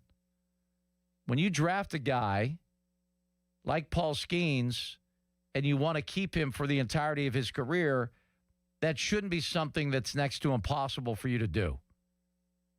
Imagine Mario or Sid. Those are generational talents. And you were able to see Mario Lemieux have 2 careers. Well, maybe 3. Had the first run, couple of cups, then, the injury and the cancer, and he comes back from that. So that's 2. And then, he saves the club a couple more times as its owner. And 3 more cups. But he was a part of all 3. He was a part of all 5 cups. If he were, a baseball player and signed with the Pirates at the same, level of ability, one of the all-time greats in baseball, he's here 6 years, 5-6 years max. Same with the NFL. Ben drafted first round, 11th pick, 2004. Was that 2007? I think it was 4. Yeah, it was 4. Here for his entirety of his career. And that's what you want to see. That's what you want to have. And that's what sports should allow you to have, but they got to fix baseball. Baseball's a bit of a mess. The Dodgers show that each and every time they sign somebody. They have no hesitation to just spend And I even think like the Yankees and some of these other teams that like throw the money around are like, whoa, we got to get this under control. That's a little crazy. Well, the Yankees have been doing it to everybody else. It's not that I feel bad for the Yankees, but the Dodgers have been so above the spending limitations of everyone else that I think they're going to want to rein in the Dodgers as well. So they're also doing all that deferred money, which becomes another issue where, Ohtani's getting only, a few $1 million right now, but he's going to get millions and millions and millions after his career's over. Yeah, they figured it out. They're beating the system, Sean. And I think that the Yankees and the Red Sox and all these other, the Mets, all these other teams that will spend freely, they don't want to spend like that. And I think that 27, much like the NHL did, the NHL shut it down to put a cap in and to fix their league. And for most intentions, they did just that. They fixed it. Now, the Dodgers right now probably don't think baseball's broken at all. I can't imagine they feel that way. They have a great farm system. They sell out almost every game. They have a ridiculous local TV and radio contract with their carriers. So they make twice as much as almost every other, except for maybe the Yankees who have the Yes Network. That's their own network. That's their very own. They pay themselves to televise their games. That's brilliant. That's great. But it can't be, the discrepancy is too high. It's too imbalanced. You can't expect these smaller market teams that can't afford to spend the money that the Dodgers spend. You need to have a basement, meaning every major league team has to spend a certain number. I've heard some numbers thrown around, like you better spend 130 to 150 and maybe cap it at 260, 270. If you can't work within those parameters, come on. That's insane. If that can't be equitable for all of Major League Baseball, that's the problem. It just is. And as far as the union's concerned, they don't want any cap. So I don't know how this is going to go. And I don't know which side blinks first. It's usually the players. They don't have the same amount of money as the owners, basically. And while the superstars are always going to get paid, that's with cap, no cap, that's always going to be the case. What about the rank and file? What about the 25th, rostered player? What are they going to get paid? What kind of assurances do they have that they have some protection? And you wonder how strong the union is to maybe hold out and say we don't want a cap. And I think the owners are going to go against the Dodgers and maybe insist on a salary cap. But then again, I haven't really done a deep dive. I don't have much interest in, union relations and how I don't, I hated the whole, the NFL thing. I mean, the NFL is not, there's not a strong union presence there. There's no guaranteed, there's guaranteed money, but the money is not guaranteed unless you insist on it in your own individual contract. And it's getting closer to that. But I think NFL players are poorly represented. I think they deserve better and they deserve more. Because when people get upset, and I've always gotten a kick out of this, they're playing a game for a living, for the love. I'm like, yeah, but they're the product. And these guys, I've seen a lot of former NFL players at golf events and other things I've been lucky to see them at. A lot of them don't get around too well. A lot of them are pretty beat up. And granted, that's their decision and they're well compensated. But at the same time, if they don't get more money and if that money's not guaranteed, you know where it goes, right? It goes into the owner's pockets. I'd much rather the players get paid than the owners make even more money. That's always been my contention. They are the product. And they actually put their lives with CTE and everything else that has now been a result of a collision. This isn't a contact sport. It's a collision sport. And when you're going very fast and you stop suddenly, I don't care what helmet you have on. You can have one of those big Gazoo helmets on. your brain moves inside your head and your brain bangs up against your skull like in a car accident. They say an offensive lineman, defensive lineman, it's like they're in 24 car accidents during the course of a game. I want them to get paid. I want them to be compensated because they're the best of the best. I don't have anything against the owners making money. I want them to make money. They entertain the hell out of us. We love football here. Big fan. But I don't want the players to get shortchanged because they put a pretty big health risk on the line. And a lot of their money is not guaranteed. Now, in the NHL, MLB, NBA, all guaranteed money. Whatever contract you sign, that's guaranteed. You get hurt, you get paid. You get cut, you get paid. The NFL, I think their union needs to get their players to that point. Don't know if it'll happen anytime soon or happen ever. But if I was a union representative as a player, I would really push my union leaders to get our money guaranteed. That's just something that should happen for the NFL. But I don't think their union's strong enough to make that happen. All right. 412-928-9370. Team USA now 5-0. Morikawa is still at 22 under. Looks like he's going to maybe win the Pebble Beach Pro-Am. Next year, not this year, but next year, U.S. Open, back to Pebble Beach. All right, we'll take a quick break. Back with your calls at 412-928-9370.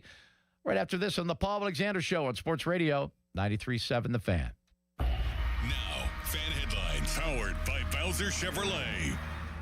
Sean Myers bringing you Fan Headlines. Pitt basketball suffered a 79-65 loss on Saturday at UNC. The number 11 ranked Tar Heels are now 8-4 in the conference. Pitt is just 2-11. Cam Corhen had 23 points for the Panthers, who will host Notre Dame Saturday at 2. And a update to the Team USA men's hockey score. USA leading Germany 5-1 in the third period. USA looking to go 3-0 in pool play. Headlines are powered by Bowser Chevrolet. For more, 937thefan.com. Winter is in full swing, and Aleve is here to keep you moving. When the cold weather sets in, everyday aches and pains can linger, but Aleve's got your back. With up to 12 hours of body pain relief per dose, Aleve keeps you going with long-lasting body pain relief to get you through whatever the season brings. Chilly days or cozy nights, Aleve gives you that long-lasting body pain relief you can count on this winter. Try Aleve. Use as directed for minor aches and pains.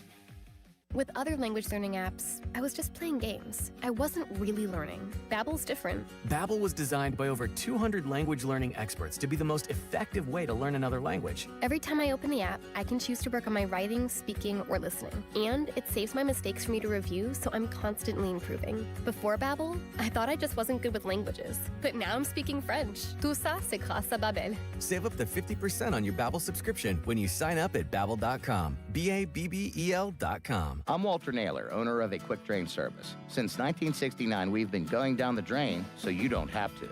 We specialize in older home plumbing repairs and service. Trust us to get the job done right. Call 724-222-1095. Ask us about senior military and first responder discounts. License number PA074216. We serve the tri-state area with DOT-certified gas, water, and sewer line installations while offering a lifetime guarantee. AQuickDrain.com. Get in the zone, AutoZone. Jeff's day is off to a slow start. So he heads to AutoZone, America's #1 battery destination, where Sammy, a local AutoZoner, tests his battery for free. Looks like he just needs a charge. And Sammy does that for free too.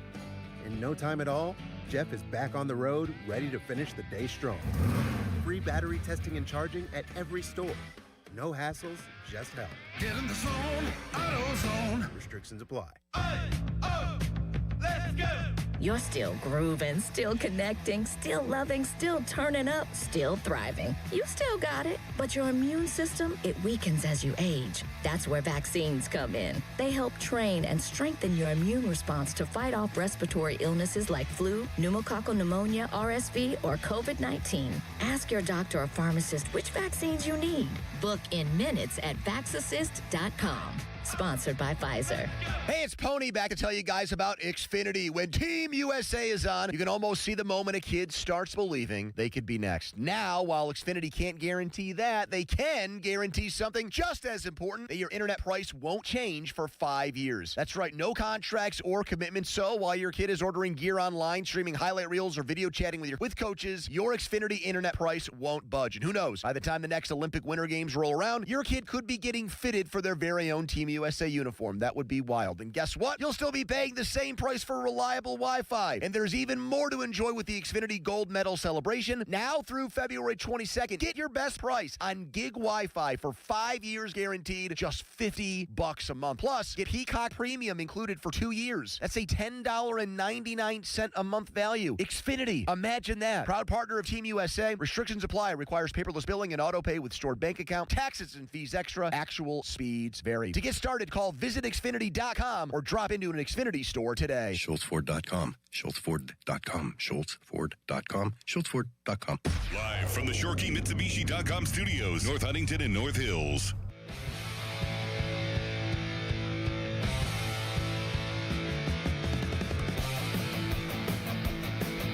Welcome back. Things are changing at Pebble. It is now Min-Woo Lee, who was in with a 65 today. He is at 21 under par. And Colin Morikawa bogeyed 17 and is now stepping up on the tee at 18 with a birdie opportunity to win. And it's very birdieable. I mean, from 186, our man Scotty Scheffler, not that he's human or anything, but he did do it. He eagled to get to 20. And that, at that time, put him in a tie for the lead. So, pretty cool stuff.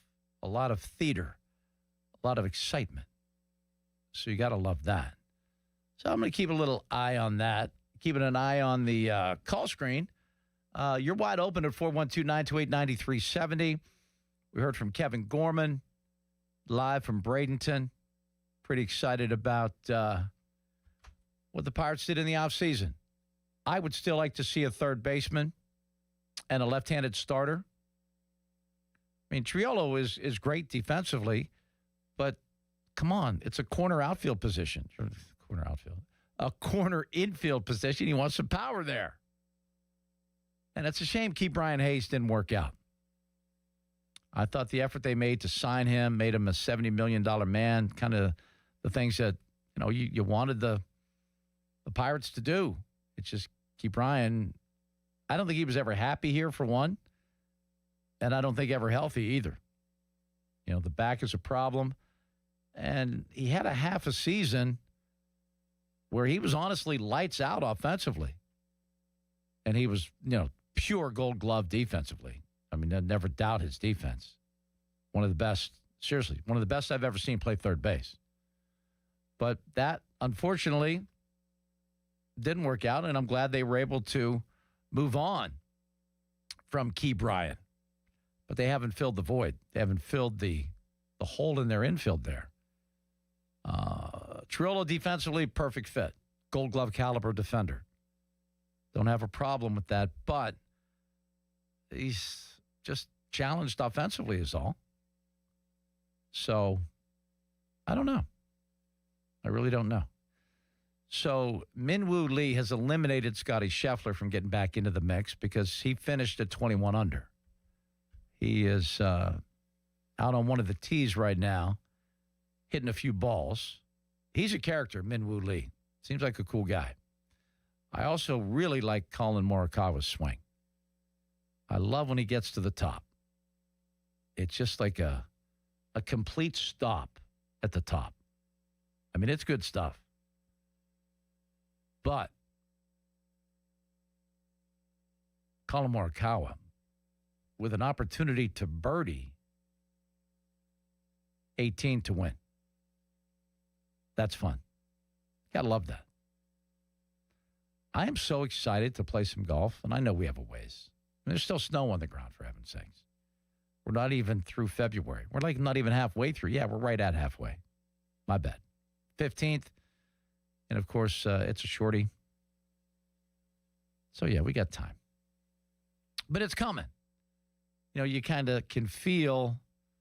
Well, yesterday, I think, gave us all that little false sense of, man, it's close. It's not that close. We've had some of our biggest snowstorms. Keep that in mind. We've had some of our biggest snowstorms in the history of Pittsburgh in March. So it's a journey. We have a little time. Hopefully we got the bad snowstorms out of the way already this winter. We had a real winter. That was legit winter. That was like the kind of winters I remember growing up with because it was cold for extended periods of time. I think, didn't we go almost 30 days below freezing? Something like that? Yeah, it was, what was it, last Wednesday that was a really nice day? Correct. I think maybe the day before we actually got above freezing for the first time in weeks and weeks. Yeah. And the snow, you know, that snowstorm was legit. We got over a foot. It was the biggest in 15 years. You know, that's the thing about weather, man. They really keep it statistically true. You know, the coldest day on this date since whenever. I love that kind of stuff. I took one meteorological course at Penn State, and they produce a lot of great meteorologists in Happy Valley. And I'm fascinated by weather. I don't know how they, you know, it's so funny to me is people always say, oh, yeah, they're wrong half the time and they still have a job, blah, blah, blah. But you don't understand that what they're predicting changes every second of every day. The wind will switch directions. The temperature will heat up a little bit. I mean, it is a constant change. And they can, and I still marvel at how good they can go about 2 weeks and be very close on predicting temperatures, which is kind of cool. Like they can tell you in 2 weeks from today, it's going to be 38 degrees or 44 degrees, whatever the case may be. They do a very great job, but they don't know. In terms of precip, no, they don't know. They have a good educated guess. If things continue in the pattern that is currently present and what looks like to be they have all the El Nino thing, the temperature of the oceans and how that affects everything. There's a lot going on, to say the least. A whole lot going on. And I admire the work that they do. And we have a lot of great people that give us the weather here in Pittsburgh. Good peeps. They've been around for a while. And, we have the best of all time in Joe DiNardo. And I don't know if people realize this. He owned part owner of DiNardo McFarland Weather. So when he was at WTAE doing the TV side of things, they were paying his service to provide the weather, and they were paying him to actually provide the weather. Joe did quite well, and he was the best. Joe said it would. One of my favorite campaigns of all time. Joe said it would. Doesn't get any better than that when you're the man, like Joe's the man. Been the man. Love that guy. That was a great generation of TV talent. Really cool folks. Feel so privileged to have gotten to know a lot of those superstars. And that was just fun to be around and have opportunity. All right, Colomar Cara is now walking down the 18th fairway after striping one right down the middle. I would imagine he'll give it a go. Looks like he's in position to go for it in two. Two-putt birdie wins it. He has a beautiful golf swing. Beautiful golf swing. 412-928-9370. It's been fun. I mean, this is certainly pretty cool to be able to just hang out with you for 5 hours and just let it fly. But I can tell right now, people are probably, I imagine it's the dinner hour. Everyone's probably eating dinner right now. Did I see Neil Shipley on a golf commercial? Yeah, they call him the doctor. You know, he has 3 advanced degrees in math. Advanced degrees, like in statistics and these other, like, things I can't even pronounce. I interviewed him when he finished second for the amateur. And I was digging a little deeper, and I talked to his dad for a little bit. And then Corey O'Connor, our current mayor, he was his golf coach at Central Catholic. So he's a brainiac. So now he's in a lot of different commercials, and they ask him how to figure things out because he's so damn smart. And, oh, by the way, he can really play. And he's now on tour. He is an official PGA Tour member. And Cherry Hills is a great golf course out in Colorado, in the Denver area. And Arnold Palmer, it's number one. Arnold Palmer, who, he was long.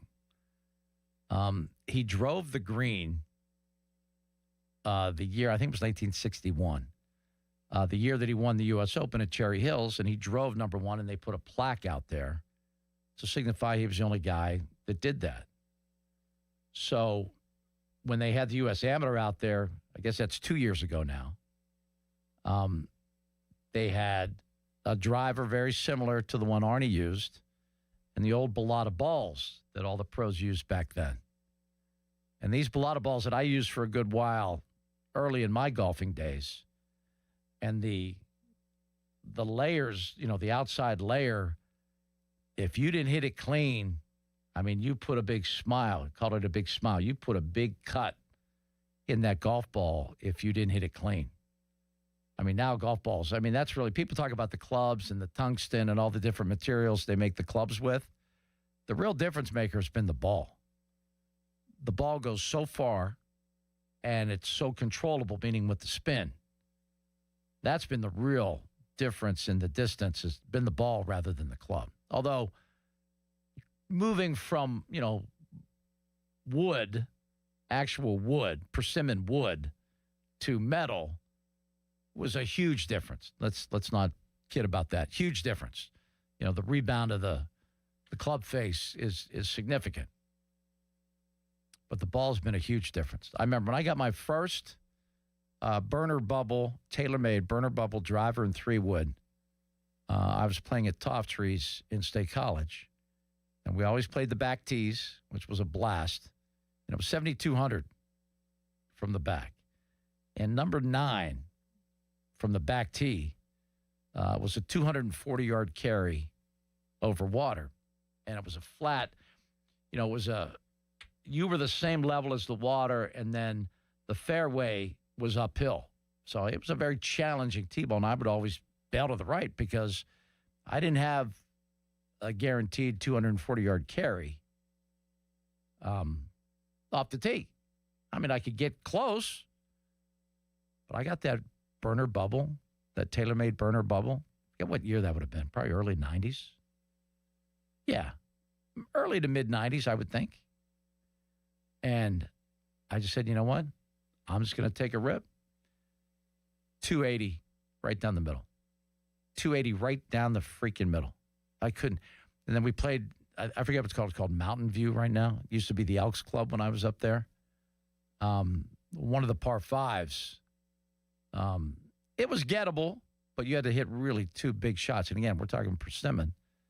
But I had that driver in that 3-wood, not even a problem. I added another 30 to 40 yards to my tee shot. So they'll continue to try, I'm sure, to keep increasing things, but they're gonna rein the ball in a little bit going forward.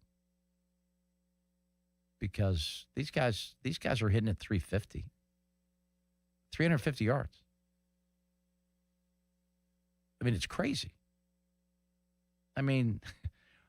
The public courses around here, they don't have many par 4s that could handle that at all. These guys would be hitting irons into par 4s. It's crazy how far these guys hit it and how far these young kids hit it. But a lot of that has to do with the physicality. These guys are athletes, and they're strong, and they work out, and they have all sorts of technology behind them now to generate club head speed. It's fascinating. I think the golf swing's fascinating. I love it. So anxious to see what Morikawa does. We have a guy behind the green that's down on the Hard Rock Beach, trying to get back into play here on 18. So this is going to maybe mess up Morikawa because this guy had to get a ruling. Now, yes, it's Bridgman, the guy that he had the lead for a little bit. Jacob Bridgman. Don't know much about him. But he is in no man's land on 18, and he can't figure out what he's going to do with his shot. Meanwhile, Morikawa is trying to get into the clubhouse with a one-shot win. He wants to get a birdie here and win this freaking tournament. He's at 21, as is Minwoo Lee, who's finished at 21 under par. Anyway, all right, I'm going to take one more quick timeout before we get out of here. 412-928-9370. If you have any parting shots, any final thoughts, just share them with me while you can, right here on Sports Radio 93.7 The Fan. Now, Fan Headlines, powered by Bowser Chevrolet. Sean Myers bringing you Fan Headlines. Team USA men's hockey claims a 5-1 victory over Germany as the Americans finish 3-0 in pool play. Austin Matthews with a couple of goals in today's victory. Headlines powered by Bowser Chevrolet. For more, check out 937thefan.com. Sports Radio 93.7 The Fan. Get the latest on Pittsburgh sports from anywhere with the Odyssey app. Listen to shows and Pirate games live. Check out our exclusive interviews and content anytime. Download the Odyssey app now and never miss a minute. Sports Radio 93.7 The Fan. Winter is the perfect time to upgrade your home, and West Shore Home is making it easier than ever with their winter savings event. This week, they're doing free installation on all projects. That's right, free. This includes bathroom remodels, new windows, doors, even full house flooring. Plus, lock in special financing and get your project started with no money down. Schedule your free, no-obligation consultation right now and lock in a price that's good for an entire year. Visit westshorehome.com/fan. That's westshorehome.com/fan. Straight Talk Wireless presents Pickup Truck Wisdom. The smartest way to spend your money is not to. Straight Talk offers free 5G phones for new and existing customers on Verizon's 5G network. So the refund money I don't spend on that free phone is the refund money I get to keep for my family. Smart. Find us at straighttalk.com and Walmart. Straight Talk Wireless. Straightforward. Always. Taxes and fees apply. Plan purchase required for free phone offers. Copyright 2026 Verizon. Text us on the Edgar Snyder and Associates text line at 412-928-9370. Edgar Snyder and Associates reminds you to text responsibly. 93.7 The Fan is cleared by aquickdrain.com. We're here so you don't miss a thing. I'm turning it up. Live and local on the weekends. Sports Radio 93.7 The Fan, Pittsburgh's hometown sports station. All right, welcome back. Final segment of our 5-hour radio-a-thon. Thanks for being with us. Fan Text Line brought to you by Edgar Snyder and Associates, a personal injury law firm where they always say, never fee unless we get money for you. Fan Twitter brought to you by South Hills Kia in Peters Township. Visit them at southhillskia.net. And just so I don't forget, might as well give you fan weather right now. It is brought to you by Secure Money Advisors, helping you get your retirement on the right track. Weather's on the right track. Sunny and 50 tomorrow. Temps around 60 as we hit to the middle of the week. There should be no snow, I'd say, by Thursday. By Thursday, except for the rare parking lot pile that's been packed and repacked, I think we're going to be snow-free by Thursday. Maybe some wet basements, however. Yeah, that could be bad. If we have a quick melt and get some rain, that could be nasty. Let's go to Tim in Trafford. What's up, Tim? Hey, Paul. Thanks for taking my call. Sure. Fellow Penn State alum. Fellow Daily Collegian alum. Wow, there we go. What years were you there? I graduated in 86. And we had to be close to overlap, and I was done in 83. Yeah, I went there because they had journalism and Pitt only had communications. Correct, same thing. I was going to do the same thing. I was all about going to Pitt, but Penn State had a little more to offer in terms of what I wanted to do. All right, exactly. Hey, I had a disagreement with you, though, about Triolo. First of all, this is the first time I've had the opportunity to call, but I've been listening to you earlier today. I was surprised you didn't clap back on the guy in the 3 o'clock hour when he said he doesn't want a tight end named Freiermuth. I ignore that. They don't even target the guy. They could have had so much more success if they would have just thrown him the damn ball. Exactly. But I had a question. I had a disagreement too about Triolo. First of all, everyone seems to forget. It was either this past year or the year before, he replaced Brian Hayes for about a month when Hayes had a bad back, and he was doing fine batting then. He posted some batting average with a crooked number. He only started dancing on the Mendoza line when they started playing him, once every 7 days or something. And so I think if he's the everyday third baseman, he'll do fine. Like I said, you'd like every position player to have a 300 batting average, but that's no, it's not even that. I just don't want the automatic out that he's become. He's become an automatic out for the most part. I just think that'll be corrected, if he gets the opportunity to, swing every day, like I said, instead of once every 7 days, like they've been playing him. I also want to mention, if you have a moment, about the Will Howard. That was part of your conversation earlier. I would like to see. I've seen enough. I think we agreed on that of Aaron Rodgers. I don't know what the difference would be if you bring him back. He's just not physically suited to play the position anymore because he gets happy feet if there's any pressure. He won't step into the pocket and take a hit to make a throw, and he's earned that. But he's not going to help you win games you need to win at this stage in his career at 43. That's all. Yeah, exactly. And with Howard, too, people say, well, he only won the national championship because he had great players around him. Well, who hasn't?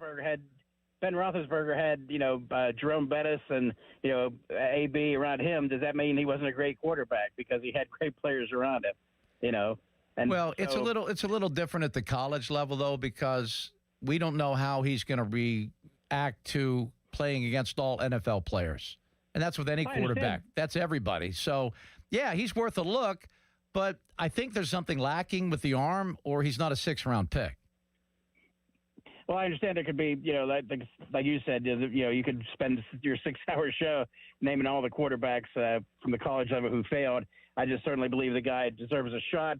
In addition, deserve is a little strong. He's a 6th-round pick, Tim. I mean, if you have quarterbacks ahead of him, if they would sign a free agent quarterback and bring Mason back, I'm not sure what your 6th-round pick deserves. Maybe a look, maybe a scout team, but first through 3 rounds, yeah, you deserve a look. 6th-round pick, you're kind of an afterthought. So I don't know what he deserves.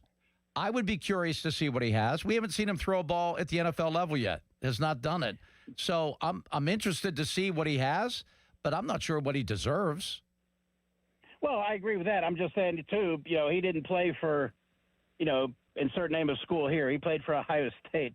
They probably had their pick of, 1,000 different quarterbacks, and they chose him. So, Oh, yeah, there's some talent there. I mean, if you're drafted at all, you're obviously elite, but he also had the greatest receivers in all of college football. All of a sudden, a throw that's behind or a throw that's too far or a throw that's somewhere, those guys somehow managed to make plays. So I don't know how much of that was in play. I didn't watch every Ohio State game. I haven't looked at any tape on him. I haven't seen him throw the ball at the NFL level yet. So I don't have much of an opinion. I'm not just going to say that he deserves this or deserves that. I'd like to see him. I would. But I'm not going to cater my camp to let's finding out what Will Howard has. I don't think he deserves that as a 6th-round pick. I was going to say what I would do with camp. I would, and people would say, well, because I went there, but I would bring in Aller and say, okay, it's a competition between the two of you. Yeah. And the best one's going to get the starting job. And they're like the same guy right now to me. I think Drew has a better arm, but he's, he has not played well in big games. I mean, that was his bugaboo his whole career at Penn State. He did not play well in big games. No, that is correct. That is correct. So I really like when I'm putting my team together, I want to surround myself with guys that play really well in big games. The guys that don't, let them go to somewhere else. I mean, that's just the way I feel, because if you haven't done it at the college level, you're probably going to struggle at the NFL level. But I'd love to see Drew get a shot. Nice kid, good kid, big arm, real physical features that you need in the NFL. And Tim, thanks so much for the call. A fellow collegiate alum. That's very cool. Really appreciate Sean Myers today. Had a great day with Sean. Probably 5 hours for him to deal with me. I mean, that maybe gets combat pay or something. I'm sure he gets a little extra in the paycheck for putting up with me for 5 full hours. But to all the callers, thank you so much. And I always feel obligated to say this each and every time. I know there are a lot of you that have no interest in calling. You just love listening, and I appreciate you more than you will ever know. My dad was the biggest sports talk radio fan. I grew up listening with him to Myron, to Billy, to Stan, and he never even once thought about picking up the phone to make a phone call and talk to any of those guys. He said his piece, but just to the open air. Like he would just say, oh, that's ridiculous. I love that stuff, but I really appreciate you as well. Those of you that just like to listen. But those of you that call, I do really appreciate that as well because aside from Kevin Gorman, who I want to thank him from the Trib, I like to have an open conversation with you. And that's the way I like to format my show. That's what I like to come in and do on the weekends. And I think we had a whole lot of fun today in general. On a time of the year right now, when again, week 2 without football, we really haven't, ramped up in baseball at all yet. I'm not an NBA All-Star guy. That's just nothing for me, even though I've been to one. It was fun. The Olympics have been fun, but I don't think everybody's like way into the Olympics. Now, if we get a U.S.-Canada final, yeah, then it'll be great. Enjoy your week ahead, folks.